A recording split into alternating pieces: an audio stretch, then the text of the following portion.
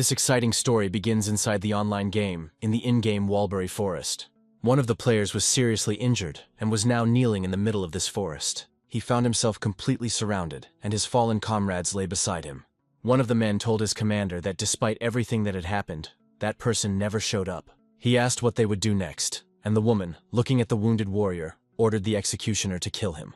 The executioner, without thinking, rushed forward to finish off the man. The wounded warrior turned around and prepared for the worst. But at that moment, as if from nowhere, a figure burst forth swiftly, intercepting the executioner's blow. When the others saw that it was Jason, they immediately perked up. However, one of the soldiers recognized him as Hyrcanus and shouted for everyone to grab him. But Hyrcanus heard the order and rushed into the attack with lightning speed. He killed all the soldiers who intended to kill him without hesitation. When they were defeated, he asked them if they seriously thought that by attacking in a crowd they could overcome him, since they were no match for him. It was Hyrcanus. His real name was Jason. He belonged to the Mask of Haho Guild, and his nickname was Hero Killer. His friends began to apologize, claiming that it was all their fault because they did not immediately realize that the enemies would be lying in ambush. Hyrcanus, however, having put away his sword, made it clear that they did not need to apologize. He extended his hand, helping them up, and assured them that he was okay. The friends were touched that he had saved them again, but Hyrcanus emphasized that what was happening was not really their fault. He looked at the woman sitting on the throne and added that it was her fault, a pathetic loser who could not fight due to lack of skill. He then turned to her darkly, asking if this was true, but the woman only smiled mysteriously. Rising from her chair, she noted that their friendship was truly touching, but still Hyrcanus was too sentimental. She stated that even if the losers united, nothing would come of it. This girl was Sure. Her real name was Chelsea. She was a member of the Thunder Hunters and was known as the Thunder Queen. Hyrcanus laughed and remarked that her words sounded especially funny considering that it was those same worthless people who defeated her. Then Sire warned him that he should be more careful with his words, otherwise she would make him regret what he said. Then Hyrcanus took out the device and asked if she really intended to make him regret something. At that moment, he activated his inventory and donned his gear, completely transforming. Pointing his sword at his opponent, he made it clear that regrets were for weaklings like her. Enraged, Sire called him an insolent bastard and ordered her men to destroy him. Hyrcanus only laughed and doubted that they had learned anything, but suddenly he felt a blade pierce his body. Turning around, he realized that it was not his enemies who had pierced him, but his own friends. The system immediately warned him that his health was rapidly declining, and his movements were limited. His so-called friend explained that they were forced to earn money, and asked Hyrcanus not to hate them for it. However, the hero still could not believe that he had been so brazenly betrayed. Sire burst into loud laughter, and began to openly mock Hyrcanus. He turned out to be a naive fool, believing in their friendship, as if it had any meaning where money was involved. Approaching him, Sire stated that she was going to remove him from the game. Moreover, if you kill him every time you enter, he won't even be able to make progress. Sire added that he was a player who was completely immersed in Warlord, but in real life, he was a nobody. However now, after all his efforts, he has become trash again. In response, Hyrcanus, maddened, dug his nails into the ground. Then he rushed at her with a scream, ordering Sire to shut her filthy mouth. But a moment later, he was stopped again by his own comrades, who plunged their swords into him. Looking at this, Sire thanked them for it. Gathering his remaining strength, Hyrcanus again asked why they had done this, since the guild meant everything to him. One of his friends, overcome with guilt, asked him to just die and admitted that they had received several billion for his elimination. But even so, Hyrcanus could not get rid of his disappointment, because he had done so much for his friends. Just recently these people swore that they were one family. Now, looking at their greedy faces, he realized that it was all just an illusion. The system soon notified him of the character's death, and that he faced a 48-hour ban. Soon after, Jason woke up in the real world. He screamed in horror, realizing that he had lost everything. The game Warlord became a massive worldwide hit. It took over the world and generated huge profits thanks to AI. This game became more than just a game for Jason. This game became the only thing he was good at, because in real life, everyone always considered him trash. He recalled how he met a friend who later betrayed him. That day, this guy seemed kind to him, and even invited him to create a guild together. But now, returning to these memories, he felt fury again. Grabbing his shirt and hastily putting on his slippers, he ran out into the street, his thirst for revenge never leaving him. He called Donald and wondered if he understood what he had been through. Running along the streets, he did not notice the red traffic light. At that moment, a truck was approaching him at great speed. But the hero was immersed in thoughts that if he had known how it would all end, he would never have wasted time caring about others. Not noticing the approaching garbage truck, Jason was unable to dodge. The car hit him, throwing him to the ground with all its force. Lying on the asphalt in a pool of his own blood, he heard the answering machine say that the number he had dialed was unavailable. The only thought that was running through Jason's head was that of all the possible outcomes, he was hit by a garbage truck. The images of his betrayed friend appeared before his eyes again. He also remembered the face of Sire, who removed him from the game. In the last moment before his death, he swore that he would take revenge at any cost. Then something strange happened. The system displayed a message about the connection, and that the user identification was in progress. A few moments later, the hero opened his eyes and saw that a system greeting had appeared in front of him. Hyrcanus was even more shocked when he saw a huge monster in front of him, and a task that required training. The hero tried to understand what was going on, but suddenly he heard someone call him a noob. Looking ahead, Hyrcanus noticed two guys who were shouting at him not to yawn, because they urgently needed to defeat the Minotaur. The creature meanwhile let out a deafening roar. One of the players exclaimed that it was impossible to complete this part alone. At least 3 people were needed to defeat the monster. Hyrcanus clarified whether the Minotaur was the tutorial boss that was removed from the game 5 years ago due to being too difficult. Hearing this, one of the guys was perplexed, because Warlord had only been released 10 months ago. These words completely confused Hyrcan, but soon, thinking about the release date, he pretended to understand them. He crouched down, raised his sword, and walked straight towards the Minotaur. The others called after him, asking where he was going, but Hyrcanus ignored them. Prepared for battle, he rushed straight at the boss. The other players looked at each other and decided he had gone crazy. The Minotaur noticed the approaching enemy and prepared a powerful attack. However, Hyrcanus managed to dodge at the last moment. He increased his speed and delivered a furious blow that cut his opponent into pieces. Soon, the remains of the Minotaur collapsed to the ground. At that moment, the players froze in shock, not believing their own eyes. But soon they looked at each other with sly smiles. Then they called out to Hyrcanus. One of them extended his hand to him, noting that he was truly strong, and invited him to join their guild. However, for Hyrcan, this offer became a painful reminder of the past, when his first friend invited him to the guild. The irritation flared in his chest again, and he declared that he had just made a decision. When the boys, laughing, asked what it was all about, they were overtaken by Hyrcanus's rage. He mercilessly destroyed them with a blow of his sword. In a rage, he said that if he ever trusted anyone again in this new life, he would consider himself a dog. Soon after, Jason returned to reality. When he opened his eyes, he was very surprised by his surroundings. The hero realized that he was in a huge V-Gear store, and there were a lot of people there besides him. He recalled that 5 years ago he didn't have the funds for his own VR device, and had to make do with a demo headset. This thought scared him even more, because it meant that he had actually gone back in time. Throwing his helmet aside, he decided there was no time to waste. Jason ran out of the store at full speed. He reflected on the fact that he now had knowledge of the future and all the skills he had developed. This meant that if used correctly, he had a chance to avenge his death. Without hesitation, he pulled out his credit card and asked the saleswoman to sell him the V-Gear device. The girl was surprised at first, but then replied that she would complete the purchase. Jason thought this was great and began to think about where to start his journey. However, soon the saleswoman called out to him in embarrassment and informed him that there were insufficient funds on the card. At that moment, Jason stood frozen in a daze. Then he looked down and realized that it was perfectly logical. After all, if he had money, he wouldn't have been sitting at the demo version then. Panic gripped him. He wondered if he would have to earn money first, but he immediately rejected this thought. There was no time for that. At that moment, a familiar voice pulled him out of his thoughts, and Chelsea, known as the Thunder Queen Sire, appeared on the huge screen in front of him. On screen, she declared that the strong never feared trials, because hesitation was a luxury unavailable on the battlefield. Sire called on everyone to become masters of war. Jason looked at the game ad in horror, realizing that in front of him was the very woman who had taken everything from him. It came to mind how she had once mockingly called him trash. He turned away in a rage, deciding he couldn't afford to be picky any longer. By the evening, the V-Gear device had already been installed in his house. The technician reported that the setup was complete and the system was ready for use. Jason thanked him and looked at the business card in his hand, as he could only buy the device with a loan. He remembered going to the moneylender and asking for 10 million won. He agreed without hesitation. But then the man, placing Jason's hand on the table, suddenly pulled out a knife and with a grim look, thrust it between his fingers. He made it clear to the hero that if the debt was not repaid, his life would turn into utter hell. Jason then said, with some hesitation, that he would cope and pay everything. But now, looking back, he decided it didn't matter. He was even ready to crawl through hell, just to achieve his goal and destroy the traitors. Having completed the preparations, Jason loudly pronounced the launch command. The system responded immediately, notifying that user identification had begun. Hyrcanus thought that quite a bit of time had passed since he had found himself here. The hero realized that a girl would appear soon, but he didn't immediately remember her name.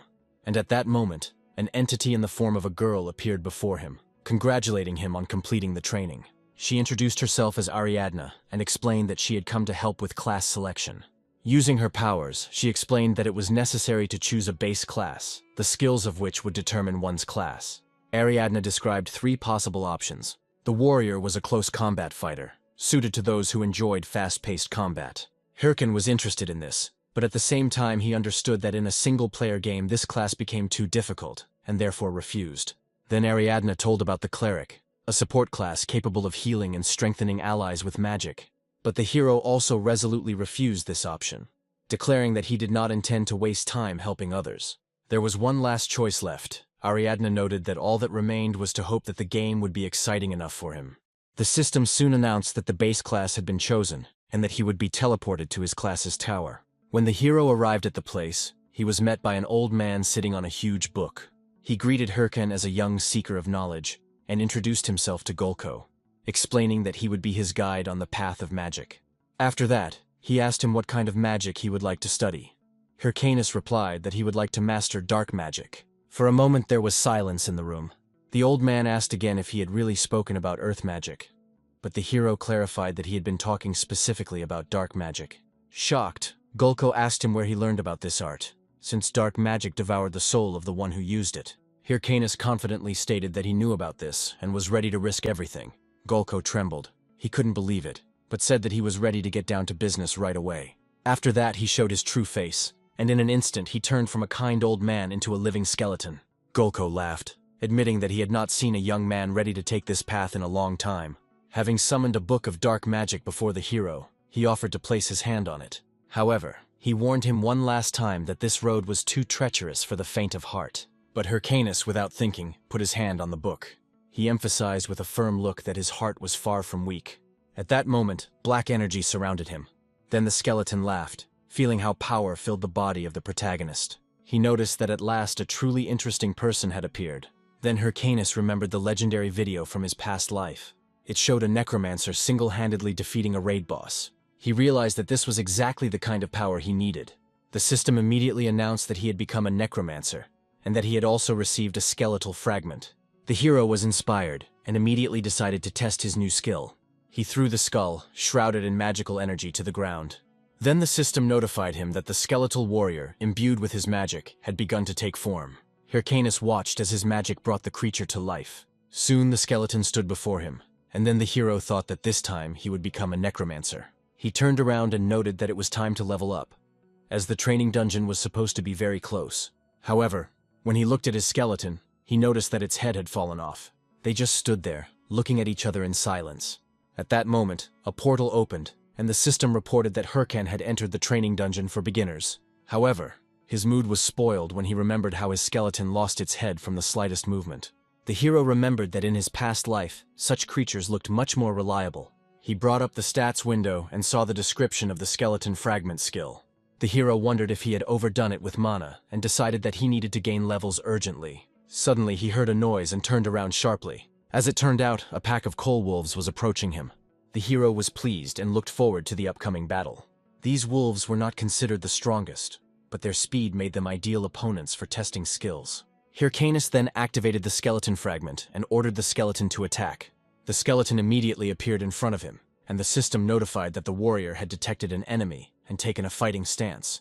After this, the skeleton turned towards the animals and let out a loud, frightening roar. The wolves, seeing the creature, became slightly wary. However, Hyrcanus mentally ordered his subordinate to destroy them as quickly as possible. Hearing the order, the skeleton rushed to attack. The hero was delighted. Everything looked better than he expected. He decided that at this rate he would soon reach the maximum level. However, after the wolf's first blow, his skeleton was torn to shreds. What he saw filled Hyrcanus with genuine despair. The summoning skull fell right at his feet, and it seemed as if tears were welling up in his eyes. This simultaneously angered and confused the protagonist. He brought up the system screen again, assuring her that this couldn't be the correct result. and demanded to see the skill details. Looking further at the description, he realized that he had probably forgotten to set the mode. Then he switched his skeleton into defense mode. But the result was the same. The wolves simply gnawed at the bones of his warrior. Then he changed the setting to the third option, special action mode. But the skeleton only performed a dance in front of his enemies. Hyrcanus could not bear it, and almost in tears, admitted that he found himself in a hopeless situation. When he tried to delete the character, the system informed him that this was impossible. New accounts are not deleted for 3 months. Gherkin realized that he would be unable to delete his account or change his class, and besides, the loan payments were due in a month. The hero wondered why everything was falling apart just when he thought he was finally moving forward. Looking at his useless skeleton, he desperately asked it to at least just stand still. Then he wondered how that legendary Necromancer from his past life had been able to endure so many battles. And then it suddenly dawned on him. Reopening the stats window, Hyrcanus noticed that skills could be improved in combat. He remembered that during the battle with the Coal Wolves, his skeleton had been watching him, as if studying his movements. A smile appeared on Hyrcanus's face, and then he threw a club to his servant. The hero declared that he was lucky to be his servant, since he himself had once been called a genius. However, in combat, as he emphasized, there was only one rule. With these words, he rushed forward and delivered a crushing blow, adding that if his skeleton did not dodge, it would die. The skeleton was thrown far back, but Hyrcanus immediately ordered him to get up. The skeleton obeyed and soon stood before the hero again. Then everything repeated itself. Hyrcanus struck blow after blow. The skeleton's body flew into the stone walls again and again. The hero shouted, demanding that his subordinate not stand there like an idiot, but learn to dodge and counterattack when the opportunity arose. The skeleton wiped his face and prepared for battle again. However, now the enemy is once again the Coal Wolves. This time he managed to dodge their swift attack. He then countered with a punch right to the jaw and finished the attack with a powerful spinning kick. This was enough to defeat all the Coal Wolves. After the victory, the skeleton turned to its master, but Hyrcanus reminded him that he should not be distracted during the battle. However, deep down he chuckled and admitted that the last blow had indeed been quite good. The system soon notified him that his proficiency in the Bone Shard skill had increased by several levels at once. Hyrcanus smiled contentedly and noted that his conscript had done an excellent job, and they had both received a level up.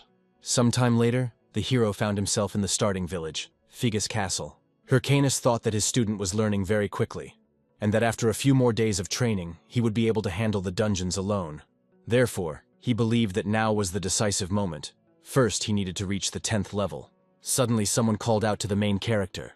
A plump guy appeared in front of him and asked him defiantly if he knew that after a collision, it was customary to apologize. Hyrcanus ignored him, thinking that he didn't have time for such trifles. It would be easiest to just kill them and move on. The fat man had already swung, intending to hit him, indignant that the guy was ignoring him. However, suddenly a stranger appeared in front of him and intercepted his fist. The man said that one cannot just attack people with fists. The fat man, although dissatisfied, quickly calmed down, assuming that the man was in cahoots with this guy. Hyrcanus went cold as he noticed his clothes and his powerful build. The man's name came to his mind. His name was Matador Cheb. This is a legendary warrior from his past life. The protagonist felt a cold sweat break out on him, and he involuntarily shouted for the guy to wait. However, the fat man did not pay any attention to this, and spat on the ground next to the legendary warrior. He said that it was better for him to stay away if he did not understand anything, since it was Hyrcanus who had confronted him and had not apologized. The fat man added that, apparently, Cheb had never heard the saying, an eye for an eye, a tooth for a tooth. At first, Cheb didn't answer, but at that very second he released a monstrous aura. Hyrcanus was amazed by the power he felt. Cheb's smile became truly creepy. Then he clarified that since he had already hit him on the palm, perhaps he should respond in kind. The fat man's comrade shouted, warning that Cheb Matador himself was standing before them. He was the leader of the Red Bulls Guild, one of the 30 strongest, a battle madman nicknamed the Killer. The fat man asked his friend in horror what such a man was doing in this place. However, Cheb grabbed him by the shoulder and demanded to hear the answer from him. The guy turned to look at him with his face distorted with fear. Then he and his friend took off running, shouting apologies as they ran. Then Cheb laughed loudly and remarked that he was glad that everything had been resolved peacefully. He patted Hyrcanus on the shoulder and asked if everything was okay with him, advising him not to pay attention to such people. However, Hyrcanus suddenly pulled away and threw his hand away. He coldly stated that next time he would not need anyone's help. The matador was left confused, not understanding what had just happened. He thought the guy was acting rather cold. Hyrcanus, walking away quickly, gloomily reflected on what had happened. The hero was momentarily completely overwhelmed by Cheb's power. Then, blazing with rage, he swore that the next time they met he would no longer be the same person he was now. Later, when he found himself in the dungeon, he still thought about what had happened and clearly understood the difference in strength. He knew that Sir and Cheb were at roughly the same level, meaning that in order to take revenge, he would have to achieve the same power. While he was thinking, a huge black tiger suddenly pounced on him. However, before he could even intervene, he saw his skeleton warrior rush to defend his master. He destroyed the beast in an instant, pinning it to the ground with his sword. The system notified that the skeleton had killed the black tiger and received a level up. Hirkin wondered if it really took him 3 days to reach level 10. It was longer than he expected. His servant looked a little upset, but after some time, the system finally congratulated the master on reaching level 10. She announced that monsters would no longer appear in the training dungeon. The newbie mark had been removed, and the rewards were ready to be distributed. He was reminded of his wristwatch, an important device with many functions, characteristics, tasks, a map, inventory, and messages. Gherkin noted that he hadn't used them for a long time, and hurried to open the characteristics window. Looking at his stats, he thought his performance left much to be desired. Then the system suggested distributing points. Hyrcanus thought that this was the first distribution, and it was impossible to make a mistake. It would have been better for the Necromancer to boost his intelligence or magic, but he unexpectedly decided to invest all his points into strength. At the same moment, the strength indicator increased by 50 units, reaching 53. The skeleton, watching all this, looked extremely disappointed. Seeing this, Hyrcanus asked him what was the matter. Then he explained that he had no intention of giving up necromancy. He explained that he did this for the sake of training his conscript. An increase in intelligence or magic would not have produced any noticeable results now. However, his strength will allow him to teach the servant all the fighting techniques that he honed in the past. He admitted that he was literally putting his life on the line, trusting that the skeleton would learn everything. But the hero ordered the skeleton not to soften and to focus on training while he took care of the rest. Hyrcanus also added that there is a way to compensate for the missing characteristics. The next day he went to the Raiders Association, to the Figus Castle branch. There, the task distributor took out an item and loudly announced that new missions had arrived. The crowd of players immediately rushed forward. Hyrcanus reasoned that at this time of year the tasks were not so good, but people still rushed after them. When Hyrcanus approached the counter, he said that he would like to have one of them and asked the old man to show him the list. The old man agreed, but warned that there were either too difficult assignments or assignments with low rewards left. Looking through the list, Hyrcanus thought that most of the missions looked incredibly boring. However, one of them immediately caught his attention. When he chose her, he decided that this was his trump card. The quest involved exploring the cave on Mount Bima, a fairly standard mission with low-level monsters. The old man frowned and asked if he was sure of his choice, since the reward was only 10 gold coins. Hirkin thought it looked like a run-of-the-mill mission, but if he completed it to level 15, he could earn the title of Promising. Many players doubted the value of titles, but he knew for sure that they directly increased a character's stats. A player could be low-level with mediocre stats, but once he received this title, his stats would increase dramatically. In other words, this was Hyrcanus's first step towards starting his career. As he turned around and left the quest guild, he thought it was time to get equipped. After some time, the hero arrived at Mount Bima. However, Hyrcanus looked extremely dissatisfied, because he realized that he was wearing a ridiculous outfit. The hero began to scold himself for his stupidity, asking himself what the hell he had done. It all happened because, having spent all the money on equipment for his skeleton, he only had enough for cheap clothes. However, he decided that it would be enough to quickly finish the task and then buy normal things. Deciding not to waste a second, the hero rushed straight into the forest to complete the mission as quickly as possible. Meanwhile, in another part of the forest, a bloody hand rose from the bushes. The wounded man called for help until he was dragged back into the thicket. The 3 players who dragged him away just chuckled as they listened to the man scream in terror. Later, a warrior arrived at Mount Bima and announced to everyone that the great adventure of the mighty Multi was beginning. He was proud of reaching level 11 and thought that he could perhaps become a top player in record time. Suddenly he heard someone's desperate cry for help, someone begging to save a missing comrade. The warrior rushed to the source of the sound and asked what had happened. The priest explained that they were attacked by a monster that appeared out of nowhere. In the end, they miraculously managed to survive.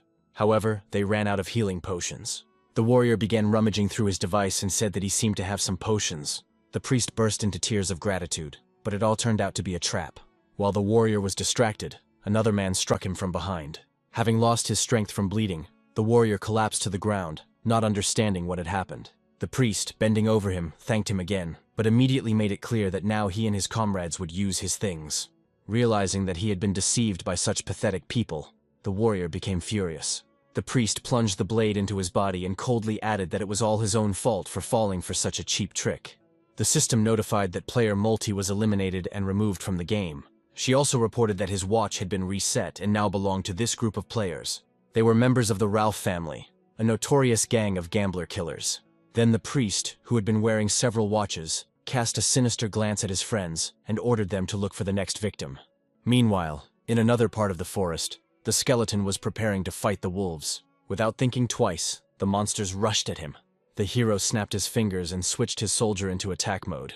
The skeleton rushed into battle without the slightest delay and easily destroyed the enemies. The system announced that the skeleton warrior had killed an ancient wolf and received 375 experience points, then another 366 for the next one, and finally 379 for the last one. Watching the fight, Hyrcanus noted that since he had bought the skeleton a sword, he could now single-handedly deal with an entire pack of wolves. He was confident that he had done the right thing when he prioritized his subordinates' equipment. The hero thought that real players care about performance, not appearance. The skeleton looked back at its owner and noticed his proud gaze, but he immediately waved it off. The hero declared that if his warrior was already finished with the wolves, then it was time to leave. He had to level up and get rid of this ridiculous costume. The skeleton immediately hurried after its owner.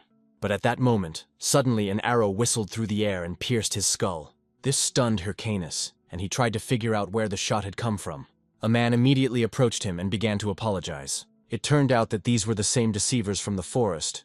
The priest said that he confused his creature with a monster, and that's why he shot. He continued to make excuses, insisting that he was sorry. Hyrcanus was about to forgive them, but he noticed a watch stained with blood on the priest's hand, as well as the sword of the slain warrior. He instantly realized that these were bad guys and began to pretend to believe them. He smiled and said that everything was fine, and asked if they had any mana potion. The priest replied that, unfortunately, there weren't any, but they could help him level up, since mana was restored as he leveled up. Hyrcanus pretended not to suspect anything and agreed. The priest assured him that they wanted to help, since they were to blame for what happened. Pointing at the monsters ahead, he called his group into battle. Then the three of them headed towards where the wolves were. Along the way, he quietly asked if everyone knew the plan, and his accomplices answered in the affirmative. The warrior whispered that he would be the first to take on the aggressive monster. The mage said that he would then put an attack buff on them. They will then supposedly accidentally release the monster on the unsuspecting hero. They hoped that he would panic when he saw the beast rushing straight towards him. However, their expectations were instantly shattered. They could not believe their eyes. As it turned out, the skeleton dealt with the creature with ease. Then Hyrcanus calmly stated that he was fine and suggested continuing. Players began to wonder what kind of creature he was in control of, and whether his level was higher than they thought. In this case, they decided to change the plan, and began releasing several waves of monsters at once. They hoped to distract the hero while the warrior quietly sneaked up behind him. As the warrior prepared to strike, he was sure that they had already won, so he brought his mace down straight on the protagonist without hesitation. However, at the moment he attacked, Hyrcanus easily dodged, which confused the enemy. Before he could react, the warrior received a crushing blow from the hero. The priest panicked and screamed in despair, trying to understand what was happening. Then Hyrcanus snapped his fingers and summoned his companion. The skeleton responded instantly, its eyes glowing blue. Then, without hesitation, he rushed together with his master to attack the bandits. They screamed in horror, begging to wait. However, they no longer had the slightest chance of defense. A coordinated attack from Hyrcanus and his skeleton fell upon them, and soon their bodies fell to the ground. Coming closer to them, Hyrcanus made it clear that he knew such people very well. He reflected that such types usually gain trust, only to betray and take the spoils. He admitted that if he had thought the same way as before, he himself might have fallen for this primitive deception. The priest cried out in despair, begging him to wait and just take everything he had. But Hyrcanus no longer trusted anyone and made it clear that it was too late, after which he mercilessly finished off the enemy. At that moment, the system announced that the player Ralph had been destroyed, and the 8 watches he was carrying had fallen to the ground. Seeing how many watches Ralph had, Hyrcanus felt very angry. This scoundrel turned out to be crazy. However, now he could get great benefit from the trophies. First of all, he was going to buy himself normal clothes. Turning around, the hero noticed that the skeleton was kicking the already defeated warrior. Then Hyrcanus turned to his companion and offered to take some of the trophies lying nearby. After this, he extended his hand and began to heal the wound left by the arrow that pierced the skeleton's skull. After a short time, the skeleton was completely restored. Hyrcanus noted with a smile that his companion looked truly pleased. He added thoughtfully that appearance didn't matter in the game, and true beauty was only revealed on the inside. At the same time, he himself stood in an awkward pose, and the skeleton stared at him in bewilderment. Hyrcanus, meanwhile, noted that the watch that fell from the priest was a real jackpot. He knew the chance of getting rare items from someone else's watch was less than 1%, but luck was on his side. Among the trophies was also a huge amount of gold. Picking up the mask from his dropped inventory, he thought that thanks to these fools, the process had gone much faster than he expected. He decided that he would soon start recording his gaming adventures and that he would need a suitable style for this. But, as he thought about it, he remembered something unpleasant. He remembered how in his past life he had suggested to his friend that they give everyone in the guild a traditional Haho mask. He was full of enthusiasm then, and said that the very next day they would rename the guild to Haho Mask. These memories suddenly darkened his mood, and he even considered changing his style completely. Hyrcanus swore that he would never again allow anyone to take away what was rightfully his. Consumed with rage, he firmly declared to himself that he would prove he was right, and that this was where his new story would begin. Putting on a sinister mask, he jumped up and called the skeleton to follow him. After some time, they found themselves in another dungeon. They passed through the portal together, and the system announced that Hyrcanus had entered the dungeon of the cave of Mount Bima. The hero carefully examined the marks on the stones and immediately remembered that it was in this place that blue werewolves lived. He knew these monsters were dangerous, but with his new equipment, he believed he could clear the dungeon in 10 minutes. So he ordered his companion to move forward. However, after a few hours he was in complete despair. Hyrcanus could not understand why no monsters appeared in the dungeon. After all, if someone had already cleared the dungeon, the system would have definitely sent a notification. Suddenly he saw something strange on the stones, and suddenly a dark energy of colossal power burst out of the stone wall. The system informed the hero that he had discovered an instance dungeon, and asked if he wished to enter. Hyrcanus, amazed, fell to the ground and realized that this was why the monsters had not appeared. Instances would spawn randomly inside normal dungeons, and until they were completed, the normal dungeon would be locked. He knew perfectly well that such places were much more difficult, but in return they gave double rewards. The hero remembered that once inside the instance, the player could not leave until he either completed the task or died. Getting up, he decided that it would be more logical to simply leave, since death meant the inability to play for 2 whole days. It would have been much easier to farm easy quests.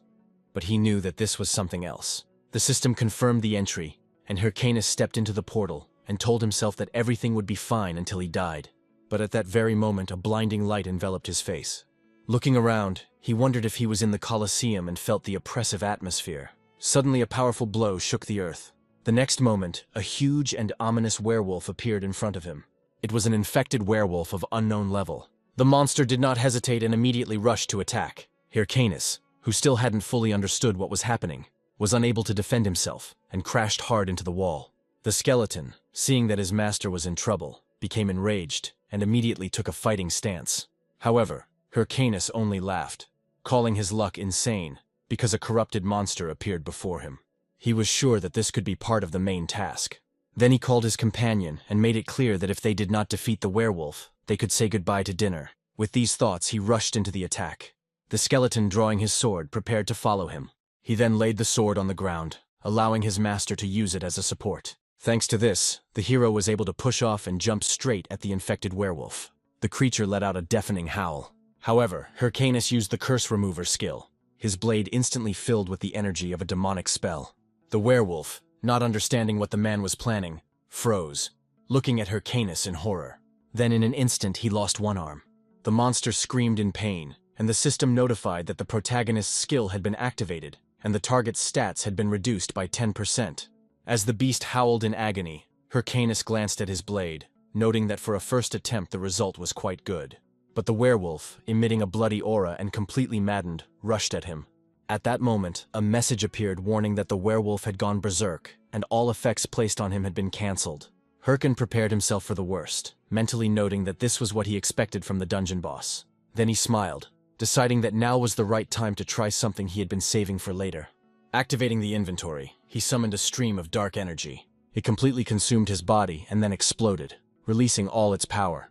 Then Hyrcanus emerged from the flash, dressed in battle armor, and laughingly asked where they had left off. This was a slot activation unique to Warlord. When activated, The slot would channel energy through the player's body, enhancing their stats and changing their appearance. At the same time, the form always remained unpredictable and was different for everyone.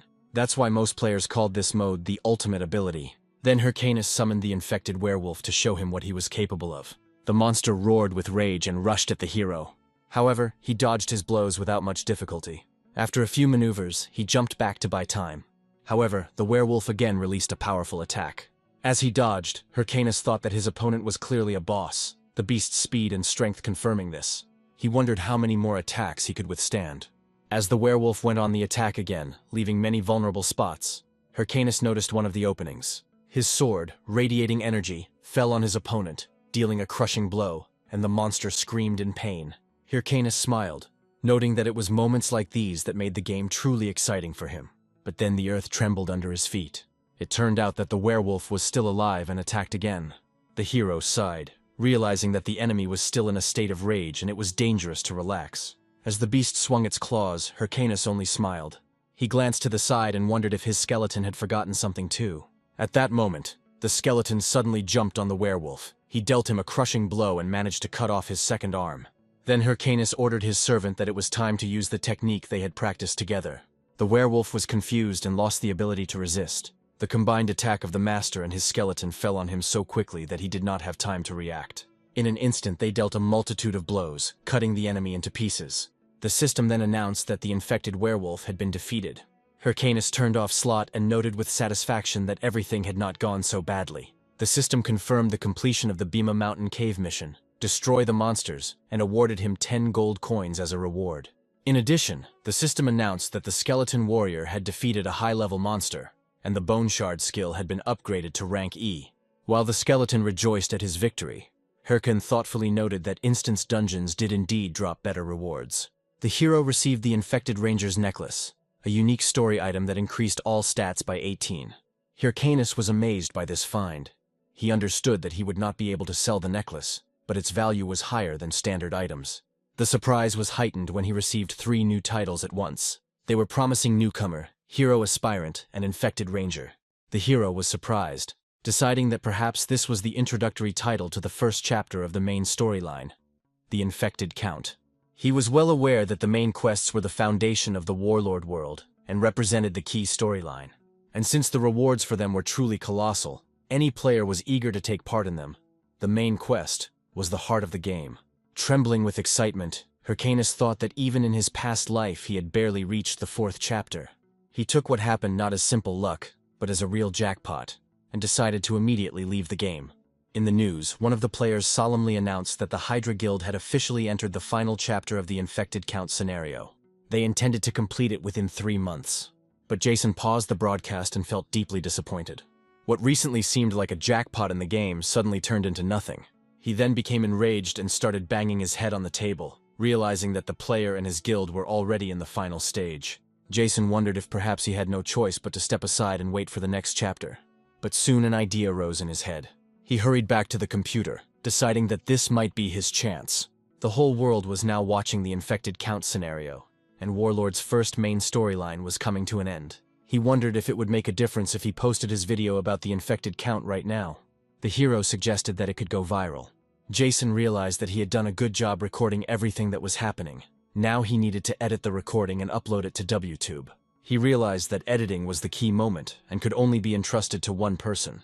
A legendary figure from his past life surfaced in his memory. It was a girl, a famous editor named Romani. Seeing the hero's request, she wondered who this Hyrcanus was. While checking the request, Romani wondered what a level 15 player could possibly achieve. She assumed that they were talking about just the initial cave, and that it was just some rich newbie filming a video for social media. However, her gaze suddenly caught on one detail, and she remembered in amazement a certain person. The thought of who it could be filled her with genuine delight. Romani was a freelance video editor whose in-game nickname was Hellmouth.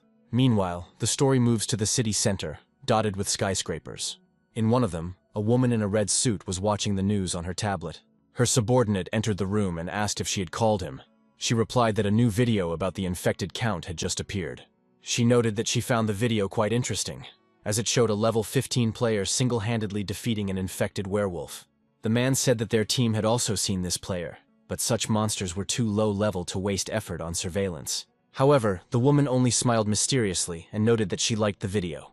After this, she ordered the hero from the recording to be brought to her. This girl was Chelsea. She was the head of the Thunder Group Corporation, the greatest business conglomerate. In the game Warlord, she was named Thunder Queen Sure.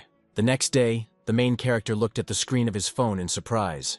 The video he posted the day before has already garnered more than 6,000 views. It seemed strange and even awkward to him. In his past life, it had taken him months to achieve this result. Romani asked him if he had seen the number of views, and the hero suddenly realized that the situation had changed in another way as well.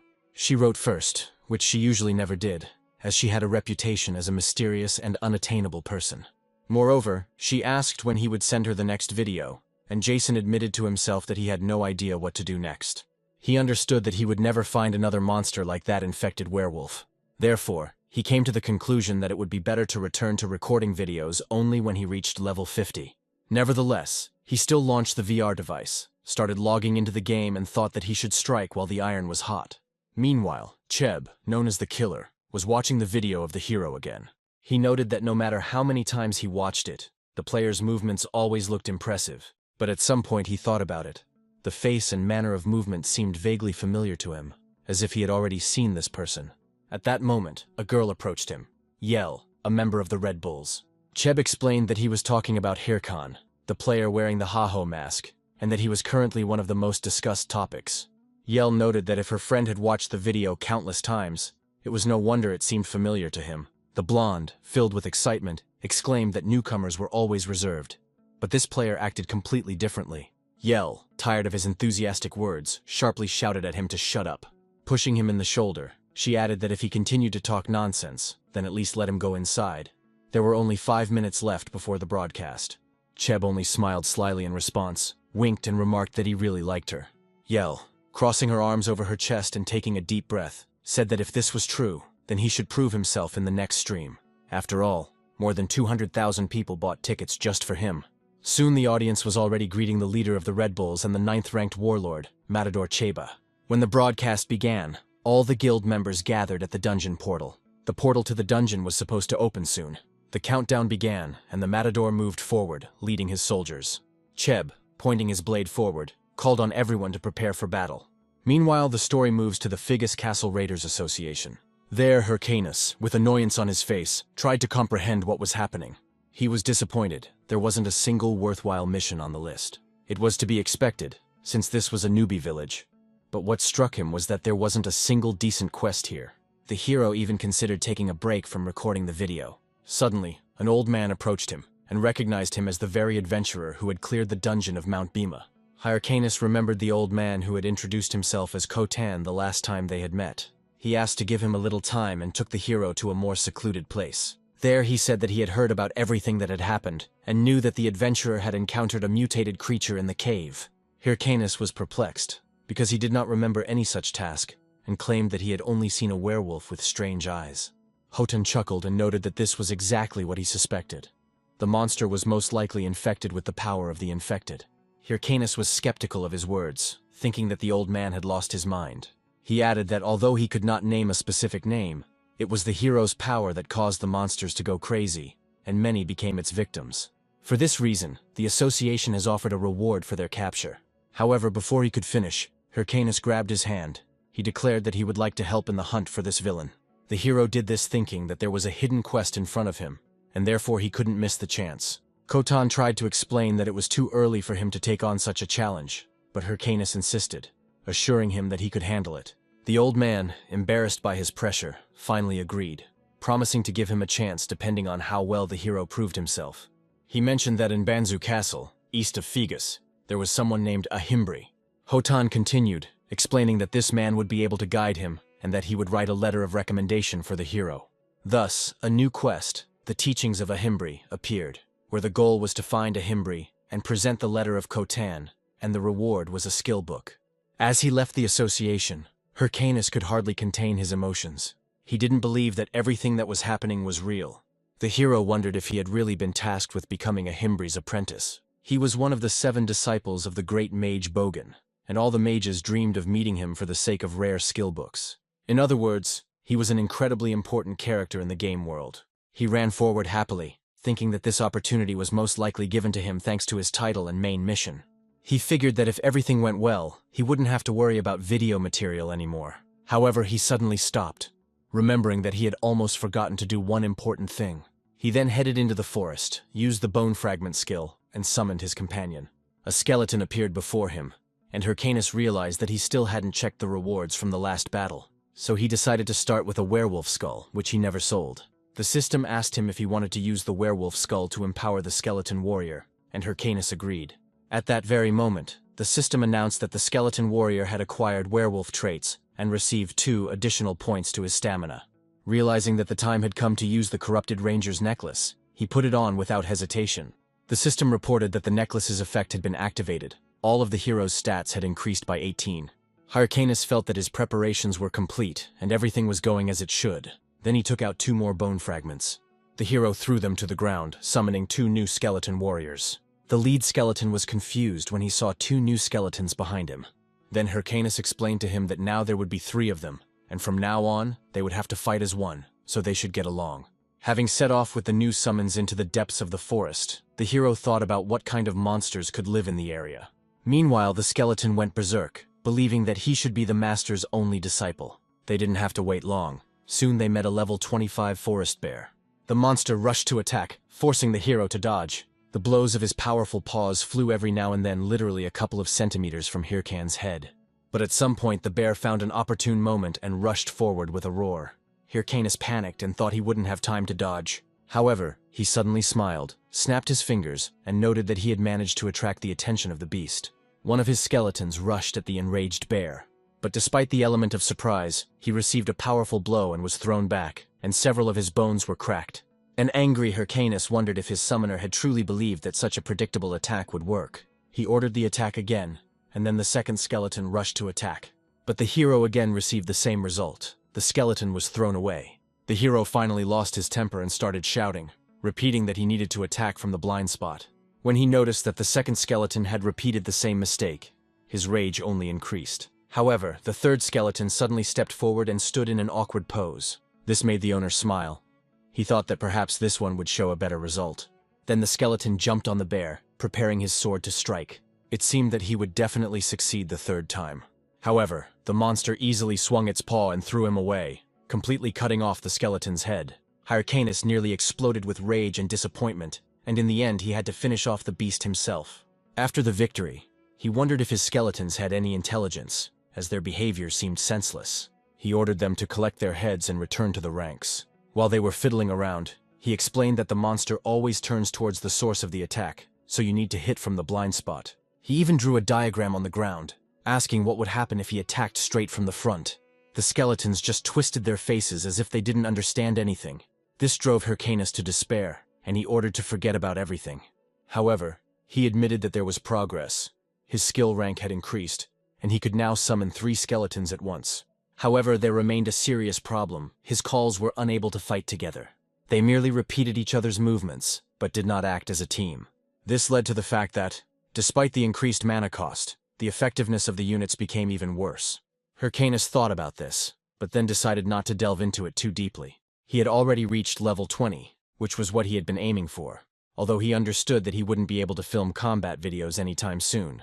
So he stood up, ordered the skeletons to rise, and announced that they would now train on their way to Banzu Castle. He had originally expected to be able to sit on the sidelines, as befits a necromancer, leaving the fighting to the summons. But now it became clear that he would have to take part in the battles himself. Sometime later, he arrived at the Raiders Association branch in Banzu Castle. The place was already full of players of different classes. Soon one man came out of the room. The crowd immediately came to life, wanting to know what task he had received. They pounced on the poor guy, literally tearing him to pieces. At that moment, Hyrcanus entered, deciding that the people around him resembled a pack of hyenas. He covered his face and came to the conclusion that such people were found everywhere. They don't even try themselves, they just try to profit at someone else's expense. Suddenly, someone called out to him. One player asked if Hyrcanus had received a good task and offered to complete it together. But the hero didn't even bother explaining and rudely sent him away, heading upstairs. He thought that no one could know that he was carrying out Ahimbri's task. Upstairs, he handed over a letter of recommendation from Khotan. The caretaker checked the document, confirmed its authenticity, and politely asked to go to the second floor. Meanwhile, other players desperately tried to follow suit, claiming to be in the same group as Hyrcanus. The hero himself wondered what kind of reward a Himbri could give. He was sure that it had to be special, since it was a hidden quest. Furthermore, he hoped to build a long-term relationship with this NPC, entering the designated room and politely asking permission to enter. However, the hero was amazed by what he saw inside.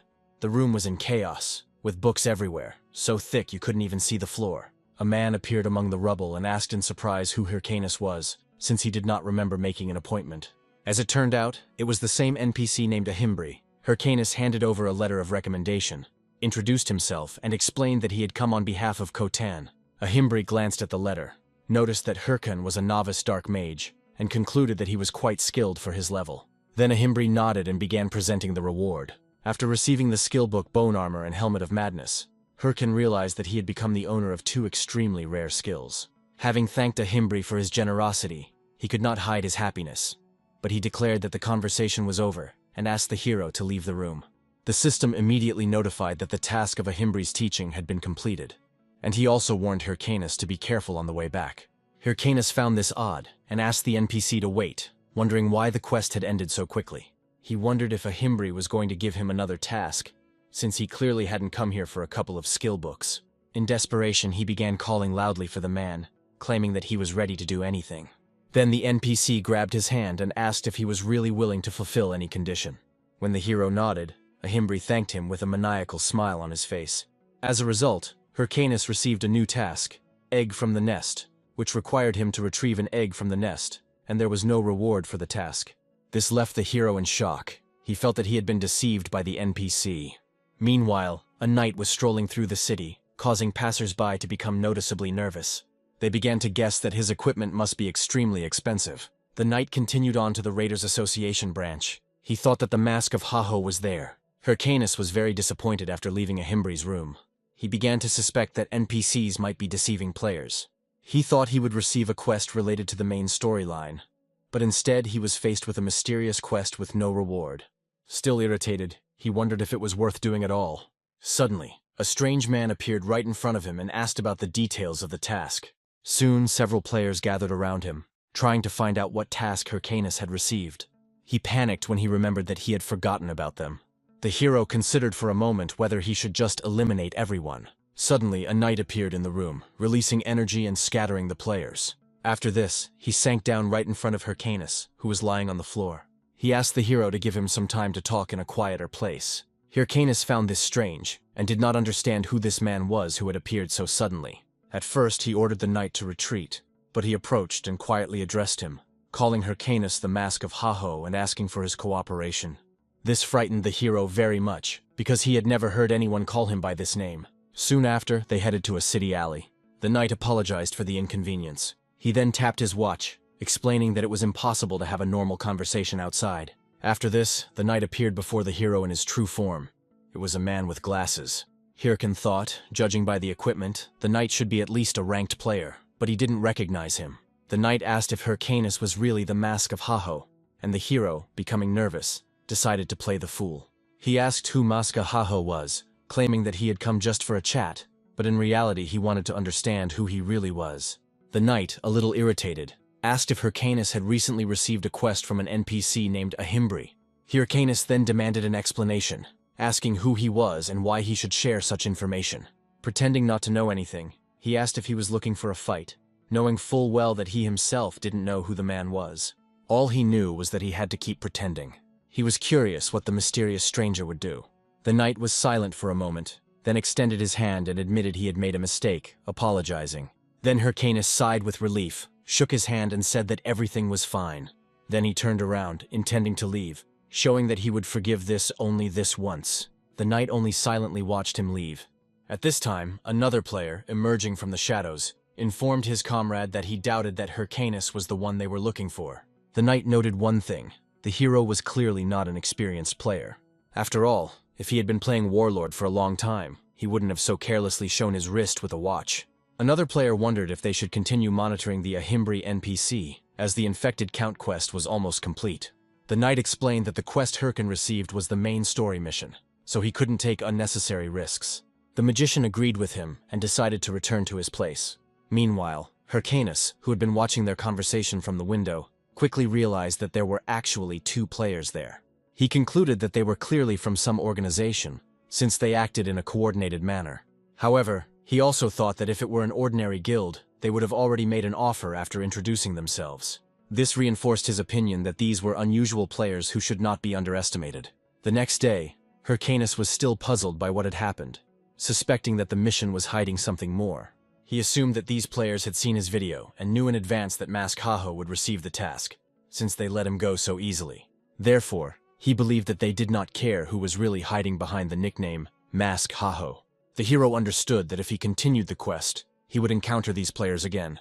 And to avoid the meeting, he will have to temporarily stop publishing videos. He wondered why these lunatics were always ruining his life, especially when he had enough problems with Chelsea. Meanwhile, Chelsea had just been knocked out of the game. Her secretary Penny entered the room, praising her hostess for the work she had done. She handed her a bottle of water and asked how the guild entrance exam went. The woman took the bottle and declared that all the candidates were complete trash. She wondered how they could be so useless. She then asked if there was any news about Mask Haho, whom she had mentioned earlier.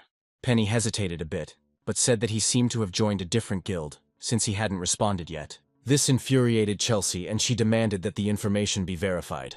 A frightened Penny assured that she would look into the situation again, and would not return until she was sure of the veracity of the information. While Chelsea was changing, she asked what the chairman had said.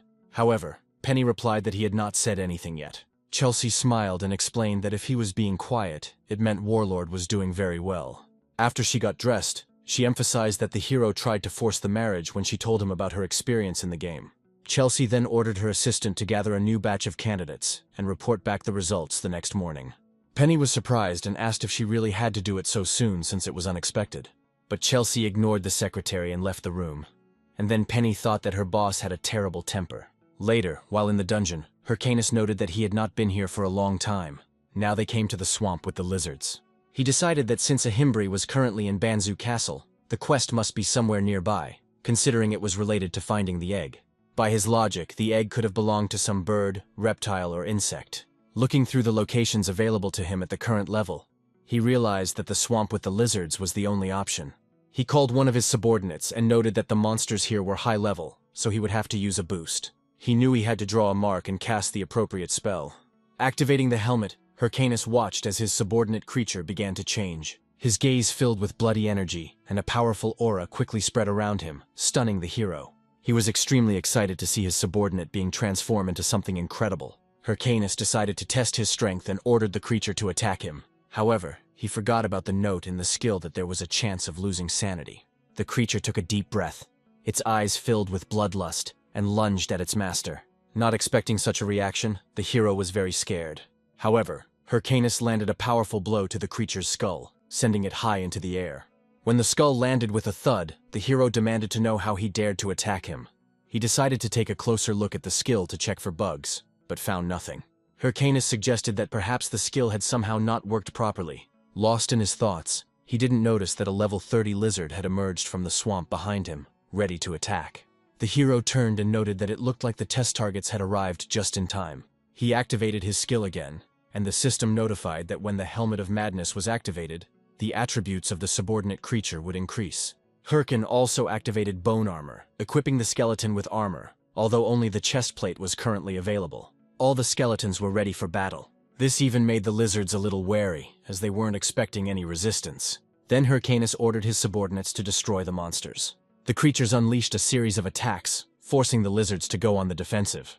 One of them took advantage of the enemy's distraction and appeared behind him.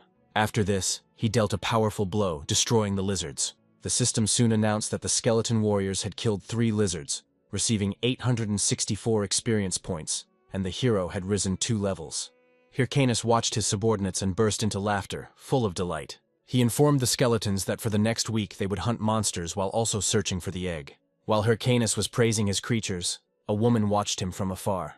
Seeing the hero, she licked her lips predatorily. As it turned out, this girl's name was Ilya. She believed that her incomparable beauty was obvious to everyone. She didn't like to brag, but there was no point in denying it either. No matter what she did, everyone loved her. Life was always easy for her. When she was in trouble, her servants always came to her aid. But now, as she took a step, she slipped in the mud and fell face down into a puddle. Ilya felt disgusted and nauseous from everything that was happening. She wanted to get away from this place. Annoyed, she remembered that one of her servants had brought her here to help her level up. However, the idiot died, and now she is stuck here. Watching the hero from a distance, she knew that the monsters were too strong and the terrain was difficult. Taking a closer look, she decided that perhaps she had found herself a new slave. Hyrcanus seemed like easy prey to her, and she decided to act. Suddenly, the hero heard a strange sound behind him. Turning around, he saw Ilya stumble and fall to the ground, begging for help. She pretended to be sick and claimed that she had injured her legs because of the monsters. However, in her heart, the two-faced girl hoped that the fool in front of her would fall for it and help the lady in distress. But the hero paid no attention to this and simply continued on his way. This left her in complete amazement. Ilya did not understand why he did this. While she was screaming for help, Hyrcanus thought that this girl reeked of big problems. Meanwhile, Ilya bit her lips in rage. She was furious, not understanding how he could ignore her. Meanwhile, Hyrcanus continued his journey, fighting several monsters along the way. He was getting bored watching his subordinates handle all the tasks themselves, and noticed that the same woman was still following him. He realized that he had been ignoring her to save time. However, she continued to follow him closely. Remembering the faces of his traitorous friends, he became angry, believing that if they were already in the game, then at least they should play fairly. Then Hyrcanus decided that it was better to deal with this now. He finally turned and asked the woman what she wanted. Ilya said that she had dropped her sword in the swamp and asked for help finding it. But Hyrcanus said that after that it would be better for her to disappear from his sight. The woman was delighted and began to thank him without stopping, assuring him that she would not forget his help. However, deep down, Ilya thought that she had once again deceived another idiot. After a walk through the swamps, they finally found the sword they needed. Ilya again thanked the hero for his invaluable help, but he said that everything was fine, reminding her of his promise to disappear after finding the sword. He then took a deep breath and ordered his subordinates to take the sword, to which they quickly responded. Meanwhile, the woman laughed and thanked him once again. She thought to herself that necromancers were worthless without their subordinates. Then she took advantage of his inattention and tried to attack him. But when she was already close to success, Hyrcanus quickly turned around and said that she was too slow. While Ilya was still confused, trying to understand what had happened, the hero grabbed her by the clothes. After that, he swung and threw the girl high into the air. She ended up falling straight into the swamp. Immediately after this, Ilya emerged from the water and began to curse him. Furious, Ilya demanded to know if he really thought he could get away with it. Her fans would definitely find and destroy him. But Hyrcanus laughed and said that she should look back. She turned around, not understanding what was there. Then the girl saw several lizards who were ready to attack her. While Ilya tried to defend herself as best she could, Hyrcanus made it clear that she was still far from being able to deceive him. He added that he saw her intentions from the very beginning. The hero thought to himself that he had been deceived too many times and could not afford to do it again. He turned around and announced that Ilya had already wasted too much of his time, then called the skeletons. However, Hyrcanus became angry when he noticed that his subordinates began to copy the flirtatious gestures they saw in the woman. He became angry and ordered them to stop learning strange things, otherwise he would destroy them completely. At this point, a system message appeared stating that player Ilya had been eliminated. He remembered her cries about bodyguards and decided that they probably didn't exist at all. He even suggested that someone like her couldn't have them. Meanwhile, a group of Ilya's fans were watching Hyrcanus through a recording device, and the guys were furious. Sometime later, still in the dungeon swamp, one player was injured. Hyrcanus, thrusting his sword into his shoulder, listened to the boy's speech about how he had come to fight the enemy of Lady Ilya. Then the hero wanted to find out why the player was going to such lengths for her. He himself had received nothing, and wanted to understand whether he thought that Ilya would meet with him for revenge. The player suddenly smiled. This behavior puzzled Hyrcanus. Then the player laughed ominously and shouted that he was doing this out of love for Ilya. Then Hyrcanus mercilessly destroyed him. It seemed to him that everything that was happening was some kind of stupid joke. Then he remembered the girl who had tried to deceive him earlier. This crazy woman tried so hard to scam him. In the end, she paid for it. He never thought that what she said about fans would be true. After all her words seemed like the whining of a dog driven into a corner. But now he realized that because of this, he encountered crazy people like her every day. He was delighted, believing that his patience and readiness for the unexpected were due to the lack of missions. He especially felt this when these people appeared around him, trying to get him. Then the hero wondered whether it was worth finding that woman again and punishing her. However, he quickly decided that it was better not to do this, so as not to create new problems. The system then notified him of the receipt of another watch that did not belong to him. 5,000 gold coins. leather boots, and a promise necklace. Hyrcanus suggested that the necklace might be one of those super rare items that could sell for 800,000 units. He was delighted, and exclaimed that love was wonderful, and thanks to this idiot he would finally be able to treat himself to a sumptuous dinner. Suddenly, a man appeared from the forest, shouting that the hero was right in front of him. Hyrcanus turned around, excited, saying that he was the one who killed Ilya. However, he found himself face to face with several warriors. He started running away, not expecting there to be so many of them. The hero even turned around to count how many people there were. He refused to believe that so many people were obsessed with one woman. After some time, he decided to stop and called his subordinates. One of the players noted that these were the same skeletons they had heard about and decided to let a friend deal with them. The player took a deep breath and used the power of love skill, easily cutting down all the skeletons.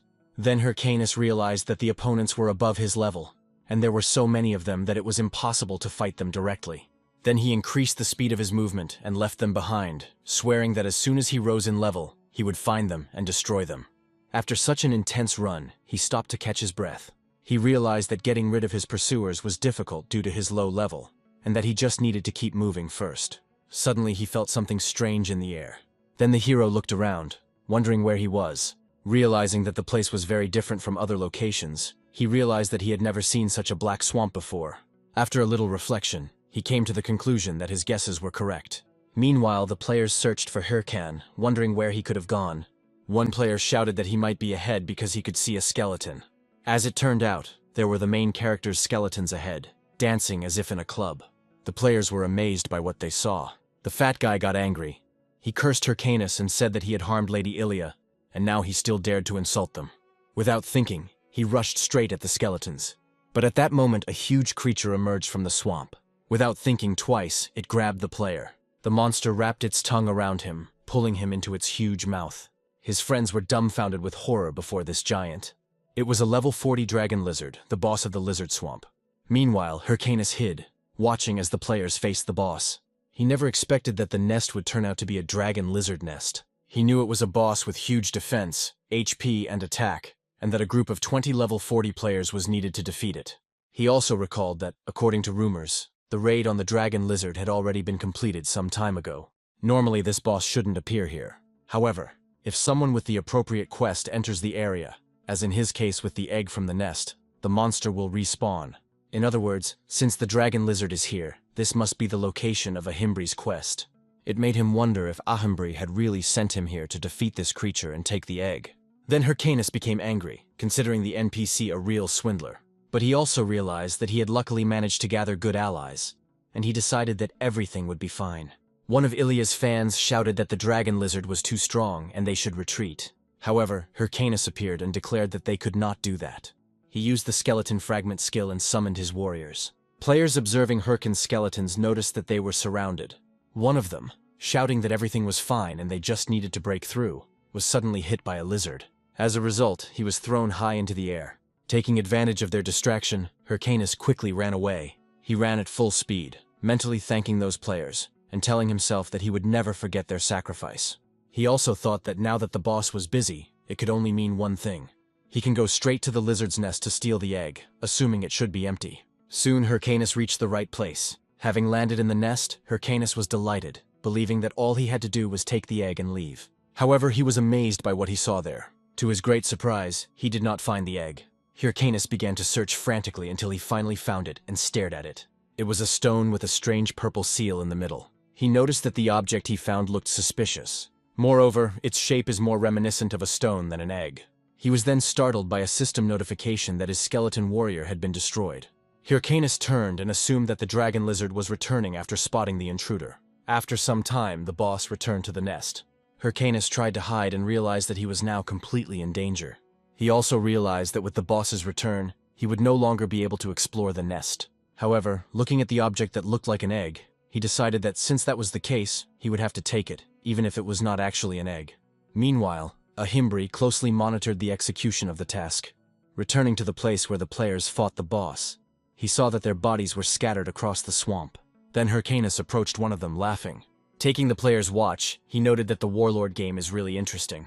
There are so many crazy people around because everyone has too much freedom. The player became angry and cursed him, but Hyrcanus put his sword to his face.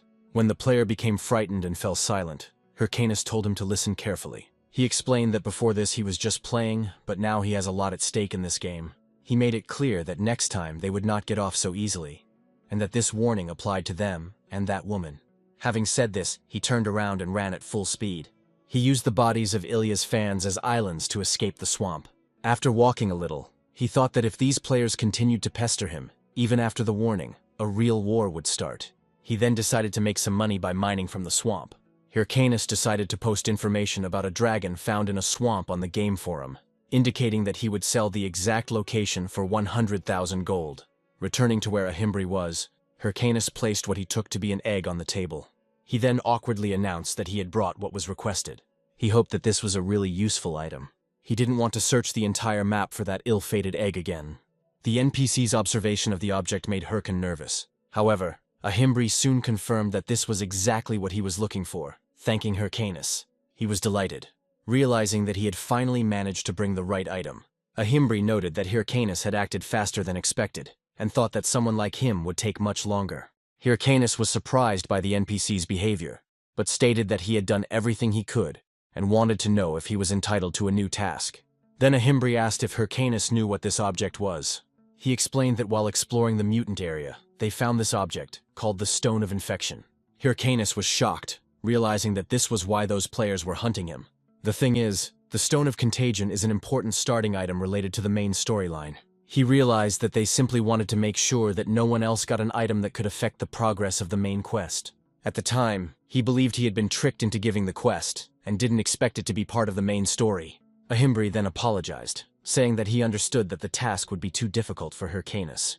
However, given the encounter with an unknown and powerful creature, he needed to test the hero's willpower.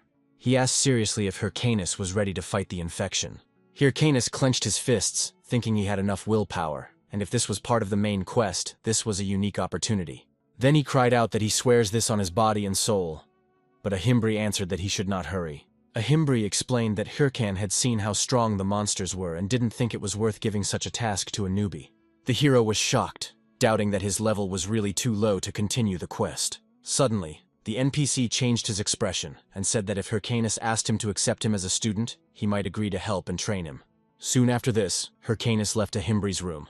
Soon the system notified him about the completion of the quest egg from the nest, receiving the title of Ahimbri's apprentice, and the beginning of the quest, the teachings of Ahimbri. Hyrcanus remembered the pitiful scene he had had to play out, and became angry, considering Ahimbri to be a real swindler. Meanwhile, in one of the dungeons, the players destroyed a formidable monster. They shouted that the battle was over, and those who needed help should go to the healers. One of the players informed the captain that their guild had finally achieved something significant. The captain then ran to the other player, thanked him, and noted that he had turned out to be stronger than expected. This player turned out to be a knight who was hunting Hyrcanus. He replied that it was not a problem, and it was all thanks to the support of other players. But the guild captain insisted that this was not the case, stating that if it were not for them, at least 5 members would have died. The captain then took out a bag of coins and said that was all they had to offer. The knight remarked that this was not the promised reward, and the captain sheepishly admitted this, adding that it was simply an extra charge. The knight, suddenly becoming serious, declared that he would not accept the reward, as he did not like to break the rules. This confused the guild captain and he apologized, believing that the knight was simply helping for the money. While the captain was wondering why the ranker had undertaken such a raid, the knight left, announcing that he was going to retrieve the items from the nest as promised. The captain tried to warn him that there was probably nothing valuable in the nest. Meanwhile, the knight thought that he was incredibly lucky, since he did not expect to receive the infection stone. He remembered how excited he was when he heard that the swamp dragon had appeared, assuming that Haho's mask might already be able to complete the quest. But since the dragon was still alive, he concluded that the hero had probably failed. The player rushed into the nest and thought that defeating the boss was not something that could be achieved through game mechanics alone. He was delighted, realizing that now all he had to do was take the infection stone and prevent Haho's mask from completing the quest. However, disappointment overtook him when he realized that there was no infection stone. The knight trembled with rage and cursed Hyrcanus, screaming at the top of his lungs. Meanwhile, Hyrcanus himself exited the game and stared intently at his phone. He took a deep breath and thought that the moment had come to act. During those difficult days, he kept telling himself that if he could just hold out a little longer, everything would work out. But now he was nervous and decided it was time to put an end to his doubts. Jason gathered his courage and decided that he would take action. Now he was planning to order a steak. He had been skimping on food all this time, but now that the main quest was complete, he felt he could afford a steak. Moreover, he earned extra money. The hero considered it a well-deserved reward and decided to convert it into real money. As soon as he checked the account, he was delighted to see a large balance and thought that it was finally time for a steak. But then he noticed how money began to be written off from the balance, to pay off debts, utilities, and rent. The hero began to pound his fists on the floor, wondering why he worked so hard if he still ended up broke. Then he received a message from Romani asking if he was still alive, and if he had quit WTube for good. Then Jason picked up his phone, and realized he had forgotten to tell Romani about his situation, and that he would no longer be able to film because of the harassment. Suddenly the hero felt uneasy, and wondered if he should be overly cautious if he was actually starving. He didn't understand what he had done wrong. After all, he was just an ordinary player who enjoyed the game. Irritated, he stood up and decided that he would no longer worry about anything and would do as he saw fit. Then he logged back into the game and headed to an ominous area that looked like a cemetery. 3 of his skeleton warriors also arrived with him. The system notified that he had entered the Forest of Death territory. He told his subordinates that no matter how many times he came here, the place always evoked fear. The hero decided that this was probably the best place to level up his experience, and the dark atmosphere would also be good for attracting views. Then he turned around and ordered the skeletons to hunt. He also added that they now have a new partner who is responsible for strategy. His new warrior is a skeleton mage, a skill given to him by the cunning Ahimbri. He found it to be an excellent skill, although it did consume a lot of mana. Looking ahead, he noticed a hand emerging from the ground and decided that this was their next target. Soon, several skeletons began to rise from the ground. All of them were level 33. This puzzled his skeletons, as the enemies looked exactly like themselves. Hyrcanus looked around and wanted to understand what his subordinates were doing, because they were supposed to be hunting monsters. However, it was clear that they were terrified of fighting copies of themselves. But Hyrcanus remained indifferent, confident that the skeletons would understand that the evil spirits were different from ordinary monsters. However, he saw that they were hiding out of fear, and immediately asked what they were doing. Irritated, he snapped his fingers and ordered them to stop wasting his time, as there was a lot of work to be done. Then one of the skeletons rushed forward without hesitation. With one swift blow, he struck down the skeletal enemy. He watched as the enemy froze for a moment. However, he then began to move again, which left the skeleton puzzled. Hyrcanus noted that conventional attacks would not work. Then he took out a warhammer from his inventory, which added 35 to strength. With one simple blow, he completely destroyed the skeleton. He then delivered a blow to his skull, sending him flying, and considered it the perfect result. Turning around, the hero asked his subordinates if they had seen what he had just done. They should have just been smashing skulls, but instead they trembled, afraid that he would do the same to them.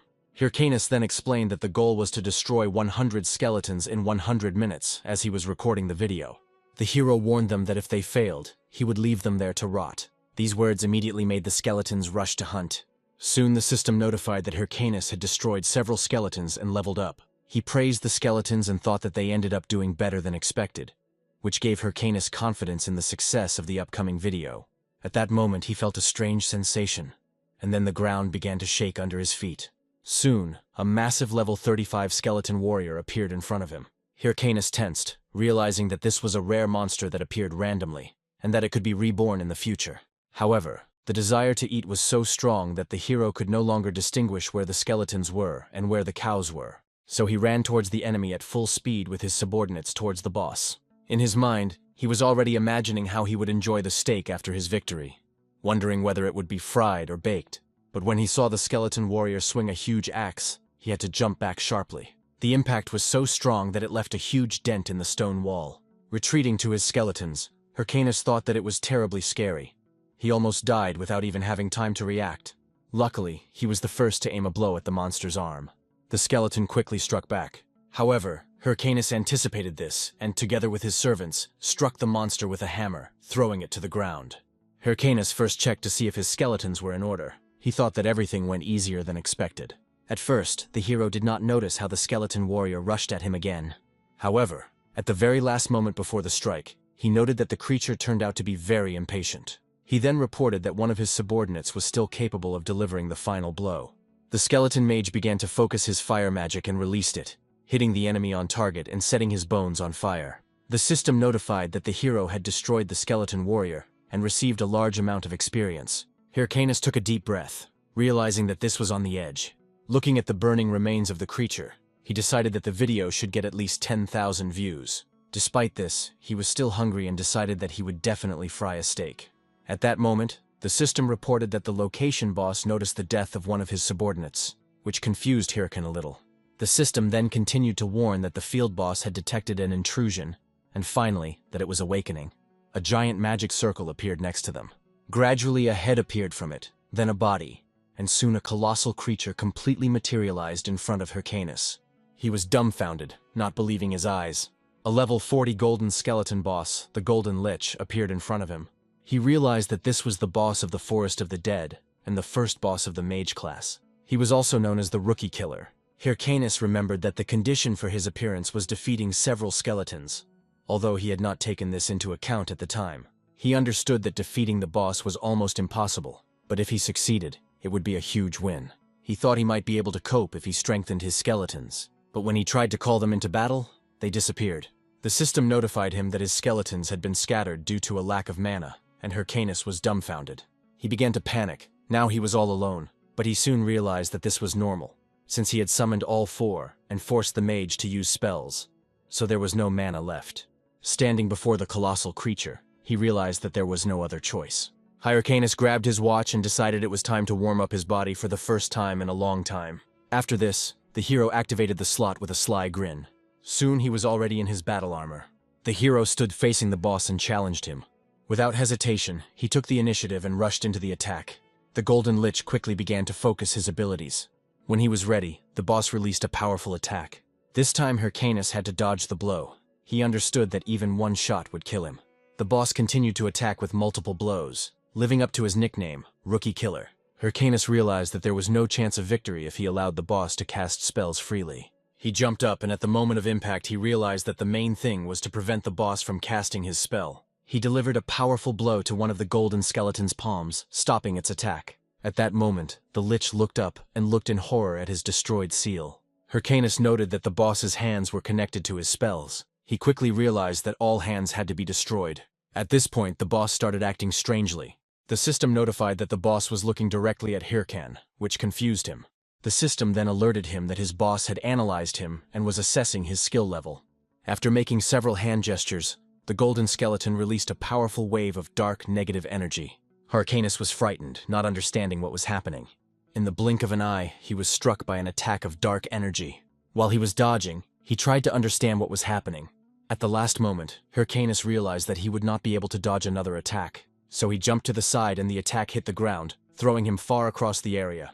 Hyrcanus rolled somewhat awkwardly across the ground, but managed to regain his balance. Lying on the ground, he caught his breath and pondered the boss's insane attack pattern. He didn't remember it being like this before. He wondered what the catch was here. He wondered if the boss was hiding his abilities, or if his balance had been changed in a patch, like the Minotaur in the tutorial mission. This thought saddened him, since he had a poor memory of the details. After all, years had passed since he had hunted the golden skeleton. Nevertheless, he grabbed the weapon and thought irritably about the difficulties of the situation. Looking at the creature in front of him, he wondered how he could defeat it. The boss attacked again, and Hyrcanus dodged again.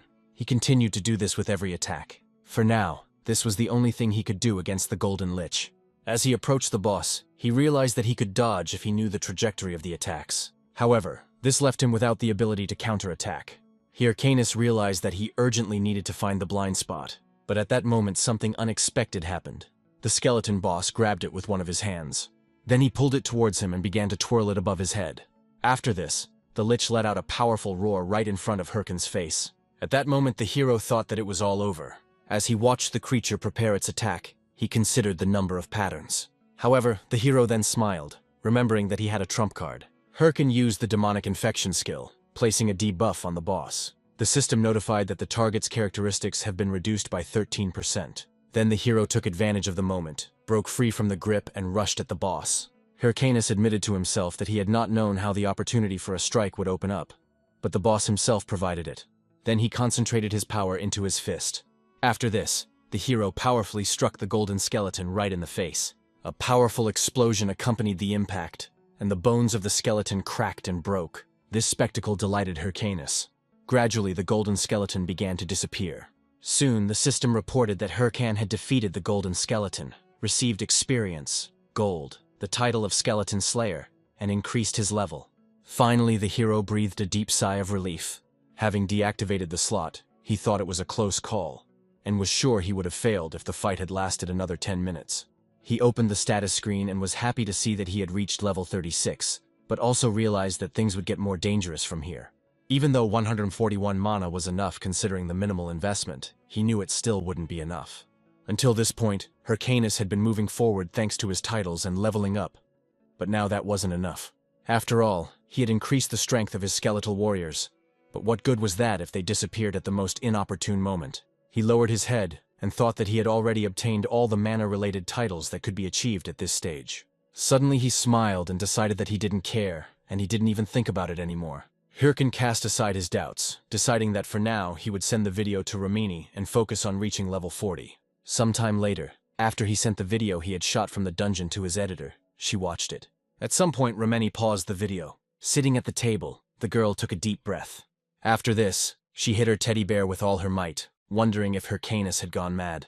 But suddenly her mood changed. She began jumping around the room, admiring that Hyrcanus had managed to defeat a boss stronger than himself. Sitting back in her chair with relief, Romini noted that the video was so good that it required almost no editing. Then she thought about a title for the video. Romini wanted to come up with something cool, but suddenly decided to call it King of Solo Leveling. Later, the hero went to the Banzu Castle Raiders Association branch. There Hyrcanus appeared to a Himbri, declaring that he had returned and become stronger, as the NPC had asked. The man noticed that Hyrcanus was all dirty, and asked what happened. But Hyrcanus laughed and simply asked the NPC to give him the promised reward. A Himbri agreed and said that the reward would be handed over. The system soon reported that Hyrcan had completed the quest, The Teachings of a Himbri, Part 2, and had received the Skeletonist skill book. Hyrcan was amazed by the rarity of the skill book, knowing that it was a unique Necromancer skill that was not available on the market. He warmly thanked the NPC for such a great gift. A Himbri also showed Hyrcanus that he had received the Ring of Contagion, and that to use it, he needed to use the Stone of Contagion. This ring is unique in the game's history, giving 2 bonus points to class stats and 9 points to all attributes. When combined with the Infected Ranger's necklace, all attributes are increased by an additional 21 points. Hyrcan was overjoyed to realize that the ring was only awarded to the first players to complete the main storyline. He jumped to grab the ring and began to thank the NPC. However, a Himbri closed his hand and said that he was not sure he could just give it away. He turned away, leaving Hyrcanus puzzled. Then a Himbri turned again, laughed, and declared that if Hyrcanus wanted the ring, he should try to take it. Hyrcanus laughed, not understanding why there was such difficulty. However, he still activated the slot, put on his combat armor and rushed at the man with full force. Eventually, Hyrcanus managed to get hold of the ring. He was exhausted and wondered what kind of crazy old man the NPC was. But in the end, Hyrcanus received the ring and the next quest. A Himbri reported that he had lost contact with an agent named Miggy, and suggested that Hyrcanus visit Zuru Castle.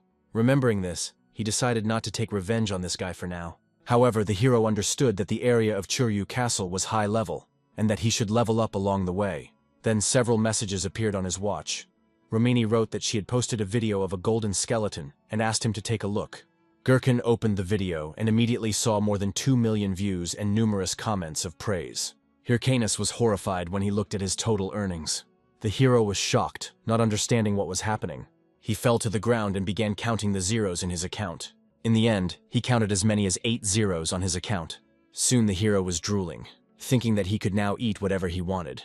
Then he remembered the jackpot he had just hit. He knew the reaction would be good, but not that good. Just when he thought it was time to leave the game, his watch alerted him to a new message. It was a message from the Thunder Hunters Guildmaster, officially inviting him to join the guild. Hyrcan was furious, remembering that the Thunder Hunters were the Guild of Chelsea, the woman who had removed him from the game. He remembered how persistently they had tried to recruit him back then, and he was sure they were still doing the same. Furious, he brushed the message aside, deciding that he would never join the Thunder Hunters. After some reflection, he remembered his past. He was just as angry that time when he received this invitation. Hyrcanus wondered why Chelsea continued to insist, especially considering he was already in the guild. One of his friends noted that he was lucky, as Thunder Hunters is one of the best guilds among the top 30. The guild leader was the daughter of a wealthy family, so joining promised a high salary. Another guy added that this explained their interest in Hyrcanus, since he was really good at the game. In the end, friends said that Hyrcanus was too good for them. However, Hyrcanus took a deep breath and demanded that they stop discussing this. He made it clear that he didn't care about the high salary, and the money would come later, when his own guild became the strongest. Besides, he preferred to play with his current guild. His friend gave a false laugh and agreed with him. After the hero remembered all this, he felt even more irritated. Hyrcanus still couldn't believe it was worth stabbing him in the back. He started slapping himself in the face, and thought that it was not yet time to get lost in the euphoria of money. He had too much work to do, so there was no point in rejoicing over small victories. Then he took out the skeleton fragments and threw them. A moment later, the fragments began to glow with a bright blue light. Soon his skeletons appeared before him. Then Hyrcanus said that it was he who did everything in the raid on the golden skeleton, and they did nothing. He explained that they would now begin training again, because they needed to work more cohesively, and could not repeat past mistakes. He asked if they were ready for this. For a moment he saw his old friends in the faces of his skeletons. But quickly realizing that it was not them, he was delighted. Thinking that this time things would be different, he urged his minions to become the strongest. Hyrcanus then announced that their next target would be Suryu Castle. Then he asked if they would agree to train along the way. All of his skeletons nodded in agreement. After this, Hyrcanus summoned his weapon and explained that the training would be simple. They would have to run to Tsuru Castle. Those who fell behind would be punished, so everyone ran at full speed, fearing the consequences. Meanwhile, Sira was sitting on the street and thinking about something of her own. A magician approached her and asked what she was thinking about. But his mistress, sitting on the carcasses of several defeated monsters, said nothing in response. Then the magician announced that the meeting would begin soon. It was Hatch from the Thunder Hunters Guild. Siri asked how the infection quest was going, but Hatch reported that they hadn't found any leads for the next task. Siri was angry and couldn't believe that they allowed the Hydra Guild to take over the main quest before them. Hatch said they were going to a meeting with the leaders of all 30 major guilds. But Sira stressed that meeting such mediocrities would not bring any benefit. Despite this, Hatch asked the guild leader to be careful, after which the woman left. Soon the hero went to the moneylender from whom he borrowed money. As soon as he arrived, he threw down the bag with money. He stated that he would pay the entire debt with interest, which greatly surprised the merchant. Jason, looking at the stunned man, handed him the money and asked if everything was okay. Then the main character bought rare skill books, and it seemed like everything should have been fine. But when he returned to the game, he realized that he was again left without funds in his account. Hyrcanus noted with regret that he thought he was ready, but seeing an empty bank account was painful. But he quickly decided to forget about it and focus on learning the new skills he had just acquired. The system notified him that he had acquired the skin grafting skill, which increased his defense by attaching monster remnants to his skin. Hyrcan decided to test the skill right away, and the system asked if he wanted to use the skeletal warrior's horns for enhancement. He agreed, and the system reported that he received the essence of a skeletal warrior and 5 defense points. After this, the hero looked at his hand. Soon a sword materialized right in his palm. With it, Hyrcanus tested the skill by striking himself. He was pleased with the result, noting that everything was fine with him, and the effect was better than expected. Then he moved on to the next book. The system notified him that he had acquired the Curse of Sloth skill, which allowed him to cast a spell that slowed the movements of targets. Hyrcanus found the skill interesting, looked at his subordinates and tried it out on them. He soon became convinced that he could be useful in battle. Finally, he opened the last book, and the system reported that he had obtained the Golem Summon skill. Hyrcanus knew that this was the most difficult skill and the one he wanted the most. He immediately tried it out, which surprised even his skeletons. Smiling, he looked at the subordinate golem and noted that he could now summon it. Then he exclaimed that a necromancer without golems was worth nothing. Judging by the size of the new entity, he realized that the golem was more reliable than any tank. Smiling, he snapped his fingers, activating the golem's passive copy mode. At that moment, the golem's eye lit up with a blue light. As it turned out, the hero created a connection with the creature. Hyrcanus realized that the golem's movements were now synchronized with his own. By combining the golem's power with his own movements, he expected an extremely effective interaction. However, the golem simply stood there. This reaction shocked all the skeletons and infuriated Hyrcanus. He even wondered if it was a bug. However, a moment later, the golem copied his previous movements. However, the speed of his movements left much to be desired. The hero refused to believe that this was his maximum speed. Then he laughed and wondered what to do next. He had already managed to make grandiose plans, but this disgusting game destroyed everything. Meanwhile, a meeting began among the guild leaders. They all gathered around an oval table in the form of holographs. Elsewhere, Nergal, the leader of the Ares Guild, thanked everyone for being there despite being busy. Matador Cheb, leader of the Red Bulls Guild, laughed. noting that he recognized several familiar faces. Berg, the head of the Oskel Guild, only sighed deeply. Meanwhile, Sire, the leader of the Thunder Hunters Guild, remained silent. Berg wondered if all of the 29 invited guests had arrived, as only 4 showed up for the meeting. Cheb laughed and noted that more people came than he expected, since they were talking about the top 30 guilds. Nurgle pointed out that the meeting was sudden, and explained that usually the leaders of the top 30 militant guilds compete with each other. He then took a serious tone and announced that the Hydra Guild had discovered the identity of the infected Count. Now they planned to carry out the final raid in a month. Cheb, hearing this, laughed, noting that this was crazy, since other guilds did not even come close to Hydra's results. However, his speech was interrupted by a sharp blow on the table. Berg became furious, declaring that it was all over if they allowed the Hydra Guild to obtain the corrupted Count. It will then completely monopolize all future major assignments, sponsors, advertising, and content. But Sire, answering him, ordered him to be silent. She made it clear to him that if he was afraid, he should just sit quietly and not disturb anyone. Berg took this extremely negatively, quickly took out his claws and asked if she wanted to fight. But Cheb asked everyone to calm down. Nergal agreed, and emphasized that the conflict between them would only benefit Hydra. He explained that this is why he is proposing an alliance against Hydra.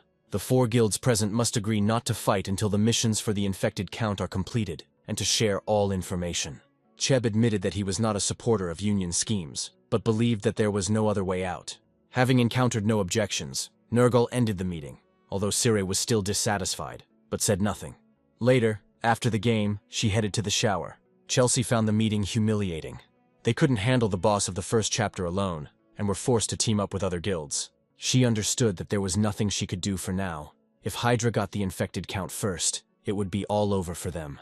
So for now, all she could do was wait. Chelsea then ordered all guild members to monitor Hydra and report any suspicious activity. She declared that the infected Count must be theirs at any cost. Meanwhile, the story shifts back to the game, to the Tsuryu Castle branch of the Raiders Association. Hyrcanus was surprised and wanted to understand what was happening. He was informed that he had already been asked to go to the Bobaru Forest, where Agent Miggy had disappeared. He had to look for traces there. However, Hyrcan noted that the Bobaru Forest was teeming with level 70 monsters, and if he went there now, he could die instantly. The raider sighed and explained that this was why he was turning to Hyrcanus, Ahimbri's apprentice. He emphasized that if the hero refused, he would lose his status as a seeker of infection, which only increased his fear. After leaving the association, Hyrcanus sat down by the fountain. He began to reflect on his situation, realizing that he was in complete trouble. He opened the quest window and saw that he had to find the missing Agent Miggy, who was investigating the contaminated stones.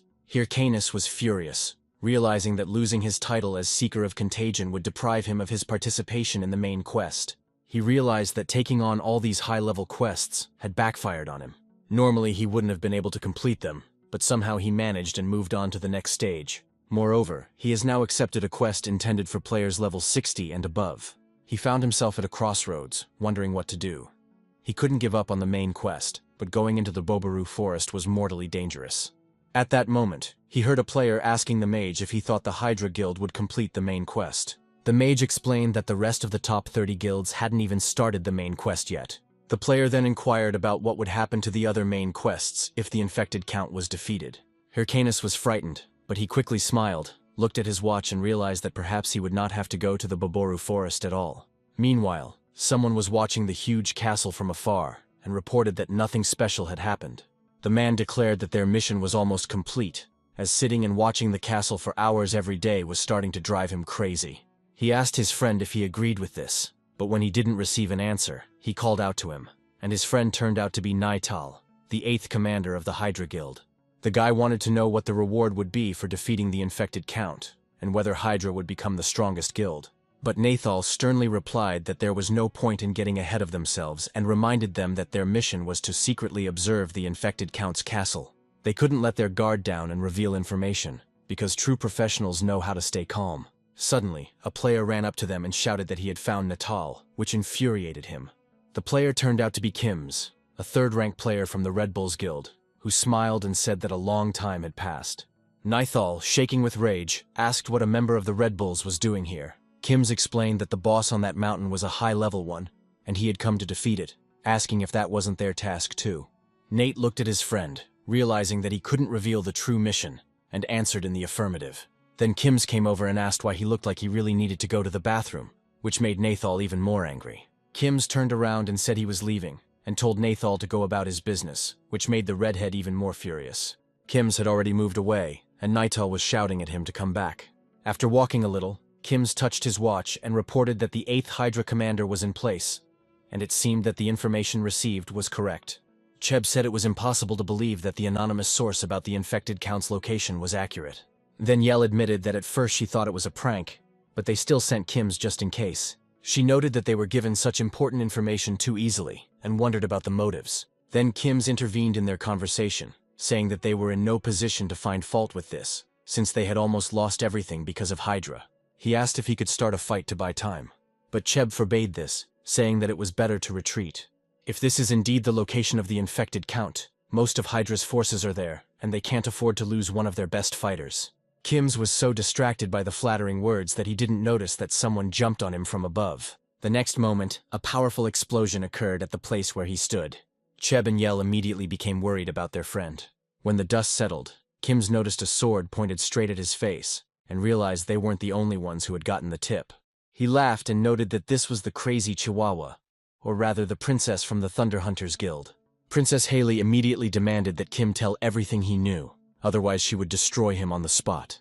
Meanwhile, in the forest, a bear monster attacked the hero's golem. However, the golem successfully repelled the blows. Over time, the golem finally noticed the bear's weak spot and counterattacked. Meanwhile, the hero watched the fight. His skeletons, like movie theater audiences, munched on popcorn and watched the action. Hyrcanus was puzzled. He checked the status and wondered why everything was so quiet. His letters were sent, and he should have received replies, but there were none. He realized that there was only one way to resolve the situation without going to the Bobaru forest. It was to force the completion of the mission. He knew that the main story of Warlord consisted of many chapters, and the current one was the first, with the infested count. Once this boss is defeated, the chapter will end. Moreover, all related missions will also be closed automatically. The hero took a deep breath, realizing that even if he tried to defeat the infected count himself, he wouldn't make it in time. So he decided to move on to the next chapter using the remaining time. Hyrcan began sending information about the boss to other guilds, hoping that someone would handle it, and was surprised why no one responded. At that moment, the system notified him that the Hydra Guild had begun a live broadcast. Meanwhile, his golem was badly damaged in the battle. His arms were broken off, and now he had nothing to fight with. However, the giant bear did not stop attacking. Then Hyrcanus intervened and hit the bear on the head. He ordered him to calm down, explaining that he needed peace and quiet to follow the stream. As he sat down and began watching the broadcast, he heard the presenter greet the viewers. He reported that the Hydra Guild was the first to discover the identity of the infected count, and was planning to conduct a raid. The date for the raid had already been set. The hero really hoped that this would happen within a month. However, everything was better than he thought. The raid was supposed to take place in 3 days. The stream ended soon after, and Hyrcan noted that the date came earlier than he expected, but that was predictable. He laughed, thinking that everything was going perfectly, and ordered the golem to continue the fight with the bear. While watching the battle, he noted that the Hydra Guild was probably worried since he had spread the information to the other guilds. He knew that if it really was Hydra, there was no need to worry. They were significantly ahead of the other guilds in terms of progress on the main quest. The hero came to the conclusion that after completing the mission, his main enemy would disappear, and in 3 days, his happy life would begin. 3 days passed, and the system reported that all members of the Hydra Guild had died in the raid, and the mission had failed. Jason was completely perplexed.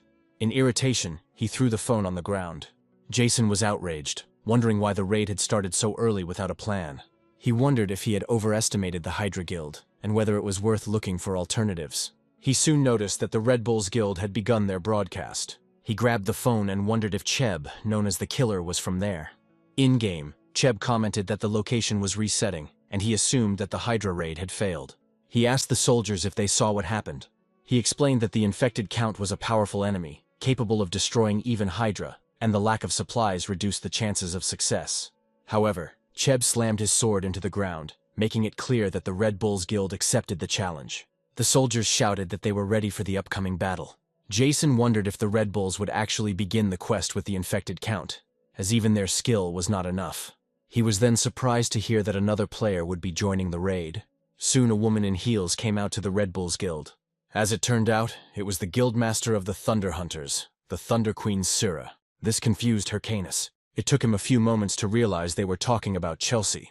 Previously, both guildmasters met at the Red Bull's camp. Cheb noted that the meeting with the Queen of Thunder was unexpected and wanted to understand whether she was declaring war. He would never have thought that she herself would seek a meeting with him. Sura explained that for now they remain allies. Then Cheb noticed that one of his men had been beaten. However, Sura said that it was nothing special, just their way of greeting strangers. Then she focused and decided to get down to business. The girl noted that she heard that he had information about the infected count. Cheb tried to play dumb, but Suri said there was no time for games. She found out that some members of the top 30 guilds had received information about the infected count. Anyone would have noticed someone like Cheb suddenly taking action. Cheb laughed, admitting that she had caught him, but no one knew who had given the tip. Then Sira smiled ominously and asked if he really thought Hydra would succeed. However, Cheb replied that he was unsure, and Sir noted that the Hydra Guild would fail, as they had moved the raid date to be first. However, the infected count is the first boss, and it would be more beneficial for them if the others acted first to gather information. Cheb became serious and asked what her real goal was. In response, Sir smiled slightly. However, she then slammed her sword down on the table, surprising even the leader of the Red Bulls. Kims prepared himself for the worst, but Cheb motioned for him to remain calm. Sure then offered to cooperate in the raid on the infected count, and promised to let Cheb strike the first blow. Cheb was surprised, thinking she was bluffing, but now he realized that it was expected. Watching her fight and kill raid monsters, he realized she wasn't just bragging.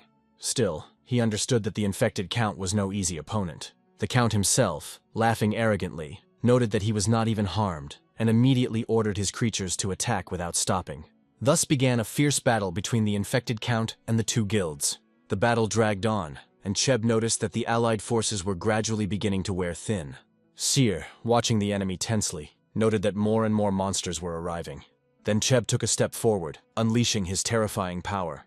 He shouted to the Thunder Queen that he would clear the way for her. Then he launched a powerful blow forward, and she rushed after him. Cheb's powerful attack strike headed straight for the infected Earl, with the Thunder Queen flying right behind him. The boss became furious and counterattacked, asking how they dared challenge him. Seri tried her best to dodge the countless attacks. Then she jumped into the air. The girl was confident as she prepared to strike, but suddenly something touched her, and horror appeared on Sira's face. It turned out that the infected count was directing his attacks into the ground, so that they would pop up behind her and intercept her in midair. Cheb, alarmed, shouted, trying to find out if she was okay. However, Sir took a deep breath and smiled slightly. She then launched a series of attacks and broke free from his clutches. After this, Sure rushed towards the infected count. With full confidence in her eyes, she managed to deliver a powerful blow to the boss. She cut the infected count's body in half with her sword. Cheb breathed a sigh of relief and admitted that she was scarier than he expected. Then Sure saw a system message that the Red Bulls and Thunder Hunters guilds had defeated the boss. The protagonist was stunned to learn that Chelsea had defeated the boss of the first chapter. He threw the phone on the ground and muttered that it didn't matter. He just needed the count to be defeated, no matter by whom. He hoped that Sira would enjoy her victory while she could, as it would be her last. In the end, he knew that he would be the one who would win in the end. After some time, in the dungeons of the Balkas Mountains, the main character was with his skeletons. He reflected on how he was a chieftain player who was somehow reincarnated and dreamed of becoming the strongest in the game. While thinking about this, he suddenly heard a deafening noise around him. Before he had time to understand what was happening, a herd of wild boars was already rushing straight towards him, and Hyrcanus was forced to flee. A few hours ago he approached the entrance to the Balkas Mountains. However, the hero saw that the field was blocked. The skeleton was confused, but Hyrcanus explained that the field was closed until a certain condition was met, which he had not yet achieved. Entry was restricted at the moment. However, he understood that the Balkas Mountains were the main setting for the second chapter of the storyline. After completing the main quest of the first chapter, the entrance opens automatically. When Hyrcanus crossed the barrier, the system notified him that he had entered the Balkas Mountains and was given the title of Pioneer of the Year of Balkas. The hero was delighted, thinking that no one had discovered this place yet. He called his minions and declared that it was his time to shine, but immediately he encountered several monsters. These were level 60 wild boars, ferocious creatures that banded together in packs.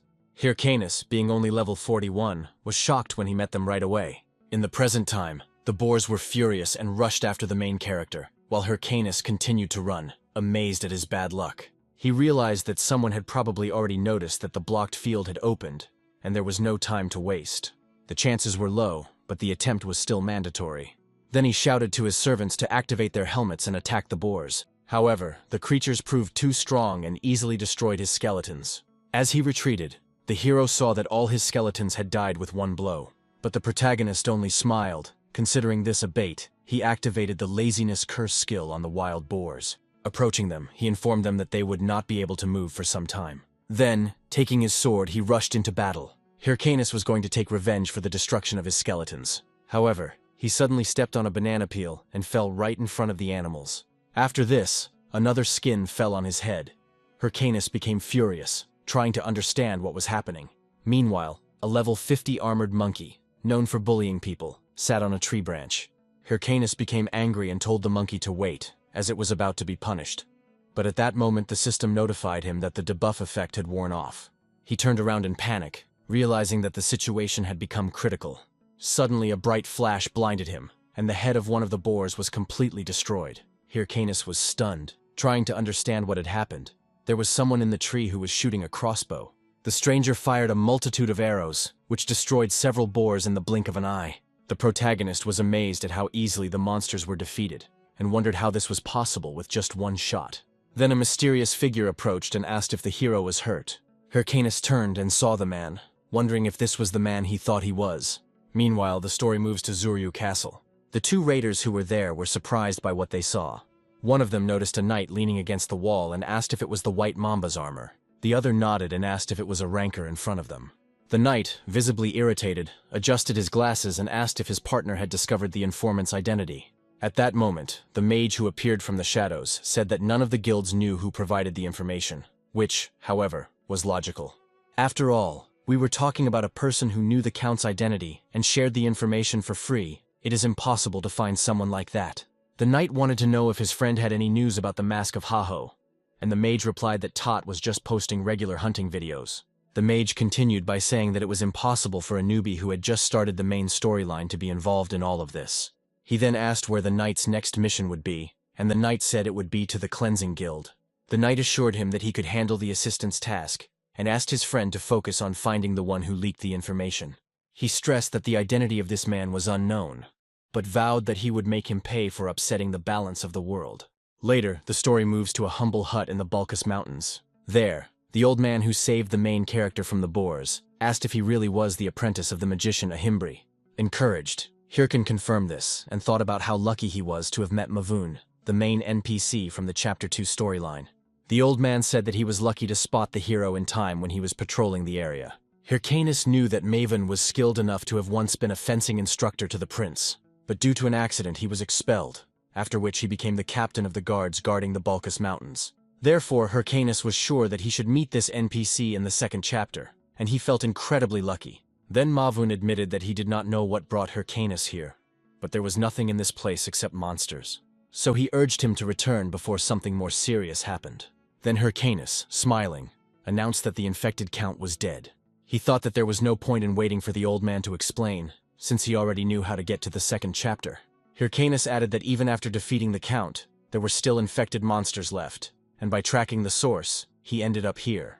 Mavun said that he had some guesses, but no proof yet, so he asked the hero to help gather information. Suddenly the system notified that Hyrcanus had received the title of First to Meet the Ranger of the Balkis Mountains, and the title of Initiator. Having received two rare titles at once, Hyrcanus was delighted and assured the old man that he could indeed help.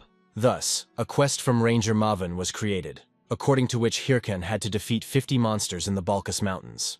Without wasting any time, Hyrcanus left the hut. He thought everything was going perfectly since he still needed to level up. He decided to attack the lighter monsters first, leaving the stronger ones like wild boars and war bears. Remembering how the armored monkey had teased him, he decided to start with her. Now the hero was thinking about how to make her pay for her ridicule. Later, still in the dungeons of the Balkis Mountains, one player slipped on a banana peel, followed by another. This went on for some time, and the monkey just sat on the branch and laughed. Then another player appeared. The monkey immediately focused its attention on him, preparing to attack. At that moment, Hyrcanus suddenly appeared behind the monster and announced that he had finally found him. The monkey turned awkwardly and looked at the player. Then the main character, with a terrifying expression on his face, declared that he intended to destroy her. Without hesitation, he grabbed the sword and rushed at the monster. but the monkey easily dodged all attacks. Hyrcanus tried everything to strike, but the monkey always dodged him. Then the monster suddenly increased its speed and quickly ran away. The hero chased after it in rage. As he walked, he thought about how annoying it was that the monkey was so fast, and how the trees were hindering the attack. Stopping on a branch, he prepared for a different tactic. The hero then threw his sword to strike the monster. He noticed the attack and was very scared. Hyrcanus' sword hit a tree near the monkey, frightening it even more. The weapon was literally a couple of centimeters from his body. The monster began to laugh, but Hyrcanus explained that the sword throw was just a distraction. At that moment, a golem appeared behind the monkey.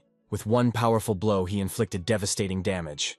Hyrcanus watched from afar, and the system soon notified him that he had earned the title of first to defeat the armored ape and destroy it. Meanwhile, the defeated monster lay somewhere below. The hero was delighted and decided that it was time to start hunting the rest. Meanwhile, several cameras were filming the momentous event. But Cheb and Sir took the stage as the victors of the raid. Everyone around congratulated the Red Bulls and Thunder Hunters Guild on successfully completing the raid on the boss of the first chapter. The reporter approached the Queen of Thunder and asked if she had anything to say. She just smiled slightly and said that they were lucky this time, but they would continue to try for future success. Outside the camera, however, Sire looked unhappy. Haley, who was walking with her, noted that she was the best. She thought all was lost when the last wave of monsters appeared. But then Sire intervened and single-handedly defeated the infected Count. However, Sir emphasized that they were lucky and that they couldn't have managed without the Red Bulls. She knew that to achieve complete victory, they needed the skills of one player. She was referring to a player named Maska Haho. Frustrated, she asked Haley to call Hutch, and the girl asked why the Queen of Thunder needed this loser. Sire became serious, explaining that there was a target to hunt. At this point, the system notified the hero that the durability of his equipment had reached 0 and it had been destroyed. Hyrcanus, looking at the sword with irritation, realized that it was time to look for new equipment. But he realized that he didn't have the money for it. Therefore, the only option left was to hunt for gems. They dropped from monsters extremely rarely and were used for crafting items. Each of them also had special effects, depending on which monster dropped the stone. Hyrcanus came to the conclusion that the gems obtained from the armored monkeys were especially valuable for the creation of equipment. So he summoned his skeletons. Full of determination, Hyrcanus told them that he intended to exterminate every last such monkey. However, after 9 hours he was in despair. Not a single gem had fallen out. Looking at the mountain of bodies of countless monkeys, he was tormented by the question whether he should have received at least one gem. With a wild expression on his face, he exclaimed that he would try again, hoping that this time his luck would turn around. At that moment, a stranger unexpectedly approached him. An armored warrior called out to him and declared that Hyrcanus must be the very same Mask of Haho. The hero became wary, trying to understand who this man was who had appeared literally out of nowhere. Looking more closely, he noticed that the stranger was wearing a full and obviously expensive set of dragon armor. He was also armed with an orc hero's sword, indicating that his level was at least 70. Hyrcanus then assumed that it was one of those strong players. The stranger called himself Kiot. Then he suddenly started making strange movements. Then, frozen in an awkward pose, he formally challenged the hero to a duel. Hyrcanus was confused and wondered who this eccentric was who stood before him. Kiot explained that he had heard about Mask Haho's growing popularity on WTube, and believed that by defeating him, he too could become famous. Hyrcanus decided that he was just another loser looking for attention, so he turned away and said he was busy. Kiot did not retreat, he shouted, asking to wait, and Hyrcanus, irritated by the lack of gems, was now forced to tolerate this madman. Then the stranger shouted out that he was ready to pay 5,000 gold if the hero agreed to a duel. Hearing this, Hyrcanus instantly changed. Turning around abruptly, he ran up to the player, happily accepted the challenge and called him his favorite client. Kiot considered himself a hero of justice. He believed that his talent always made him the center of attention in any game. At least that's what he thought until he came to Warlord. Nobody paid any attention to him here. All that was heard everywhere was talk about whether people had seen Maska Haho's new video. It drove Kiota crazy. In a rage, he pounded the ground with his fists and shouted that this man was putting him to sleep, because they started playing at the same time. He knew that his opponent was lower level, his items were weaker, and he couldn't understand why everyone loved him. At some point, waking up, he realized that he had wandered somewhere. Looking around, I saw a player surrounded by small creatures. Looking closer, he realized it was the Mask of Haho. But a question immediately arose in Kyoto's mind about why he was hunting in a closed area. Then a brilliant idea came to Kyoto's mind. He decided that he should make a video of his victory over him. Then you can take all the glory for yourself. Now, Kiot took off all his equipment, leaving only his helmet, and offered Hyrcanus 5,000 gold pieces in case of defeat. Hyrcanus was perplexed and indignant as to why this man was undressing if he was going to fight. Quixote explained that he was doing this for the sake of a fair fight, emphasizing that, according to rumors, the hero's armor had recently broken. Quixote wanted a one-on-one fight, so that no one could say that his victory was achieved only due to his equipment. Hyrcanus still doubted whether he could be taken seriously in this form, but Quixote rushed forward without hesitation, demanding that the chatter stop and the fight begin.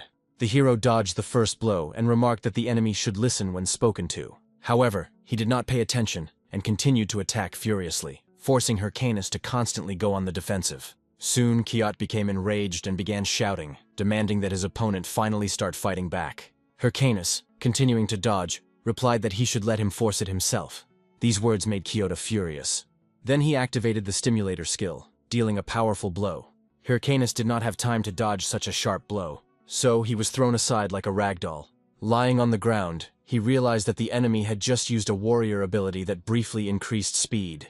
Watching his shining aura from afar, Hyrcanus realized that despite his foolish appearance, this player's level was higher than his own. So, a direct fight was a bad idea, so he came up with a plan. When he got up, he saw that Quixote was happy, and it seemed to him that Hyrcanus was finally ready to take the challenge seriously. He demanded to show everything he was capable of, assuring that he intended to prove that he was stronger than the Mask of Haho. Activating the stimulator again, he rushed into the attack. Quixote was already ready to deal him another crushing blow. However, Hyrcanus threw a handful of earth in his face. While the enemy was trying to clear his eyes, the hero knocked the support out from under his feet, causing him to fall. Quixote rolled head over heels on the ground several times. He then explained that if the enemy's strength parameter is higher, then this can be covered by the skill.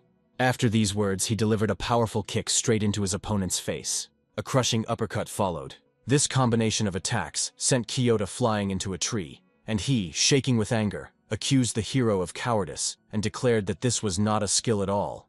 In response, Hyrcanus chuckled and noted that in a fight for life, no one cared about such reasoning. He made it clear that Quixote only lost because he chose to cling to his pride instead of focusing on winning.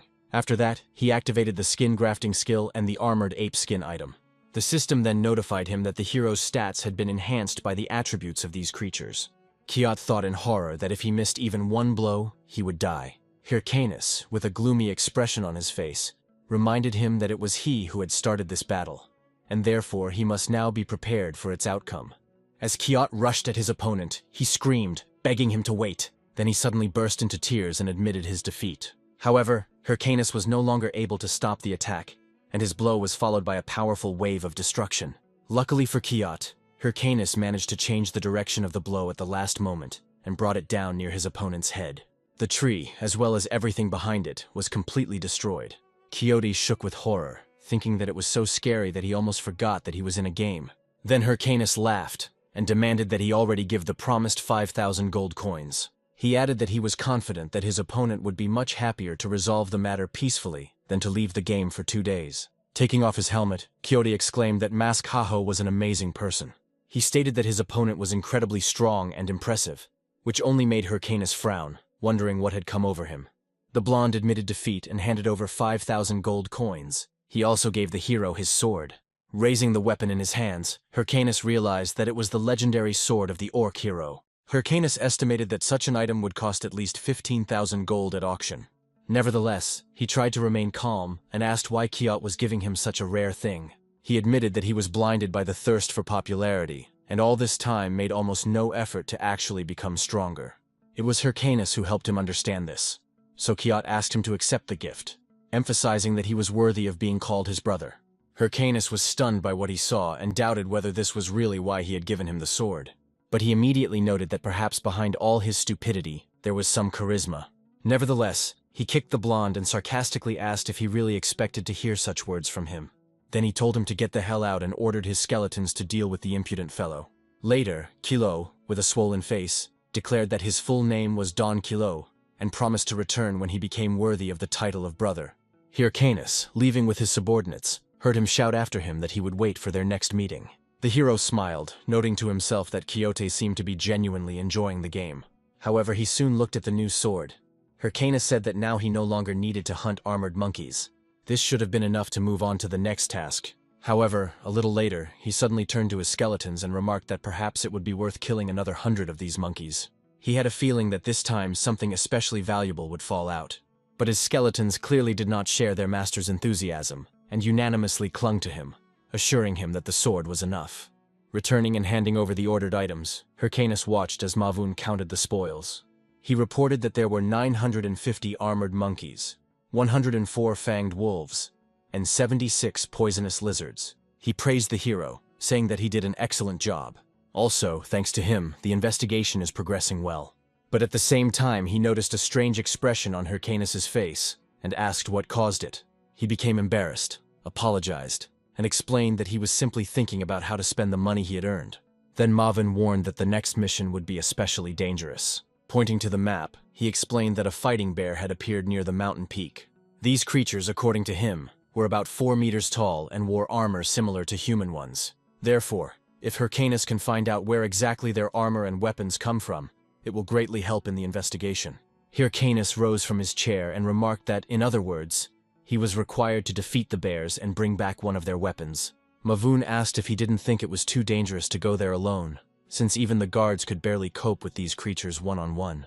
But Hyrcanus assured him that he could handle it, and stated that he already knew how to fight fighting bears. Soon he arrived at the foot of the mountain, and decided that this was the very place. Then he summoned his skeletons. With anticipation, the hero said that it was time to flex a little.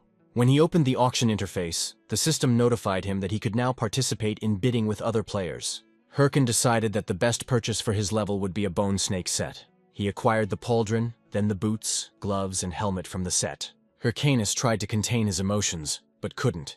He said that this is what wealth feels like. Hyrcanus noted that although he was still a little short of the battle bear's level, with such enhancements, he would succeed. But when he turned around, he saw that the skeletons were looking at him with pleading expressions on their faces. Then Hyrcanus admitted that he had forgotten about them, and promised to look for something for them. But the system said that he did not have enough funds. The hero became alarmed, realizing that he was already broke again. Turning sheepishly to his companions, he admitted that he had run out of money. He immediately noticed that the expressions on the skeletons' faces became ominous. Frightened, Hyrcanus began to justify himself by saying that he had not done it on purpose, and just at that moment, wild monsters appeared nearby. Without waiting for a command, the skeletons rushed at them, and Hyrcanus shouted that perhaps they could get more money for killing them. He felt a sense of relief as he watched his skeletons finish off the last of the boars, and thought that they had come at just the right time. After a few moments, the last boar remained. The animal was frightened, and the skeleton looked at him with a creepy expression on his face and licked his sword. Hyrcanus ordered his subordinate creatures to stop wasting time and finish off the boar, noting that he would equip them on the way. However, suddenly a powerful attack fell upon the boar. Hyrcanus immediately turned around to see who had done it, and soon several players appeared from the bushes. They began to demand an explanation, indignantly asking who he was that he dared to hunt here without permission. They stated that this territory belonged to the Apollo Guild. Hyrcanus froze for a moment, looked closely at the players, and concluded that they were just another gang of losers. They introduced themselves. One called himself Li Chan, another Wang Chan, and the last one Il Chan. Together they solemnly declared that they were the great trio of the Apollo Guild, and Hyrcanus only laughed. He then quickly launched several powerful blows in a row, crushing all three. He made it clear that they were just a handful of pathetic types who decided to bother him. He wondered why so many people were clinging to him lately. Perhaps he should turn to a priest. As he left with his subordinates, he noted that he had simply wasted his time there, while the players remained lying on the ground, trembling with horror. But Wang Chang, having gathered the last of his strength, decided that Hyrcanus had dared to raise his hand against their guild, and swore that they would make him regret it. He touched his wristwatch and sent a report of everything that had happened to his superiors. Soon, a man sitting next to the huge tiger asked whether Hyrcanus had really attacked his subordinates. The guild member confirmed this, emphasizing that this was exactly what Wang Chang had said. Then the guild leader threw a gold bar to his companion and ordered that Hyrcan be delivered at any cost. He made it clear that he would make him pay for the disrespect shown to his name. Meanwhile, Hyrcanus admired the view. He realized that he had reached the territory where the fighting bears lived. Then the hero looked at his skeletons. However, he saw that they were again adopting awkward poses. Hyrcanus became indignant, hit everyone on the head, and sternly demanded that they stop fooling around. He then stated that their goal would be to hunt a level 70 warbear, which would be fought in 3 stages. He emphasized that they needed to prepare for this battle, as victory would give them an advantage over the top 30 guilds. He noted that he did not expect any mistakes from his skeletons, and they immediately raised their hands to show that they understood everything. At that moment, a thunderous roar was heard. Hyrcanus took a deep breath, turned around and noted that as soon as he remembered the sun, a ray of light immediately appeared. A huge fighting bear appeared right in front of them.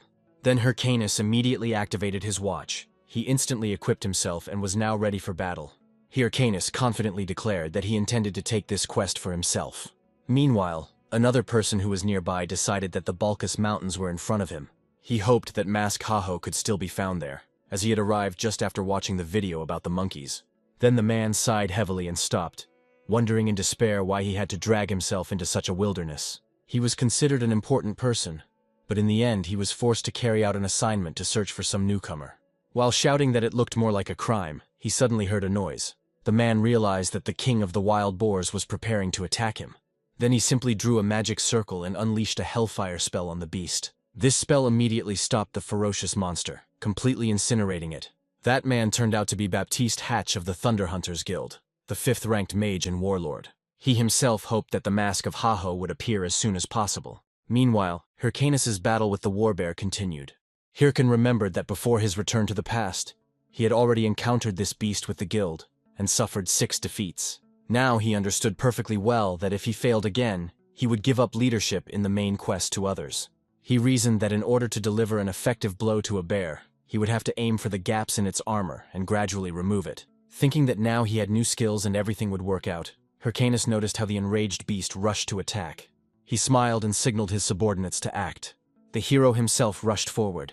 He expected his new passive skill, leg strength modification, to be extremely useful, but the speed was so great that he simply flew past the enemy. Hyrcanus was stunned, trying to comprehend what had happened, while the bear and the skeletons watched in amazement as he flew away. Without wasting any time, the warbear attacked the skeletons, and the system reported that they were all destroyed, which enraged Hyrcan.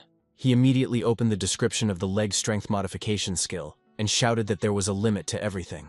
Seeing a rock nearby, he picked up speed and, activating acceleration again, struck the bear with all his might. However, the speed was so insane that he crashed straight into the beast. He froze in bewilderment, not understanding what this strange guy was doing. At the same time, Hyrcanus even managed to note that the animal's fur was soft to the touch. But the next second the monster threw him back with force and threw him against a boulder. Lying on the ground, he thought that the strength of his legs was excessive and he could not control it. He still managed to rip off some of the bear's armor, but Hyrcanus doubted how useful it could be. With such a spread of skills, it was almost impossible to land a real blow. Without waiting for his opponent to get up, the fighting bear rushed at him again. Hyrcanus dodged the crushing blow at the last moment. Then he began to concentrate his forces and activated the spell. It was a bone bomb that caused a magical explosion. He created a charge of mana and threw it straight at the beast's face, causing a powerful explosion. But the result was the opposite. The bear only became even more enraged. Hyrcanus began to panic, deciding that such a strategy was too complicated, and realizing that he would have to abandon direct attacks. He then used mana to restore and resummon the skeletons. He admitted that he had no choice but to fight like a true necromancer. However, he immediately noticed a strong distrust in the eyes of his skeletons, and then Hyrcanus shouted that this time he would do everything properly. Then he summoned a golem. He immediately materialized right out of the ground. The next moment, he charged at the giant fighting bear with fury, but the beast responded to his attack with a powerful blow. Hyrcanus smiled, deciding that he had one last card up his sleeve. He used the hardening skill on his golem, making it much more durable and resilient.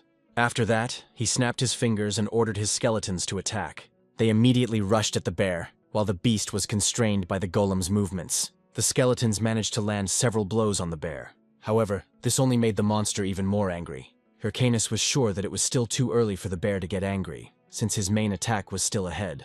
He commanded the skeleton mage to end the fight. However, in the end, both the beast and the hero himself were engulfed in the flames of the spell. Hyrcanus could not believe that he had come under attack from his ally, and in a rage he said that he should have waited until he moved away. At that moment, the bear let out a deafening roar, and the system reported that the monster had used the battle cry skill. The beast then rushed towards the hero while he was distracted. Hyrcanus took a deep breath and declared that he didn't care about strategy. He believed that brute force and numerical superiority were always the best solution. He hurled several bone bombs at the beast, causing an explosion so powerful that it could be seen from afar. His skeletons watched in horror what their master was doing. However, Hyrcanus paid no attention to them and continued to tirelessly bombard the bear with explosions. Some time passed, and the system announced that the warlike bear had been defeated. The ranger's task had been completed. Hyrcanus looked at his trembling hand and thought that it was this bear that his entire guild had fought in vain with before the regression. He clenched his fist, realizing that he had now managed to defeat him single-handedly. This meant that everything he believed in turned out to be right. He then walked up to the skeletons and said that they had done a great job and that he could now return to Mavun to continue the main task. Hyrcanus also proclaimed that the hunt for the warrior bear was over. However, when he noticed his skeletons whispering among themselves, claiming that he had won unfairly, Hyrcanus finally lost his temper. Meanwhile, the story moves to a tavern in the western Balkis Mountains. Several warriors were laughing loudly, and Hatch was sitting alone in the corner. The man, on the verge of madness, reflected on the fact that he still had not been able to find the Mask of Haho. He realized that he had been combing the mountains for several days, and the man he was looking for was nowhere to be found. To make matters worse, the mask video went viral, meaning the Balkis Mountains would likely be overflowing with players in the near future. The magician understood that if he returned without the hero, Lady Syrah would kill him. He decided it was absurd that his mistress had sent him alone to comb the entire mountain in search of one person. Irritated, he began to curse at the guild, and did not immediately notice that his watch was beeping. Only later did he realize that he had been in contact with Syrah. Jumping up from his chair, he began to shake and hasten to justify himself, claiming that his words did not have that meaning. However, she calmly replied that he had worked hard, which confused him.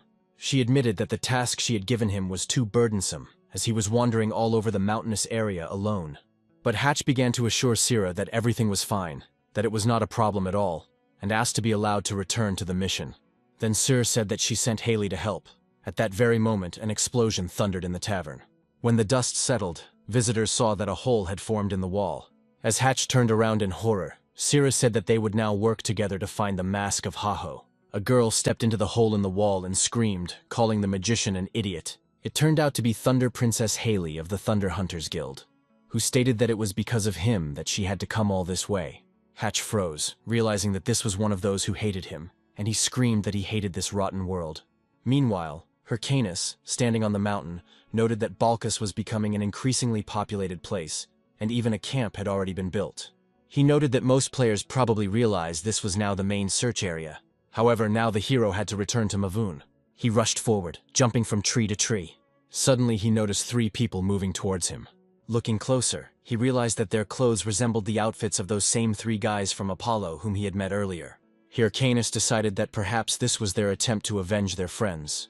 Then the hero ordered them to attack immediately, but he noticed that they ran past without paying the slightest attention to him. The hero turned around in confusion, trying to understand what was happening, but the strangers only shouted out a request for help. Hyrcanus thought with puzzlement that he had done nothing. A moment later, the trio was attacked by someone's powerful spell, and the hero's face was damaged by a random blow. Turning around, he saw 2 new opponents. It was Thunder Princess Haley and the magician Hatch. Noticing the emblems on their clothes, Hyrcan immediately realized that they were members of the Thunder Hunters Guild. However, he was immediately struck by the tip of a sword pointed straight at him. Haley demanded to know if he was the same Mask Haho from the video. The hero remembered that Haley held the position of second in command in the guild. She was considered a zealous hysteric, ready to go through hell at Syrah's command. The second man was a 3rd-level mage, known by the nickname Ballista. He was a genius who had never failed to achieve his goal. He also remembered that before his regression, they were the biggest threat to him, and he never expected to meet them here. However, he decided that if they were looking for the Haho mask, then it was probably about recruiting into the guild. Although deep down he would have loved to kill them both, he knew perfectly well that it was impossible now. So he climbed down from the tree, and pretending to be a fool, he pretended that he didn't even know who it was. He chuckled to himself and decided to continue the comedy, since without evidence, they couldn't do anything anyway. However, Haley suddenly approached him with a gloomy expression on her face and declared that he was lying. She explained that it was simply impossible to cross the Balkis Mountains without hearing about the Mask of Haho. She emphasized that the cloak that the main character was wearing reminded her very much of the Haho mask. Then the magician intervened and ordered the argument to be stopped, stating that this was not the issue at all. He pointed his finger at the Thunder Princess's forehead and shouted that the real problem was with her. He began to be furiously indignant at the fact that she had destroyed the tavern and killed people just because she considered them suspicious. Now he wanted to know how she was going to make up for what she had done, because the whole area knew their guild, and it was impossible to deny what had happened. Hyrcanus watched this dispute with amazement, wondering if they had not always been like this. Finally, Haley, clearly irritated, muttered an apology. Hatch, looking after her, asked what kind of ridiculous behavior this was, and then turned to the main character, apologizing for his partner. Hyrcanus breathed a sigh of relief, thinking he had escaped trouble, but he did not notice someone rushing towards him.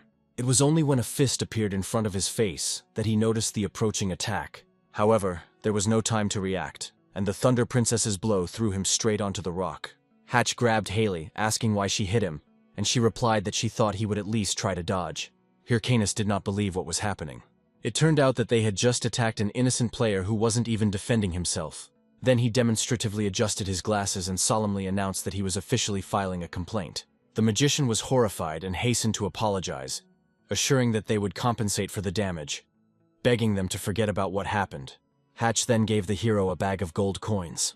Hyrcanus noted that since he had been offered 1,000 gold pieces as an apology, he agreed to hush up the incident. Hatch let out a sigh of relief and thanked him, then grabbed Haley's hand and pulled her away.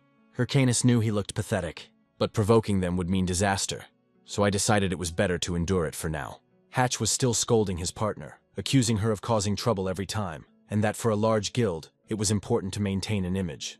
Then Haley, slightly puzzled, asked if people weren't supposed to instinctively dodge a blow.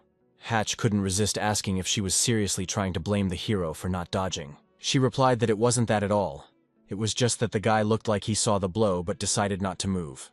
Then the magician asked her to shut up. In response, she told him to shut up himself and called him a loser. Meanwhile, the protagonist returned to Mavun's house and gave him part of the bear warrior's armor. The man said it was expected and confirmed that something strange was clearly happening in the mountains. He thanked the hero and suddenly noticed that Hyrcanus's hands were shaking and asked if everything was okay with him. Then Mavun took out the chest and put it on the table. Opening it, he asked Hyrcanus to choose one item. He explained that while he was in the Balkis Mountains, he marked the monsters' lairs on the map. Hyrcanus immediately realized that they were talking about treasures.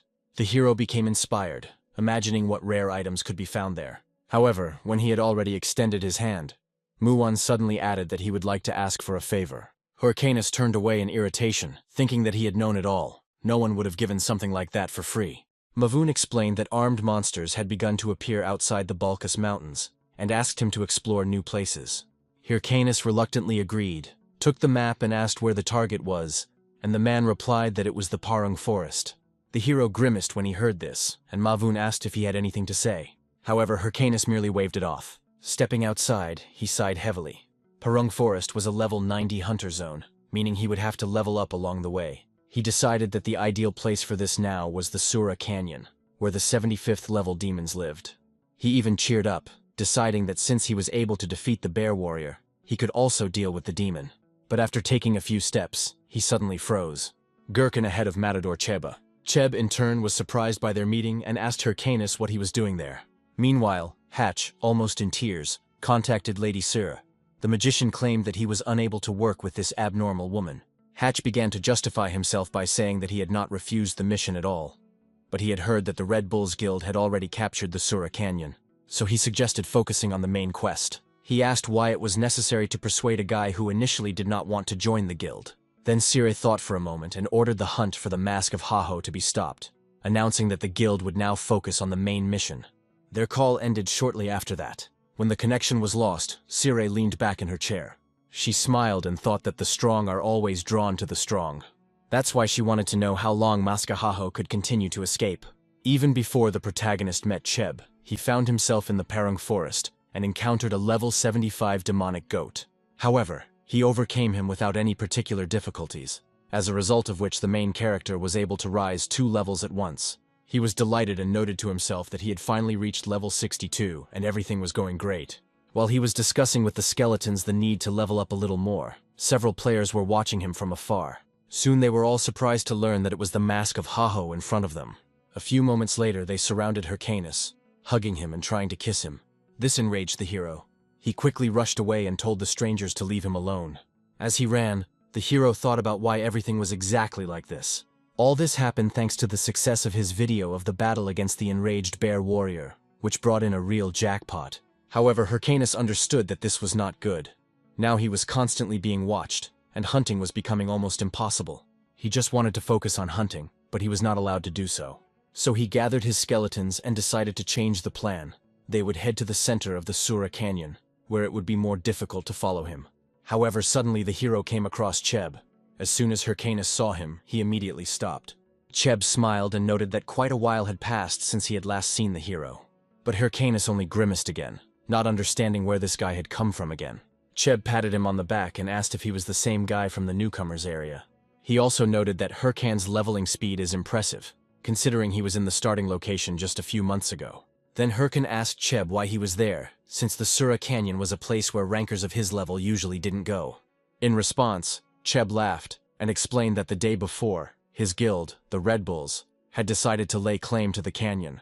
Therefore, they needed a base nearby to complete the main quest. Cheb, inspired, indicated that he had come here in the hope of meeting the Mask of Haho. He asked if the hero had seen the video of Mask Haho fighting the bear warrior, as he really wanted to meet him.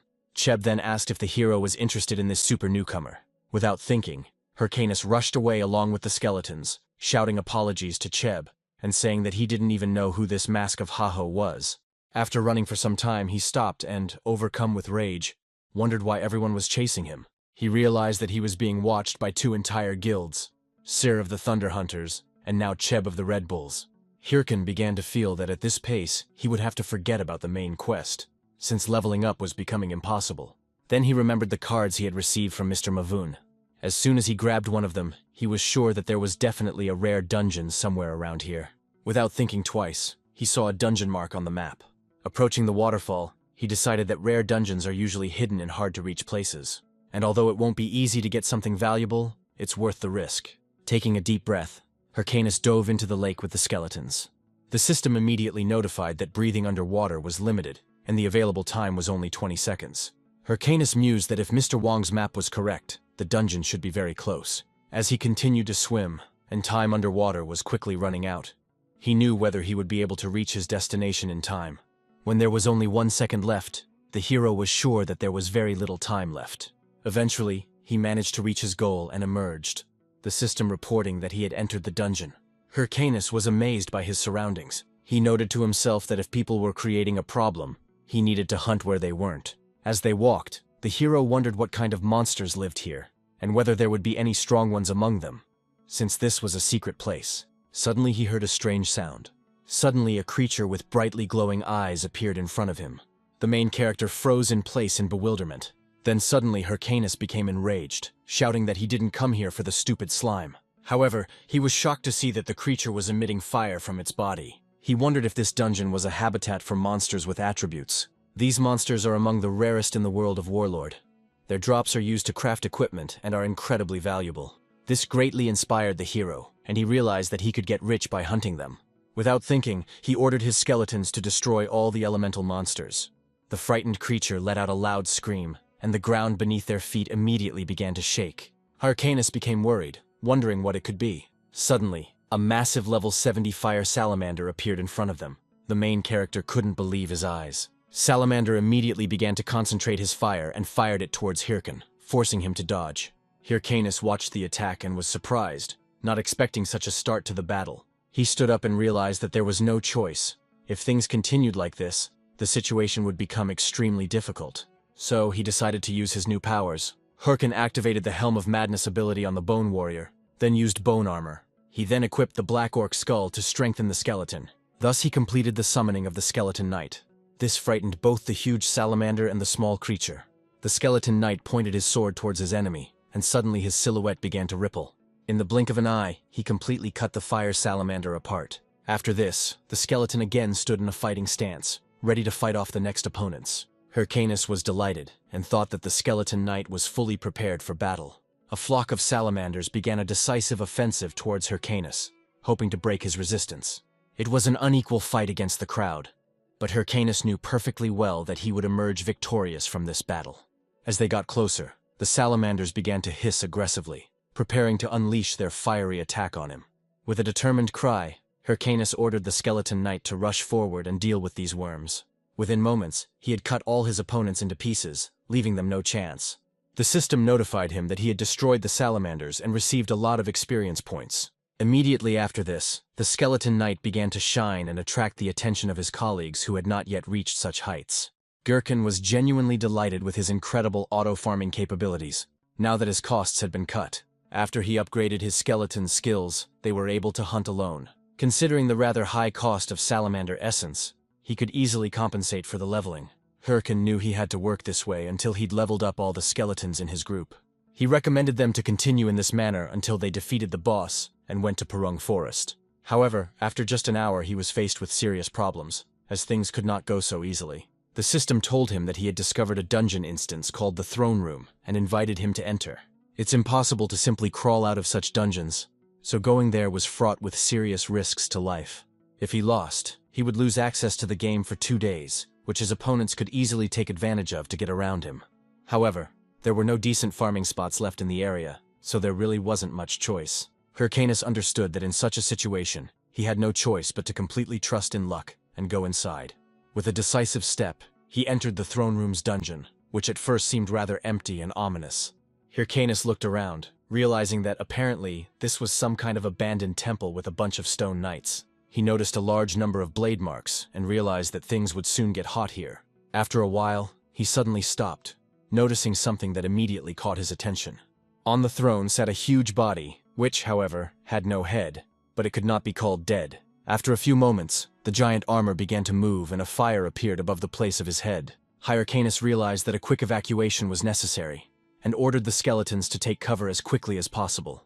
However, after just one moment, the powerful revived monster immediately cut off the heads of all of Hyrcanus' soldiers. Hyrcanus received a notification that his skeletons had taken too much damage and were destroyed.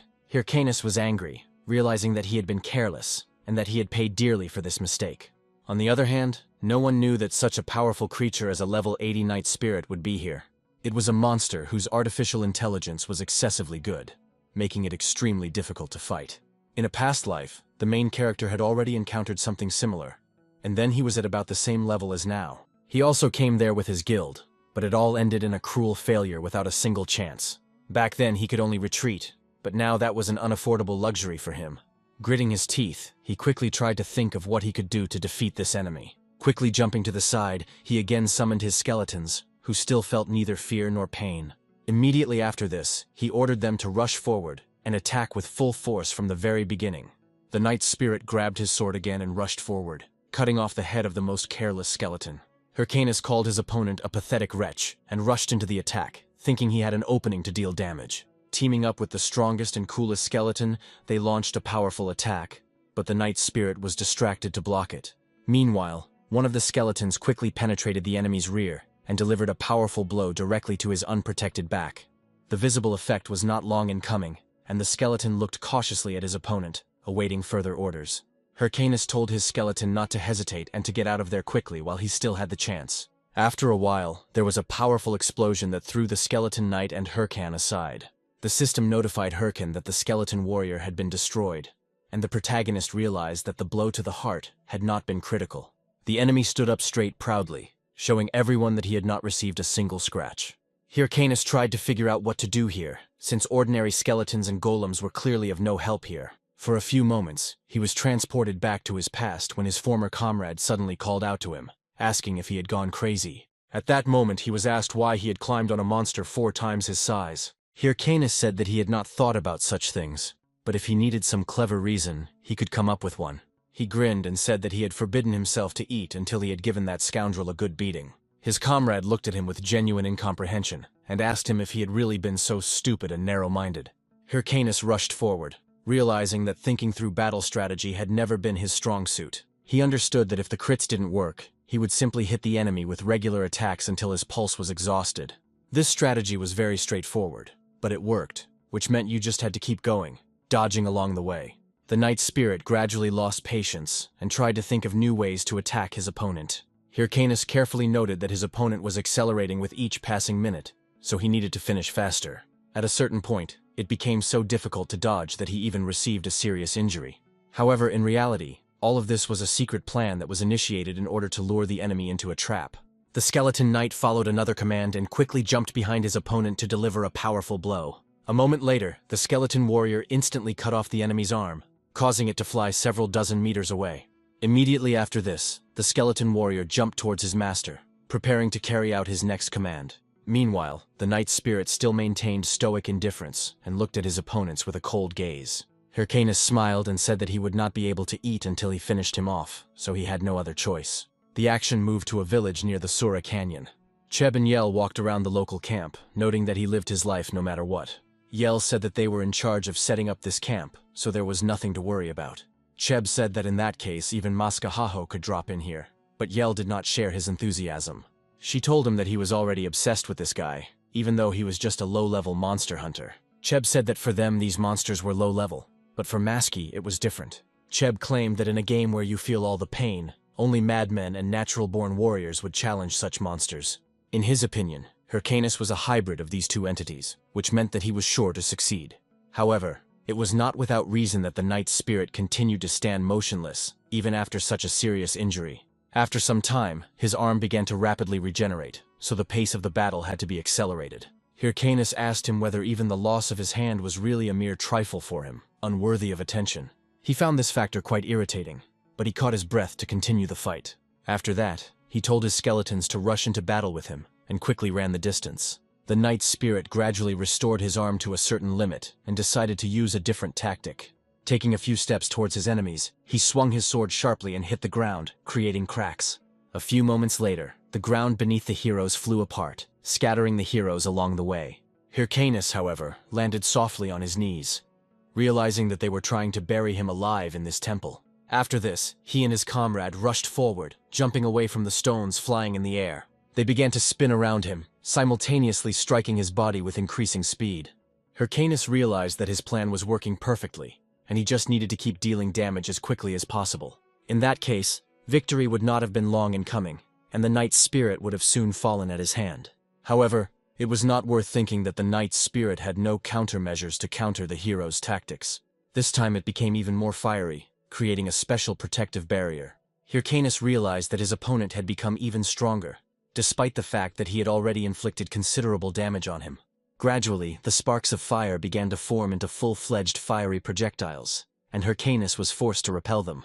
Hyrcanus realized that this enemy's attack pattern had changed significantly, as if it had evolved. He rushed forward in anger and struck him again, this time in the head area, with the aim of decapitating him. Immediately after this, he turned to his skeleton and said that it was time to move on to the next step. However, a moment later, the knight delivered a swift crossblow straight at Hyrcanus's unprotected body. After some time, a powerful explosion was heard, which threw the main character back. Hyrcanus felt an incredible pain, realizing that he had been too focused on controlling the skeletons. The situation quickly became critical, as the Night Spirit prepared to deliver the finishing blow. However, at the last moment, the skeleton knight rushed forward to take the full blow, protecting his master. Hyrcanus looked at his comrade in shock, realizing that he had taken too much damage and would be destroyed. Finally, the skeleton knight gave him a gesture of approval, making it clear that he was proud of him. A few moments later, his body dissolved, causing Hyrcanus to feel his heart skip a beat. After that, he immediately rushed into battle, using the bone bomb skill on his opponent. The Night Spirit once again walked forward calmly, ignoring the explosions that constantly appeared around him. Hyrcanus closed the distance and blocked all attacks from his opponent. Hyrcanus realized that there was still very little time left, and his plan would finally be carried out to the end. The bone bomb was used again, and small shards flew towards the body of the enemy knight. After this, the shards came together and a powerful explosion occurred, which certainly caused a lot of damage. Hyrcanus realized that this was still not enough, and that he would have to deal at least one more such blow. Before he could think of his next move, the Night Spirit rushed forward, seriously crippled. Hyrcanus was prepared for this, and asked if the Night Spirit knew a very interesting detail of this world. Spirit monsters weren't at all afraid of magic damage, so he didn't waste the bone bomb without reason. The whole point was that he added skeletal fragments into each of them to deceive his enemy. However, now it's time to use the signature skill to put an end to this fight. The maximum summon of skeletons immediately began to work, and Hyrcan's new army immobilized its target. Hyrcanus rushed forward, saying that it was time to end this protracted battle. The skeletons prevented our hero's target from moving, forcing him to take a lot of damage. Hyrcanus lunged forward with his sword, feeling the aura of the place gradually become calmer. The system informed him that he had finally managed to defeat the Spirit Knight after an intense battle. Immediately after this, he was showered with awards, titles, and new levels that would be very useful to him.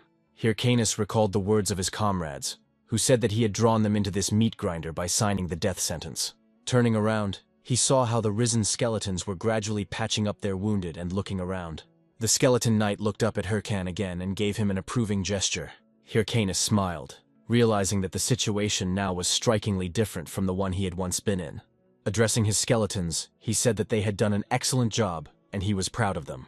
The skeletons immediately began to admire him, but he was more interested in why they weren't teleported back. He hoped that didn't mean there was another boss in this room that he would have to fight. However, after a while, he turned around in horror after the landscape of this temple suddenly began to change rapidly. However, fortunately, a room containing powerful rewards simply appeared in front of him.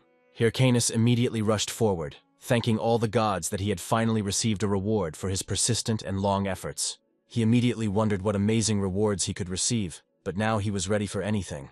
After a while, he looked at a rather tattered book, which at first glance did not seem to have any value. Hyrcanus realized that he had been given one of the main plot items, but he had read it many times and remembered it by heart. He wondered why such rubbish was on offer in this awards room. However, after some time he discovered something very interesting, and his face immediately changed. After some time he finally moved to the Parung Forest, which was Hyrcanus's next target. He looked around the landscape carefully, indicating that he had leveled up enough and was ready to continue. Turning towards the skeletons, he said that it was time to move forward and prepare for battle.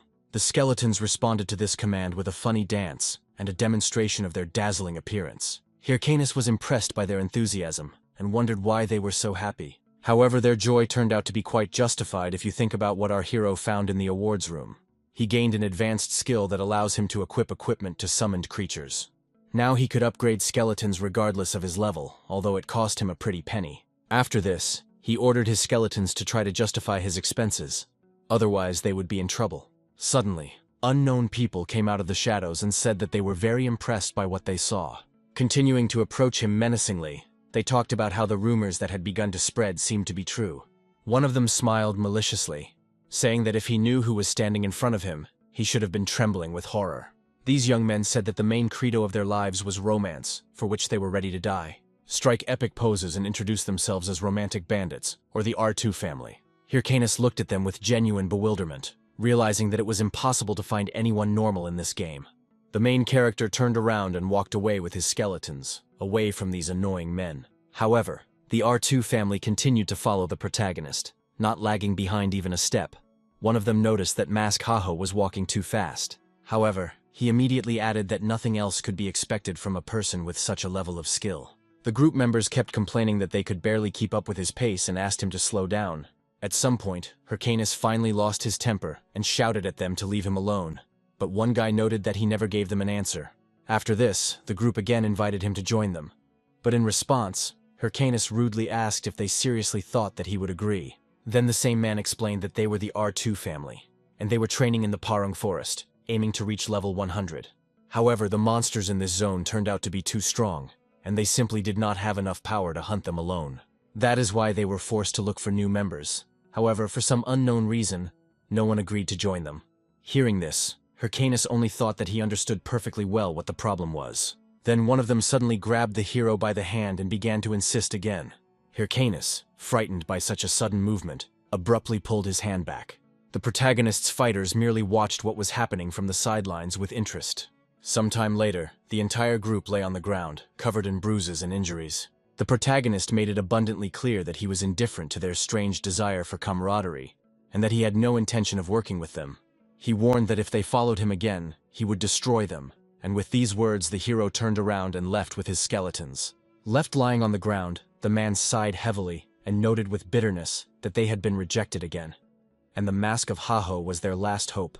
However, another guy suddenly looked at his watch and asked the captain if he remembered the band they had encountered earlier. He added that the group was now asking for help. Meanwhile, the main character encountered a huge black ogre along with his skeletons. He quickly told them to get ready, as they were going to attack at the same time. Hyrcanus rushed forward and, together with the skeletons, dealt a crushing blow to the monster. In an instant, the head of the terrible monster separated from its body and flew away. Soon the system announced that the black ogre had been defeated and the experience had been successfully gained. Deactivating his combat armor, Hyrcanus looked at the fallen creature and noted that it was already the 55th Black Ogre. He thought that after fighting the Night Spirit, most of the monsters now seemed easier to him, as their movements had become predictable. He touched his watch and thought with satisfaction that his progress was quite impressive, as the level was rising very quickly. Then he checked the task from Ranger Marvin. According to the conditions, he was required to find traces of armored monsters in the Parung Forest Hyrcanus could not believe what he read, and was perplexed as to how it was that he had not yet discovered a single trace of the armored creatures. He began to feel irritated. He couldn't afford to waste time, because the 13 guilds had already started carrying out their tasks long ago. For a moment he wondered if he should ask R2's family about any possible information. However, just the thought of them made him shake his head. He would rather die than work side by side with them. Suddenly, a powerful explosion echoed through the forest. Hyrcanus turned around sharply, alarmed by the unexpected sound, wondering what kind of monster was capable of such a thing. However, the very next moment a guess struck him. The hero immediately summoned his creatures. At the same time, one of the R2 family members was struggling to fend off a heavy attack. Shocked and frightened, he wondered what kind of monsters they had to face. Taking a closer look, he realized that they were all wearing armor, which was why his attacks were doing virtually no damage. Moreover, these creatures lined up in a battle formation, leaving no room for a direct attack. What particularly worried him was the fact that such monsters should not have been in this area at all. Then his gaze shifted deeper into the formation, where something much larger was visible. He guessed that this was the boss, a creature with enough intelligence to command an entire army. At that moment he realized that they couldn't cope alone. Suddenly his partner with a strange hairstyle appeared nearby. He immediately used the firewall skill, cutting off the Black Ogres and creating distance between them and the captain. Almost immediately, a man with a mustache and glasses ran up to them, standing next to the leader and asking if he was okay. With a grim expression, he added that the band was almost destroyed, and that they themselves would hardly have lasted long either. The guy with the haircut started to panic, overcome with fear, and suggested that they just run, believing that otherwise death awaited them all here. The captain silently agreed with this idea, realizing that the chances of survival were extremely small. However, at that moment, memories surfaced in his mind. He remembered all the times they had asked others for help. However, each time they heard only refusal and a request to stay away. Everything always ended the same way. In the end, it was just the three of them left. Taking a deep breath, the captain made a decision. He ordered that all remaining mana be used to clear a path for the band to retreat. He then recalled that they, like no one else, knew what it meant to be abandoned at the very moment when help was needed most. With determination in his voice, he made it clear that they could not simply turn their backs on these people, for now they themselves found themselves in a similar situation. Without a moment's hesitation, the captain charged forward, declaring that he would hold off the monsters while the others helped the survivors. He charged into the fray, unleashing a series of attacks on the squad of terrifying monsters. Finally, he delivered a powerful blow straight into the Black Ogre's belly. For a brief moment he felt a surge of inspiration and thought that everything was really working, and he just needed to keep up the pressure. However, the ogre suddenly counterattacked furiously and forcefully slammed the captain into the ground. The young man groaned in pain and remained lying on his back, unable to move. He realized that this was apparently his end. When he raised his head with difficulty, he saw the ogre towering over him, raising his leg for a powerful blow. At that moment, the captain realized that he could not move and was completely defenseless. The monster was about to strike, but suddenly something shining rushed towards them, and then a familiar voice was heard. The next moment, the main character appeared on the battlefield and managed to block the attack of the Black Ogre. The captain could not believe his eyes. But Hyrcanus turned around and declared that he had no intention of helping at all, but had only come to prevent the captain's group from stealing his monsters. These words completely confused the leader of the R2 family. Soon Hyrcanus summoned his creatures and ordered them to immediately attack the enemies. The next moment, a fierce battle broke out in front of the players. The man watched the scene in amazement, wondering how the skeletons could even move like that. Looking at the Haho mask from behind, he realized that this was clearly beyond the capabilities of an ordinary necromancer. It was then that he began to seriously think about who this masked man really was. It didn't take long before the skeletons had dealt with several Black Ogres. After this, the system announced that the main character had destroyed several armored ogres and received experience. Hyrcanus breathed a sigh of relief, noting that the small parasites were dealt with. He then pointed his sword at the ogre boss, asking if he felt sad watching his subordinates die. The hero added that he didn't need to worry, since he would soon join them.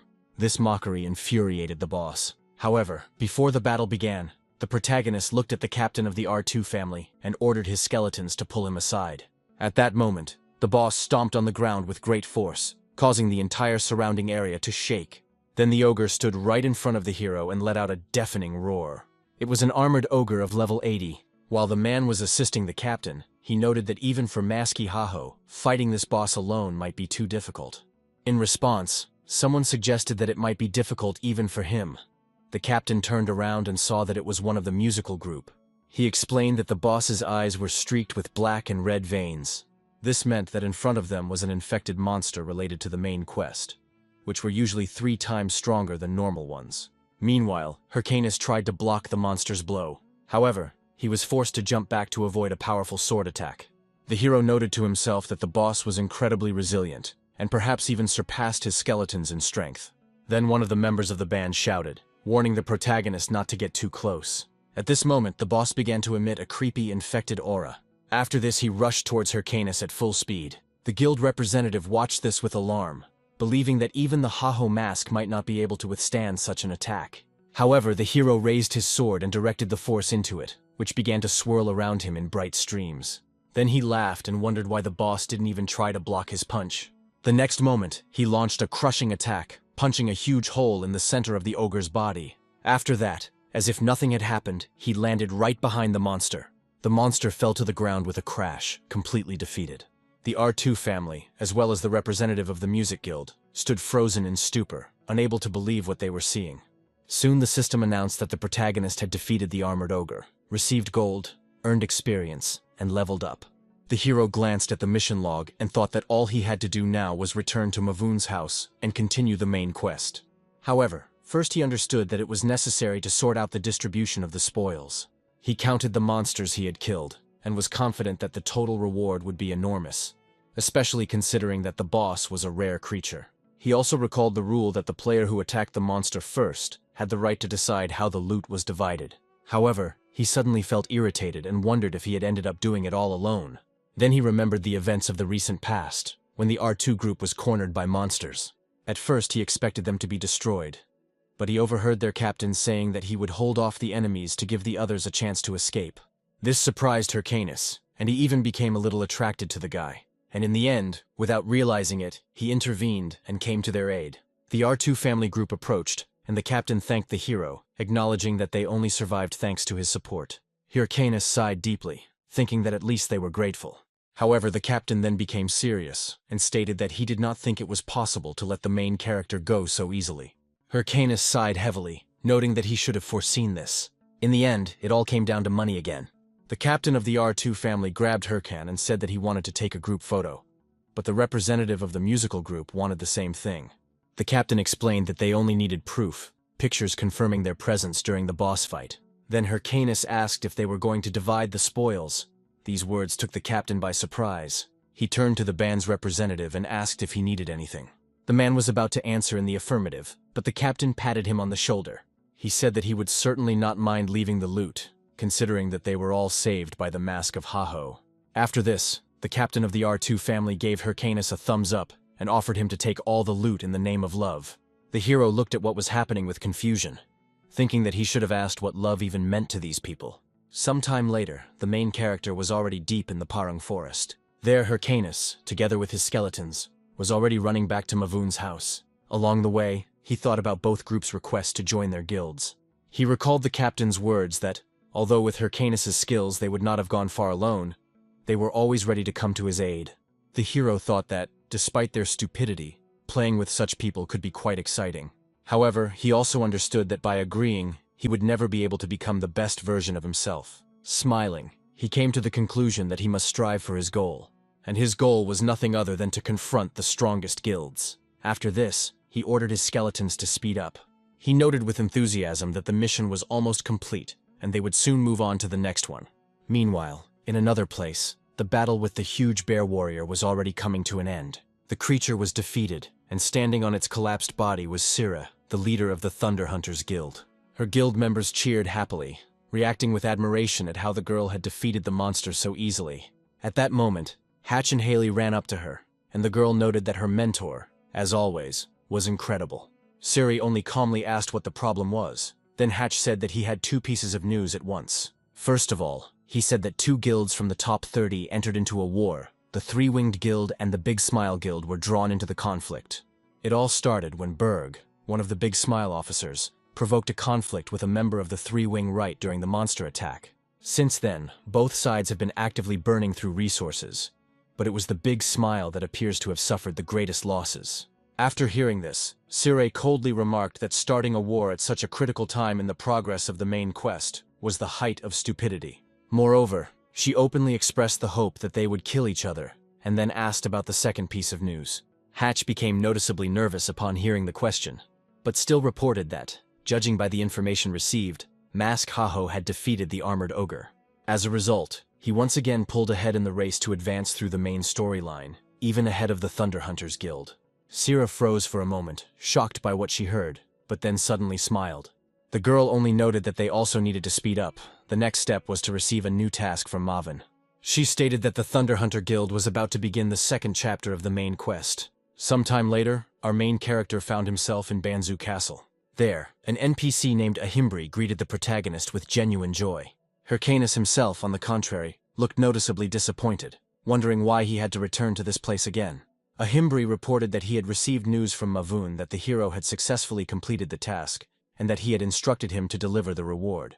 The NPC then took out an item and showed it, explaining that it was the Ring of the Secret Order. This ring increased all stats by 77 points. Hyrcanus, although he felt a slight uneasiness, noted to himself that up to this point, everything had been going too smoothly. Soon, already in the hut, Mavuna was filled with delight, and without hesitation declared his desire to join the Secret Order. Then Mavin refused him and advised him to think carefully, reminding him that membership in the Order meant a willingness to risk one's own life.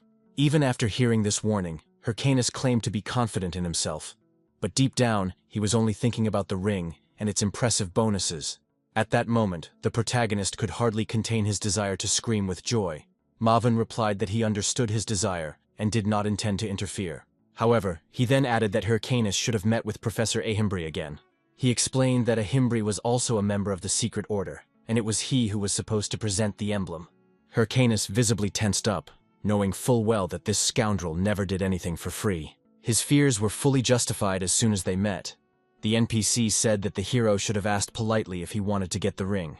An angry Hyrcanus slammed his palm on the floor, attracting the professor's attention. He asked if he intended to put on a similar show every time. Then, literally turning upside down with anger and irritation, the hero finally gave in and began to beg the professor to give him the ring. Having finally received the reward, Hyrcanus could not deny that it was too valuable to refuse. After this, the NPC announced that now that the hero had become part of the Secret Order, it was time to receive a new task. The next mission was supposed to make Hyrcan stronger, which is why his next destination was a war zone. The location was filled with creepy and unknown creatures, and the territory itself was in a state of complete chaos. It belonged to the fourth chapter, and was described as a real hellish theater of war. Upon arriving at the scene, Hyrcanus was immediately struck by the intensity of what was happening. Here, endless waves of monsters continually appeared outside the castle walls. These creatures spawned for a limited time, making the raid significantly more dangerous than regular quests. However, rewards were distributed based on the number of enemies defeated, and for strong players, this was a chance to earn a fortune. Hyrcanus checked the mission conditions.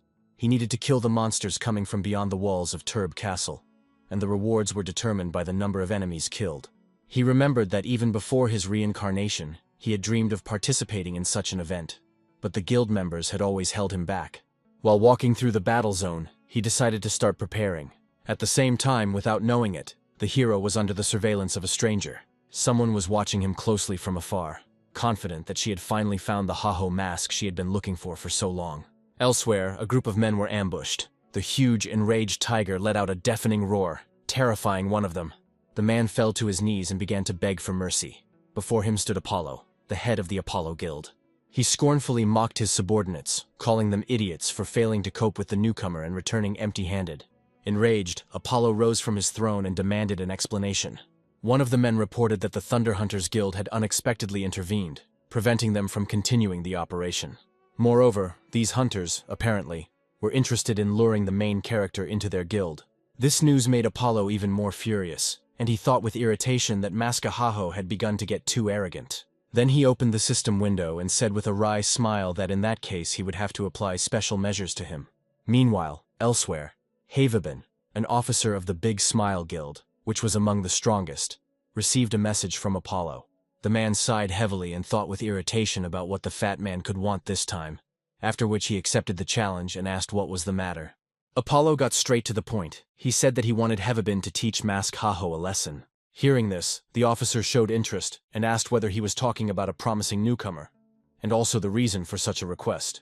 Then the guild leader Apollo explained that Mask Haho had dared to attack his guards. Moreover, he didn't even apologize, which made him look ridiculous.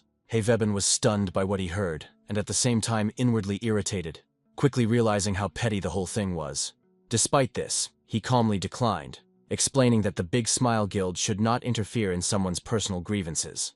However, Apollo's tone immediately became harsher, and he threatened to stop sponsoring his guild. He also recalled that it was thanks to his support that the guild was able to enter the top 30.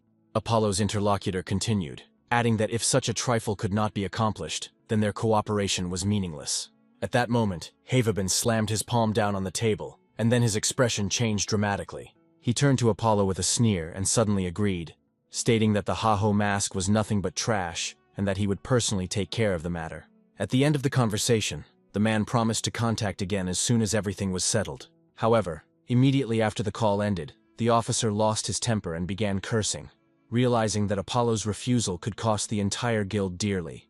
At the same time, he was well aware that an attack on the Haho mask could seriously damage the reputation of the Big Smile. Annoyed, he wondered out loud why Apollo insisted on making his life difficult.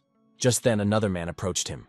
It was Wendy, a reserve member of the guild, who casually asked if he simply wanted her to eliminate the Haho mask.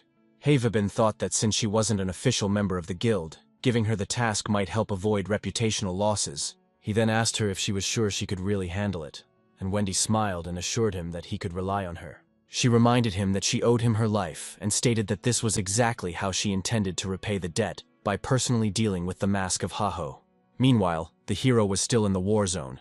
There the soldier began to beat furiously on a huge drum, loudly calling all the participants to gather at the castle gates.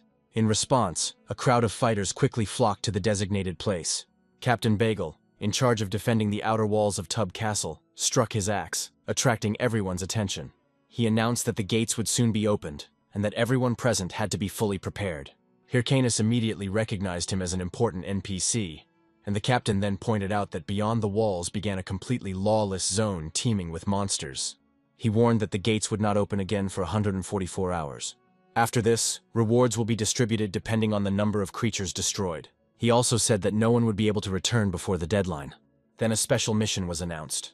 A blue giant mutated monster was to appear in the combat zone. The reward for its destruction was a unique skill book. Hearing this, the protagonist was shocked. He knew very well that the unique skill book gave an ability that had no analogs. In his entire past life, he had encountered something like this only a few times. The young man could not believe that such a rare item was actually being offered as a reward. Looking around at the stunned faces of the other participants, the hero couldn't help but wonder if this reward had been overly generous. Soon a low murmur began among the fighters, as everyone realized the true value of the unique book. Their views gradually shifted towards Hyrcanus, since in order to somehow improve their chances, they would probably have to unite against him. However, Hyrcanus himself believed that the issue was not the blue giant at all. For him, the real battle was the confrontation between the participants. At that moment, Bagel gave a loud command to get ready, and the castle gates began to open. Without a second's hesitation, Hyrcanus rushed forward with astonishing speed, instantly gaining a significant lead. The rest of the participants stared after him in shock, amazed by the speed of the Haho mask. Then they rushed to catch up with him, shouting to each other not to fall behind. And then suddenly Wendy spoke up, saying she had an idea. She suggested forming a team. One of the participants began to mockingly point out that she was just a newbie, doubting that she had the right to dictate to the others. The man then touched her forehead with his finger and coldly told her to get out of there. The next moment, Wendy delivered a swift and brutal blow, causing the man to fall to the ground with a crash, seriously injured. As an oppressive silence fell over the group, Wendy looked around calmly and asked why everyone was so nervous. She chuckled, assuming that the reason was the unique skill book, but immediately said that she was not interested in that at all. Then the girl turned to the others with a proposal. She promised that if they followed her, the skill book would be theirs, since at their current level, they wouldn't be able to get it anyway. In her opinion, it was a beneficial decision for everyone, and despite their fear, the group eventually agreed. From the top of a nearby mountain, the main character watched what was happening. His eyes narrowed in anger as he realized that they had indeed teamed up to eliminate him. Although he was already busy hunting monsters, he now had to take into account the possibility of an ambush. However, instead of retreating, the young man grinned, realizing that he simply had no other choice. At the same time, Wendy was pleased that she had managed to gather so many people. She doubted that even the Ha-Ho mask could stand up to something like that. At the same time, the girl began to think about what would happen after his elimination. In her mind, she could already see Hevabin finally recognizing her worth, after which she became an official member of the Big Smile Guild. The girl dreamed that she would have her own subordinates who would praise her. Wendy had already seen the maids bring her tea as if it were their mistress. At the same time, she will sit on the throne while male servants will honor her, choosing beautiful outfits for her. Wendy was confident that her mansion would have as much furniture as she wanted. However, these fantasies were abruptly interrupted by a loud scream. The monsters were rapidly approaching their group, and the girl instantly came to her senses. She took up position and gave the order to line up, instructing them to deal with the enemy one by one. As the horde drew closer, one of the men shouted out that something was wrong, as there were far more monsters than usual. Wendy instantly realized that it was impossible to maintain formation at this pace, and that's when she noticed him. Calmly sitting on top of a huge golem was the mask of Ha-Ho. Their eyes met, and the hero said that he was outraged that they tried to unite against him. With a smirk, the protagonist picked up the golden gong and struck it hard, telling them to get out of here immediately. Wendy's eyes widened as she realized that he had been deliberately luring the monsters right towards them. The next moment, the horde surged forward, and the players found themselves pinned down as the creatures poured in from all sides, leaving no escape route. The fighters suffered a crushing defeat against the monsters, who easily disarmed them and devoured them alive. One of the fighters, trying with all his might to hold the line, turned to the girl in despair, saying that they could no longer cope. He reported that there were too many monsters, and they urgently needed to retreat. Meanwhile, Wendy, dealing with yet another creature, gritted her teeth, finally realizing that their ambush had completely backfired on them. She had originally planned to catch the protagonist off guard while he was busy hunting, but they were the ones who were unprepared. Quickly assessing the situation, the girl ordered to hold out a little longer. Wendy explained that once the lure's effect wore off, the monsters would lose interest in them. She then narrowed her eyes at the Ha-Ho mask and decided that she would deal with him personally. The next second she took off, jumping over the heads and shoulders of the monsters, rapidly closing the distance to her target. Meanwhile, Hyrcanus continued to lure the monsters with the help of summoned creatures. And then he suddenly felt something strange. He felt danger approaching and noticed a figure rushing straight towards him. It was Wendy. As soon as she approached, the girl openly challenged him, saying that she demanded a one-on-one duel. The protagonist just grinned, making it clear that he had no intention of accepting such an offer. He then glanced at the crowd behind her and wondered if she was the leader of the pathetic group that had gathered nearby. Having risen to his feet, the young man decided to ask Wendy one question. He drew his sword and squinted, trying to remember her face, but he couldn't. He found it strange that a man he had never met before could so strongly desire his death. Wendy remained calm, knowing full well that she had no right to reveal her connection to the Big Smile Guild. She stated that she simply wanted to eliminate a competitor in the fight for a unique skill book. However, Mask Ha-Ho didn't believe a single word, and without warning, he rushed forward, forcing her to hastily block the blow. Hyrcanus stated that he saw the lie on her face and understood that the book was not her real goal at all. Gritting her teeth, the girl drew her daggers and launched a swift counterattack. However, Hyrcanus easily parried her blow, and yet he noted to himself that his opponent's technique was far from bad and clearly indicated serious training. However, he himself also had a rather significant ace up his sleeve, so Hyrcan crouched down sharply and activated the bone bomb skill. At that very moment, a bomb appeared in front of the girl's face. There was an explosion, but Wendy managed to jump back at the last moment. The boss was impressed. He noted that with such a level she could not be anyone, and then asked again what guild she belonged to. In response, the girl only smiled and suggested that he guess for himself. She then touched the device on her wrist, activating her combat armor. A powerful stream of energy erupted from her body as the equipment began to operate at full power. Hyrcanus watched this with interest, realizing that she was serious if she used the armor so early. He also realized that even if he defeated her, he might never know what guild she belonged to, but at the same time, underestimating her was too dangerous. The whole situation was already starting to annoy the main character with its complexity. Gripping the hilt of his sword tighter, he said that he intended to fight with all his might. Wendy responded in kind, while the protagonist's skeleton sat nearby, eating popcorn and watching the fight. The girl froze, not understanding what exactly was happening. She was perplexed as to why his skeletons were behaving so strangely. In response, Hyrcanus laughed and said that he had ordered them in advance not to interfere. Then she asked in surprise why. However, he only shrugged, reminding her that she herself had challenged him to a fair duel. Hyrcanus didn't understand why he needed summoned creatures in a one-on-one fight. Wendy was stunned, admitting that she had been mistaken in thinking he was simply an arrogant fool, and noting that there was still some naivety in him. However, that was precisely why, as she decided, he had to die. The next moment, the girl rushed forward, releasing all her strength in a flurry of attacks. However, Wendy was shocked when Hyrcanus easily blocked her first strike. He laughed, noting that nothing had changed from the past. However, almost immediately Wendy disappeared from his field of vision and appeared behind him. This time she managed to hit the main character. Hyrcanus frowned, realizing that her speed had indeed increased dramatically in such a short moment. With a gloomy expression on her face, the girl said that she was not finished yet. In a matter of seconds, she unleashed a barrage of rapid blows on him from all sides. The hero was forced to defend himself from all sides, but he wasn't doing a very good job. In the end, he was not pinned to the ground, and he fell to his knees. Wendy laughed, noting that in this position he looked almost like a chair that she wanted to sit on, like a throne. Without wasting a moment, she rushed into the attack again, shouting that this was retribution for disobeying Havabine. Hyrcanus kept his head down, but at that very moment, something completely unexpected happened. As it turned out, one of the skeletons came to the owner's aid and tripped Wendy. The girl lost her balance and collapsed, not understanding what had happened. Rising from his knees, the protagonist grinned. He then raised his sword and concluded that she was indeed affiliated with the Big Smile Guild. Panic flashed across Wendy's face as she realized she hadn't had time to defend herself. The blow hit the target, and soon she came to her senses tied to a tree. Hyrcan approached her calmly and asked why the Big Smile Guild was hunting him. In response, the girl only smiled, saying that she had not intended to tell anything. Then the hero narrowed his eyes and reminded her that he knew her name and understood that she was Havabine's subordinate. Wendy became embarrassed and tried to deny it, but he coldly stated that she should not lie, since he knew everything. Her eyes widened in shock, and she wondered how he had managed to figure this out. Hyrcanus himself recalled that before the regression, she was one of Havabine's well-known subordinates, although it took him some time to get to know her. He merely noted that he had his own sources, and then asked why the guild had decided to eliminate him if he had not crossed them. However, Wendy sighed heavily and admitted that she didn't know the real reason, and then in despair, she screamed at him to just kill her.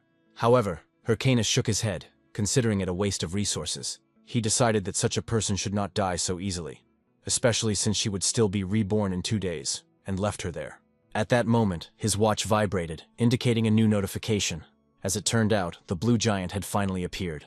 The hero turned around and warned the girl that if she tried to do anything else, he would show no more mercy. When he left, Wendy hung her head. She realized that he had seen right through her, and had been one step ahead all this time. Yet he spared her, calling her life too valuable to simply throw away. The girl's body was shaking, and a strange, unfamiliar feeling was rising inside her. She could not understand what kind of man he was who spared his enemies and seemed to flirt with them. Later, Havabine received a call. It was Wendy. She apologized and admitted that she failed and was unable to eliminate the Haho mask. The man was silent for a while, and then said that she had done everything well and should rest. The girl apologized again, after which the connection was cut off.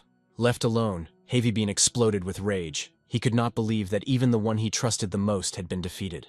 Yet, despite this, he tried to remain optimistic, believing that Apollo still didn't know the truth and might give him another chance. However, at that moment Apollo suddenly got in touch. He said that he had heard rumors that they had failed to cope with the Mask of Haho. He couldn't believe that a top 30 guild, Big Smile, had been defeated at his hands. He then asked what would happen if this information became public. Hearing this, the officer felt extremely embarrassed, as if his soul had left his body for a moment. He silently cursed the Haho mask, convinced that all the problems lately were caused solely by him. Meanwhile, the main character reached the place where the blue giant appeared. He immediately summoned his creatures, intending to deal with the monster as quickly as possible. However, the battle dragged on much longer than expected, and in the end, the young man found himself completely exhausted, lying on the ground. Addressing his skeletons, Hyrcanus noted that he had managed to defeat the level 85 blue giant with great difficulty. He was puzzled as to why the monster had the HP of a level 100 monster, since even at full strength it took him about 30 minutes. Then the hero remembered a few people and sarcastically thought that he could thank those idiots who destroyed themselves. However, almost immediately he remembered Wendy, felt irritated, and came to the conclusion that there was simply no one to thank in this situation. Remembering the conversation with that girl, Hyrcan again wondered why the Big Smile Guild had started hunting him in the first place. He was genuinely perplexed, because in this life he had never crossed paths with them directly. Another episode came to mind, even before the regression, when his own guild began recruiting people. Ultimately, the combined guilds of the top 30 perceived them as a threat and worked together to destroy them. Among them were the Thunder Hunters, under the leadership of Sira. This memory made the hero wonder if she was involved this time too. His suspicions grew, but no matter how hard he tried to construct a logical explanation, he couldn't. In the end, he irritably admitted that he was completely incapable of understanding such intrigues. After that, he called out to his skeletons and made a simple conclusion for himself. If anyone stood in his way again, he would simply remove the obstacle. Hyrcanus then checked the event timer and saw that there were still 138 hours left. Inspired, he decided that the time was perfect to make money. So he and his skeletons set out on a journey to get money. 138 hours later, the castle gates finally opened and the participants began to return, filled with anger and disappointment. One of them complained that this time everything was really hard. The other added that they should never have messed with the Mask of Haho. He noted that all this happened because they listened to Wendy. Irritated, the first man began shouting, demanding to know how the blame fell on him. It was at this moment that the main character appeared. He noted that there was no point in arguing, because the weather today was simply beautiful. However, noticing the expression on the face of one of the players, he suddenly asked what exactly had happened. The hero then moved on to open ridicule, calling them idiots for returning empty-handed. The participants clearly did not like this, but Hyrcanus himself considered what was happening to be only karma for their actions. Meanwhile, Wendy was once again watching from the shadows. Watching the main character closely, the girl felt irritation growing within her. She vowed to herself that next time everything would be different. However, against her will, she began to see Hyrcanus in a new light. Her gaze became softer, and a desire arose within her to have him for herself. Embarrassed, Wendy quickly turned away, reminding herself that she had to eliminate him and not indulge in fantasies. At that moment, Bagel let out a loud scream, attracting everyone's attention. He announced that he was going to name the participant with the greatest contribution to the mission. He clearly pronounced the main character's name and ordered him to come to his office. Hyrcanus instantly perked up, deciding that he had finally been appreciated. Soon he found himself in the captain's office, where Bagel sincerely praised him, noting that the hero had shown himself to be truly outstanding. He emphasized that he not only destroyed the largest number of monsters, but also managed to defeat the Blue Giant. However, the captain then added that strange monsters had recently begun to appear, creatures with blue skin and possessing icy energy. There were also monsters like the Blue Giant, and Bagel was firmly convinced that they all came from the direction of Snow Mountain. Bagel noted that if possible he would like to send an expedition there, but noticed that Hyrcanus was not listening to him, and therefore asked again whether he understood him. Hyrcanus answered in the affirmative, although he noted to himself that he already knew the map of the Frozen Kingdom very well. As soon as the talk turned to the reward and the possible transfer there, he perked up, which made Bagel chuckle, as he considered his reaction predictable. The captain then reported that he had received a letter from the protagonist's master, asking him to send him to the Urgel Mountains to begin a mission for a secret organization. To move forward, he needed to talk to the blacksmith Ulf and receive the next stage of the quest, the reward remaining unknown. Hyrcan knew that Mount Urgel was teeming with high-level monsters, so he wasn't surprised. However, he still felt a flash of anger, suspecting that they were simply trying to set him up. At that moment, Bagel took out a unique skill book and handed it to him, explaining that it was a reward for first place. The protagonist, clutching the book, began to kiss it enthusiastically, while the captain advised him to take care of such a valuable thing. Filled with admiration, Hyrcanus wondered what kind of skill he would receive, although he understood that any unique skill was invaluable. He placed his hand on the book, and the system immediately notified him of the use of the unnamed skill book. Immediately after this, she reported receiving the skill working with clay. Hyrcan froze in place, trying to understand what this skill was. Meanwhile, elsewhere, the Thunder Queen Sire was furiously demanding an explanation, wanting to know who was responsible for what had happened. Hatch tried to calm her down, but she was already completely out of it. The next second, she unleashed a monstrous attack, destroying everything in front of her. The shockwave passed right in front of her, leaving a deep trench in the ground. Hatch watched in horror as Sarah stood there, filled with rage, thinking about those idiots who had appeared out of nowhere. It happened before her eyes, right at the moment when her guild was fighting. Those people ended up killing the monster that was meant for her guild during the main raid quest. With a murderous glare, Cyr turned to the mage and demanded to know the names of those bastards who dared to interfere with her plans. Hatch explained that they didn't belong to any of the top 30 guilds, and judging by how easily they evaded the investigation, their level was high. Then Cyr gritted her teeth and ordered that information about their appearance be collected, as well as a reward be set for their capture. She also demanded that measures be taken to ensure that no one was around the next time the boss respawned. Clutching her sword, she declared that whoever they were, they had no right to steal her rightful prize. Cyr made a promise that if they dared to appear again, she would destroy them. At the same time, in another place, several people were playing chess. One of them, rearranging the pieces, wondered if it had been too cruel to steal the monster from the Thunder Hunters. He himself almost died. However, his companion objected, noting that they had no choice, since the Thunder Hunters had arrived faster than expected. However, she immediately pulled him up short, urging him to calm down and warning him that if their identities were revealed, the consequences could be severe. Soon another person joined the conversation and agreed with the girl. He reminded everyone present that their true purpose was to maintain the balance of the game from the shadows. This man turned out to be Single, one of the key members of the Rook Guild. A warrior named Richard, also a member of the Hand Guild, stated that he understood everything perfectly. Then the girl, Mikkel, also replied that she understood everything. Weaver, a strange one-eyed creature who couldn't even speak human, also expressed his agreement. Then one of the women raised her hand and addressed Single. She reminded him of Mask Haho, and blamed him for the fact that it was because of his mistake that the protagonist had progressed too quickly on the main quest. That girl was Momo, another member of the Hand. Single clearly didn't like her comment, but he stated that their most pressing task was still stopping the top 30 guilds. He added that he would later personally take responsibility for sorting out the situation with Maska Haho. After this, Mikkel intervened in the conversation and demanded that they stop the idle chatter and focus on the next task. Eventually, the entire group came to an agreement, reminding each other that everything they did was for the sake of the master. Meanwhile, Hyrcanus was analyzing his new skill, and he discovered that this skill allowed him to turn clay into monsters. At the same time, as the level of mastery increased, the characteristics of the created creatures approached the characteristics of the original monsters. The young man quickly realized that in this way, he could transform even an ordinary golem into a completely different monster. Moreover, he will be able to create flying creatures or combat-oriented fighters. Realizing this, the hero was delighted and decided to immediately test the skill in practice. To do this, he took out the tooth of the blue giant whom he had previously defeated in the battle zone. After this, Hyrcanus, choosing one of his golems, activated clay sculpting. The skeleton began to transform. Its whole body began to vibrate and change strangely. Hyrcanus watched the process with bated breath, certain that something incredible was about to happen. He expected to have a mega-cool giant pet by now. However, the result turned out to be completely different. The golem had transformed into a tiny version of the blue giant, with a head that was clearly out of proportion with its body. The main character froze in place, not understanding what exactly had just happened.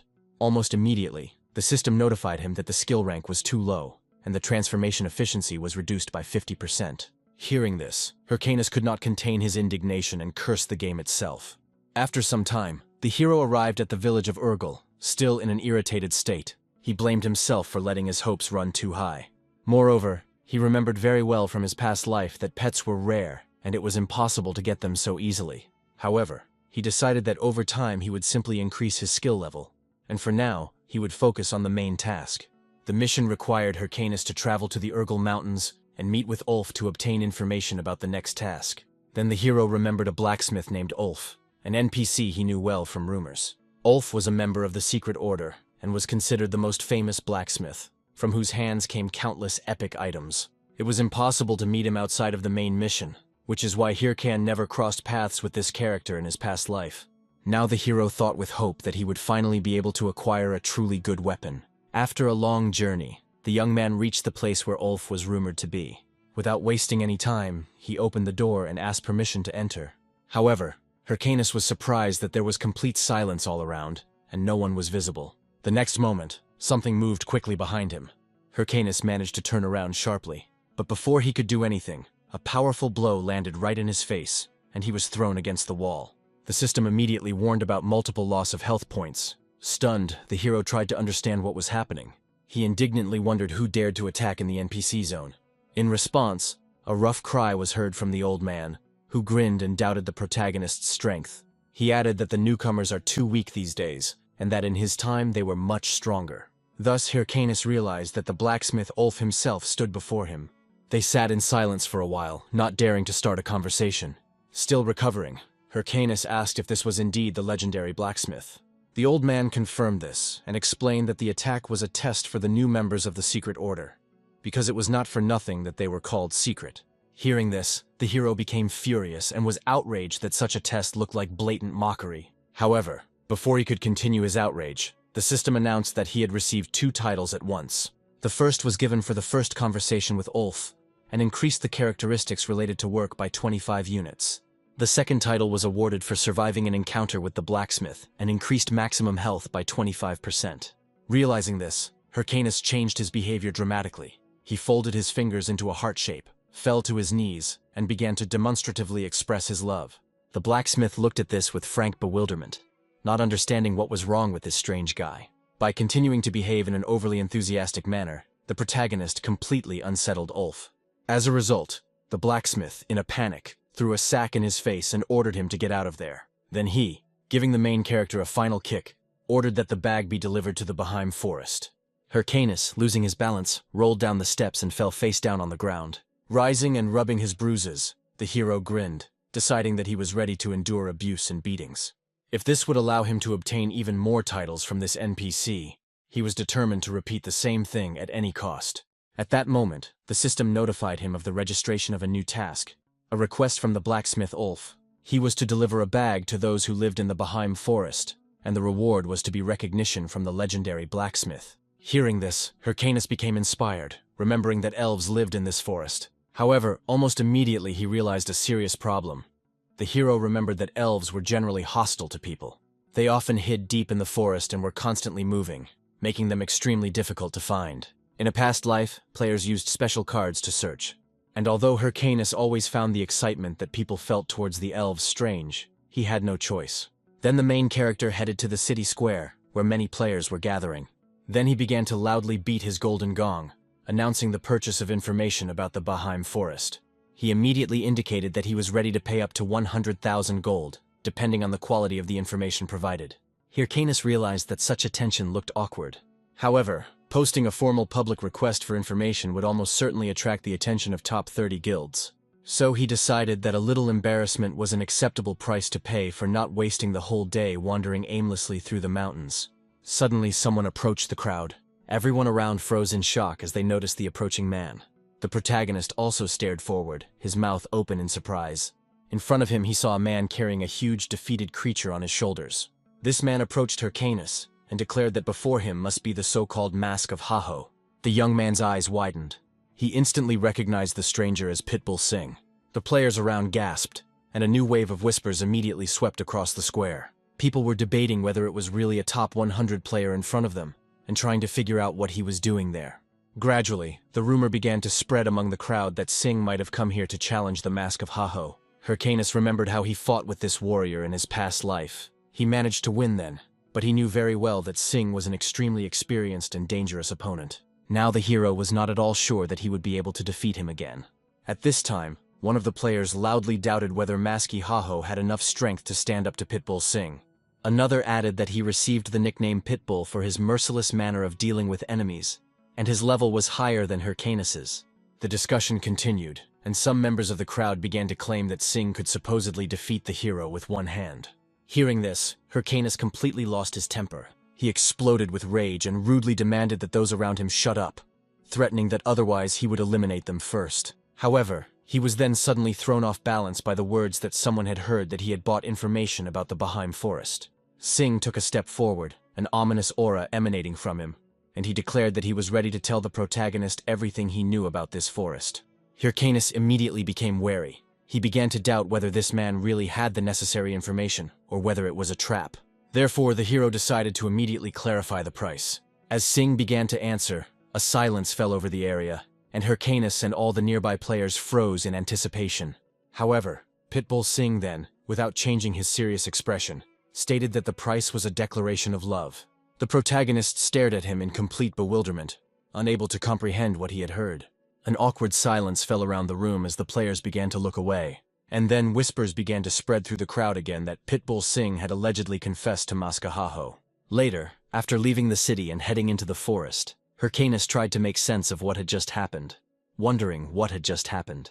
Then Sing suggested that he calm down, and the hero lost his temper, asking how he was supposed to remain calm after such humiliation. He recalled that Sing had staged this confession right in the square, which had thrown the entire city into chaos. That is why they ended up having to quickly flee into the forest to escape the crowd. Sing tried to explain, but the protagonist interrupted him. Hyrcanus said he had no interest in men and was forced to deny such an admission.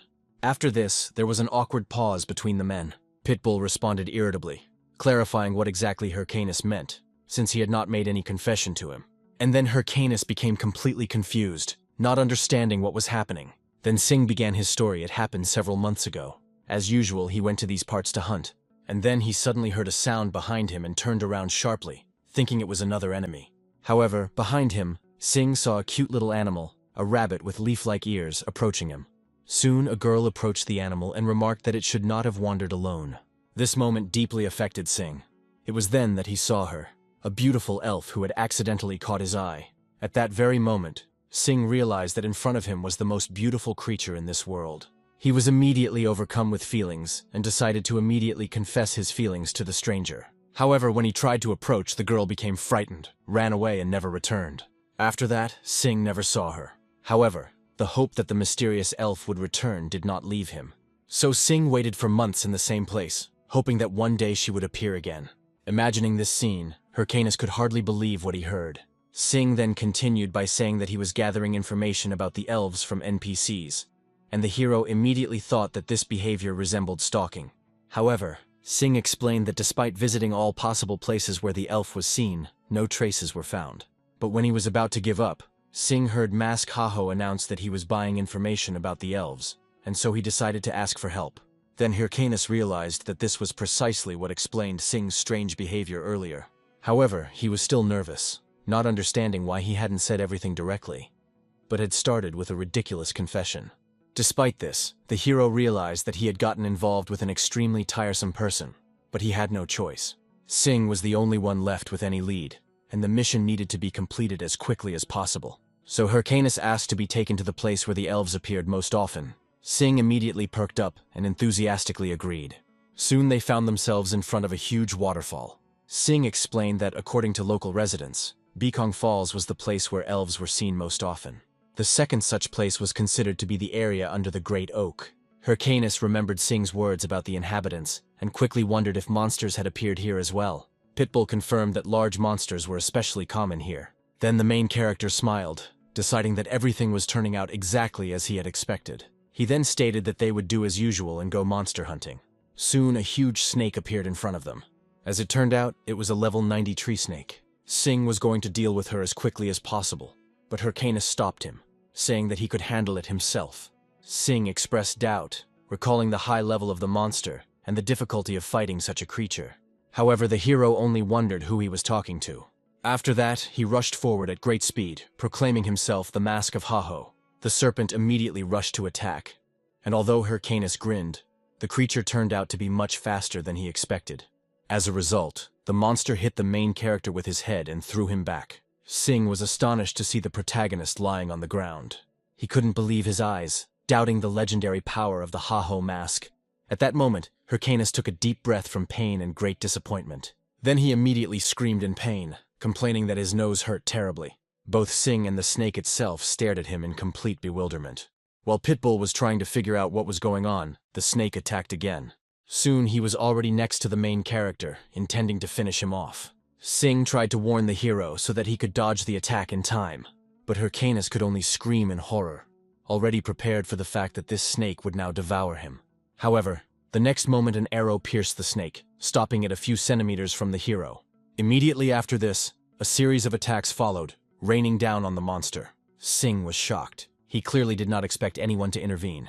Then Hyrcanus laughed and explained that the NPCs, who were called residents, unlike the players, did not fight monsters. He knew that when encountering monsters, residents usually fled.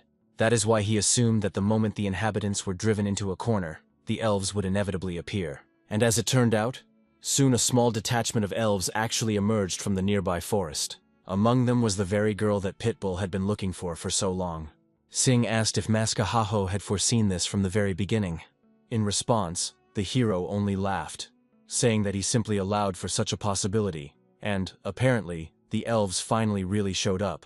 He approached one of them, introduced himself, and said that he was acting on Lord Ulf's orders. However, at the moment when the young man began to explain that he had arrived on an extremely important mission, an arrow poked him right in the face. One of the elves coldly remarked that, in fact, the man had simply deceived them, while the other elf screamed that she had warned them not to trust people. She added that people were deceitful, disgusting, and greedy creatures.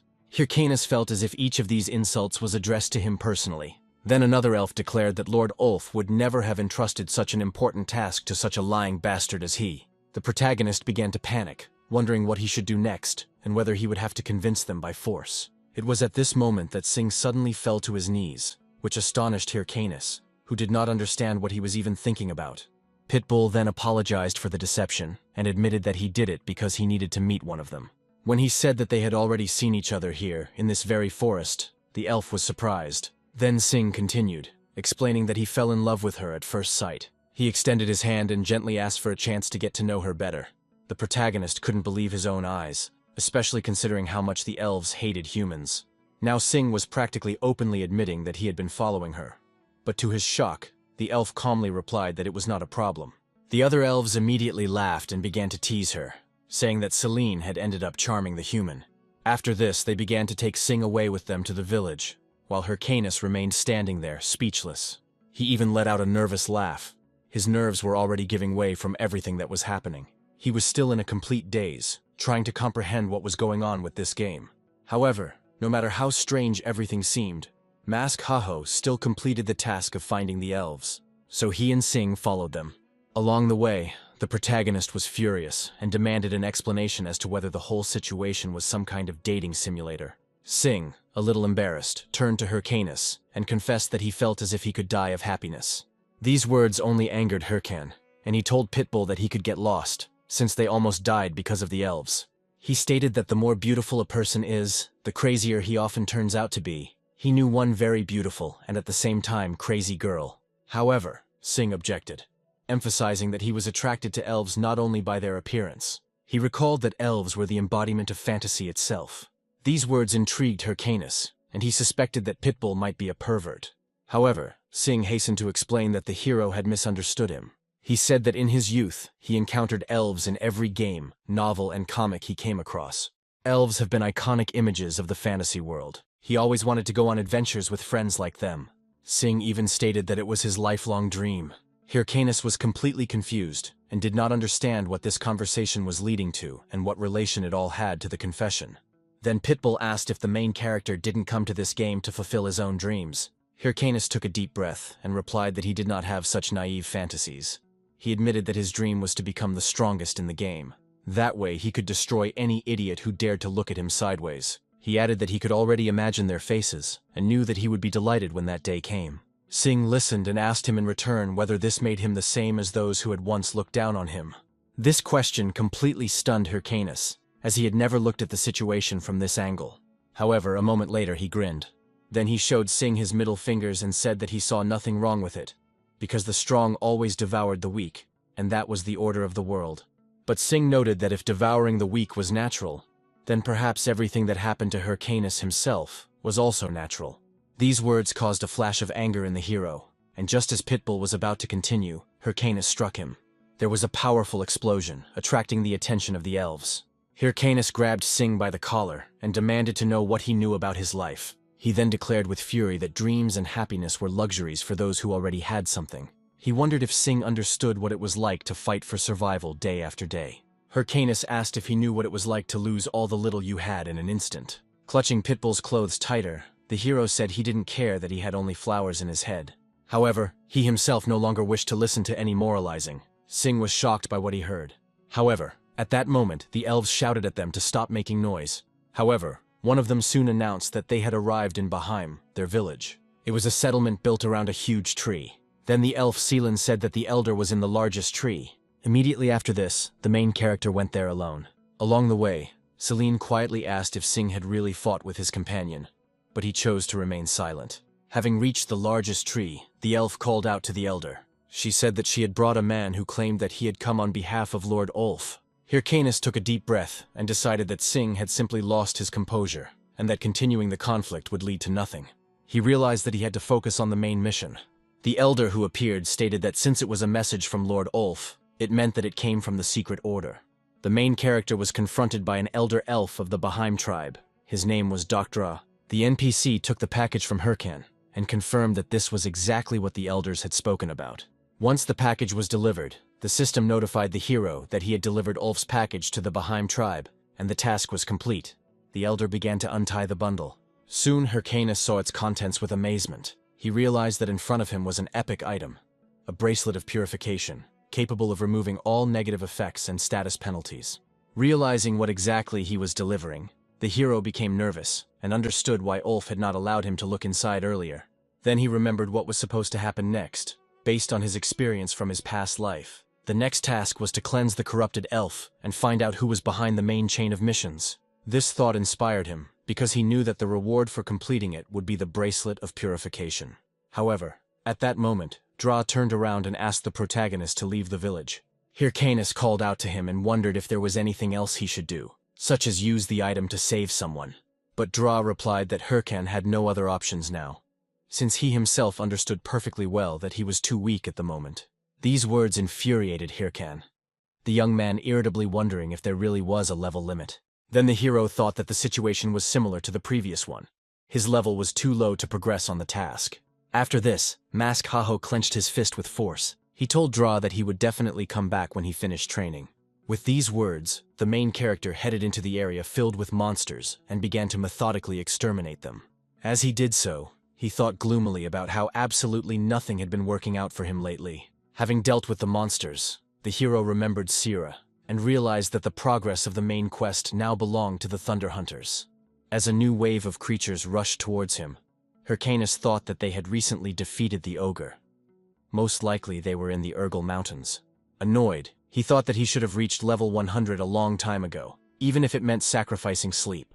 Continuing to mercilessly cut down his enemies, the hero wondered if he would even make it in time. One of his skeletons just silently watched how his master behaved. Hyrcanus remembered Singh's recent words about how what had happened to him was completely natural. This only fueled his anger even more, and the hero screamed in rage, wondering why he had to listen to such nonsense. In the heat of emotion, he accidentally dropped his sword. At that very moment, several monsters rushed towards him. Hyrcanus glanced to the side and thought that his master seemed to be truly exhausted. Meanwhile, the monsters continued to advance closer and closer. However, the main character stood still and did nothing. Meanwhile, elsewhere, Celine was holding her strange rabbit in her arms. After Singh explained what had happened, the girl concluded that it was now clear to her what exactly had happened between him and the main character. Singh admitted that he had overstepped his bounds and meddled in matters that were none of his business, and then sighed deeply. Then the elf smiled and asked why he didn't just apologize honestly. She added that it might not have been that difficult. These words greatly surprised Singh, and he didn't even know what to answer her. Then Celine asked with a smile if that's not what friends do. We are transported back to the scene of the battle, where the monsters were about to attack Hyrcan. However, Pitbull suddenly appeared in front of them and dealt a crushing blow to one of them. Even Hyrcanus was stunned by what he saw. Then Singh turned around and said he had come to apologize, and apparently he arrived just in time. The main character remained completely confused by everything that was happening. The next moment the monster fell to the ground with a roar. Pitbull said he wanted to ask something. However, the hero sharply demanded to know what he had been trying to achieve by appearing unannounced and acting too self-confidently. Having summoned his own creatures, Hyrcanus said that if he had come for the sake of a fight, then he should have left. The skeletons rushed towards Singh, who continued to stand silently in place. However, he then apologized, which surprised the main character so much. Then he instantly raised his hand, ordering his skeletons to stop. At this moment, their blades were already pressed against Singh's neck. However, he insisted that he spoke out of genuine concern. Singh realized that he had interfered without knowing anything. But now he realized that the words he had spoken earlier were only a moralizing response to information. That's why he decided to apologize. This clearly did not please the main character. He turned away and said that since he felt so guilty, he could help him with hunting or something like that. Singh clarified whether the hero accepted his apology. In response, Gherkin turned sharply and, mocking Pitbull, threatened to suck all the juices out of him, adding that he better not regret it later. A surprised Singh initially froze in place. However, he then sighed quietly and said that this apology was costing him very dearly. Then Hyrcanus flared up, showered him with abuse, and declared that he had already accepted the apology. But he again talked nonsense. At that moment, new monsters attacked them. However, both players clenched their fists and decided to fight together this time. As a result, they easily dealt with the enemies at the same time. The system immediately notified them about the destruction of monsters, a large amount of experience gained, and an increase in levels. This arrangement more than suited Hyrcanus. After some time, the protagonist saw another system notification about a level increase. He immediately collapsed to the ground, completely exhausted, and realized that he had finally reached level 100 and now possessed 34 titles. Singh noted that the whole thing was pure madness, and Hyrcanus agreed, recalling that they had spent 3 days without sleeping more than 3 hours. After this, Singh announced that he was going to leave the game. The protagonist thought that now, having reached the required level, he would be able to take on the task without any problems. However, he also understood that without Pitbull's help, it would have taken forever. Then he stood up nervously, mentally preparing himself. Hyrcanus called out to Singh and thanked him with great difficulty. In response, Singh only sighed deeply. After that, still staring at one spot, he turned to the Haho mask. Before leaving the game, he told the hero not to be shy since they were both men, adding that the whole situation looked rather awkward. After that, he came out, and the main character could not believe what he heard. Enraged, Hyrcanus shouted, called Singh a name, and vowed to teach him a lesson next time. When he returned to the village, Dra said that Hyrcanus now looked capable enough to take on the search for the child. However, he emphasized that when a child is consumed by corruption, one cannot expect common sense from him. So he decided to give the hero the diadem. Noticing the gloomy expression on the protagonist's face, the elder immediately asked if he had been listening at all. At the same moment, the hero received a system notification that he had received the Diadem of Purification, and that the Fallen Elf quest had begun. While Hyrcanus looked at the reward in amazement, the indignant elder noticed that the effect of the diadem looked truly reliable. However, he said that he was counting on the protagonist in this mission. Hyrcanus replied that the elder could rest assured, adding to himself that he intended to quickly complete the task, and keep the diadem for himself. He then asked where exactly he was supposed to go, but Dra replied that he had no idea, leaving the protagonist completely confused. He emphasized that if he had known the location of the target, he would have taken Hyrcanus there himself long ago, after which he ordered the hero to deal with everything on his own. Then Hyrcanus began to shout, demanding that the elder wait and at least give some kind of hint. However, he left without saying another word. The hero could not believe that he had to carry out a task without any information. Coming outside, he headed towards the cliff and screamed loudly. He was puzzled as to how he was supposed to find this fallen elf who had appeared by chance in such a vast territory. Then he sat down and thought, realizing that he had thought the level problem had been solved. However, difficulties continued to arise one after another, and in the end it seemed he again had no choice but to exchange information. However, he soon recalled his past experience and came to the conclusion that public trading of information was too complicated. The protagonist understood perfectly well that if he revealed the key details of the quest about the fallen elf, a real stir would immediately begin around him. That is why he realized that he would not be able to act directly, but the hero had his own methods. Furthermore, although it had not yet been confirmed, Hyrcan knew that the fallen elf's true role was to create an army of monsters. This meant that many monsters were bound to appear in his vicinity. Based on this, Hyrcanus decided that he would begin to buy information about the newly appeared monsters. In the end, some fools themselves will bring him the necessary reports. He then planned to combine all the information and, based on it, calculate the location of the fallen elf as part of the mission. While he was bragging about being the greatest genius of all time, someone approached him, wanting to know if he was looking for information about monsters. Hyrcanus immediately turned around, deciding that the first fool had finally shown up, and confirmed that this was so. However, he was extremely surprised to see a familiar person in front of him. It turned out to be none other than Matador Cheb. Not long before, at the Red Bulls Guild's forward base, Yell called out to Cheb. He asked with displeasure what she wanted. The girl asked if he remembered the anonymous tip about the location of the Count of Darkness. Cheb replied that he remembered, after which Yell informed him that a new message had just arrived from the same sender, which greatly surprised him. It said that a certain person was buying information about the locations of monster appearances. Yell emphasized that the man offered money for information about recently spawned creatures. Then she asked why he might need it. Suddenly, Cheb stated that this could have been just a cover-up. Someone who knew information about the elf was trying to mislead those around him. Yell agreed. noting that it sounded quite logical. Encouraged, she hugged Cheb and asked him what he thought about monopolizing this information. In response, Cheb smiled and replied that this could indeed be done. Then he said he was going to leave. However, he promised that he would return soon, but this time with a goose that lays golden eggs. Meanwhile, Hyrcanus remained extremely surprised. He expected to run into some useless little thing who would hand over the information without asking any questions, and then disappear immediately. However, seeing Cheb in front of him, the hero wondered why fate had given him such a strong person. After this, the young man stood up, deciding that for the moment the plan should be abandoned, and that he should act quietly, without arousing suspicion. However, almost immediately he felt a powerful pressure. The leader of the Red Bull Guild stood before him, asking if the hero was planning to escape. Hyrcanus was clearly displeased with how clever this bastard was. Then he quickly summoned his creatures, who immediately surrounded Cheb. He laughed and noted that the protagonist acted wisely, since if he had ordered the skeletons to attack, the hero himself would already be dead. These words made Hyrcanus nervous and humiliated, because he understood perfectly well that Cheb was right. He would not be able to defeat him. Cheb then demanded that Mask-Haho give an answer, emphasizing that he possessed abilities that far exceeded the level of a beginner. He wanted to know who Mask-Haho really was. Hyrcanus was stunned, but tried to take a deep breath and say something. Cheb did not understand his reaction and demanded that he express himself more clearly. At that moment, the hero suddenly began to scream, calling people for help. Then he started acting out, fell to the ground and screamed that he was just a stupid newbie, and that he was also being bullied by a bad person. Then Hyrcanus paused for a moment, watching Cheb's reaction. But a second later, he pretended to cry and began waving his arms and screaming again, claiming that he was only collecting information about monsters. Cheb remained silent, not saying a word.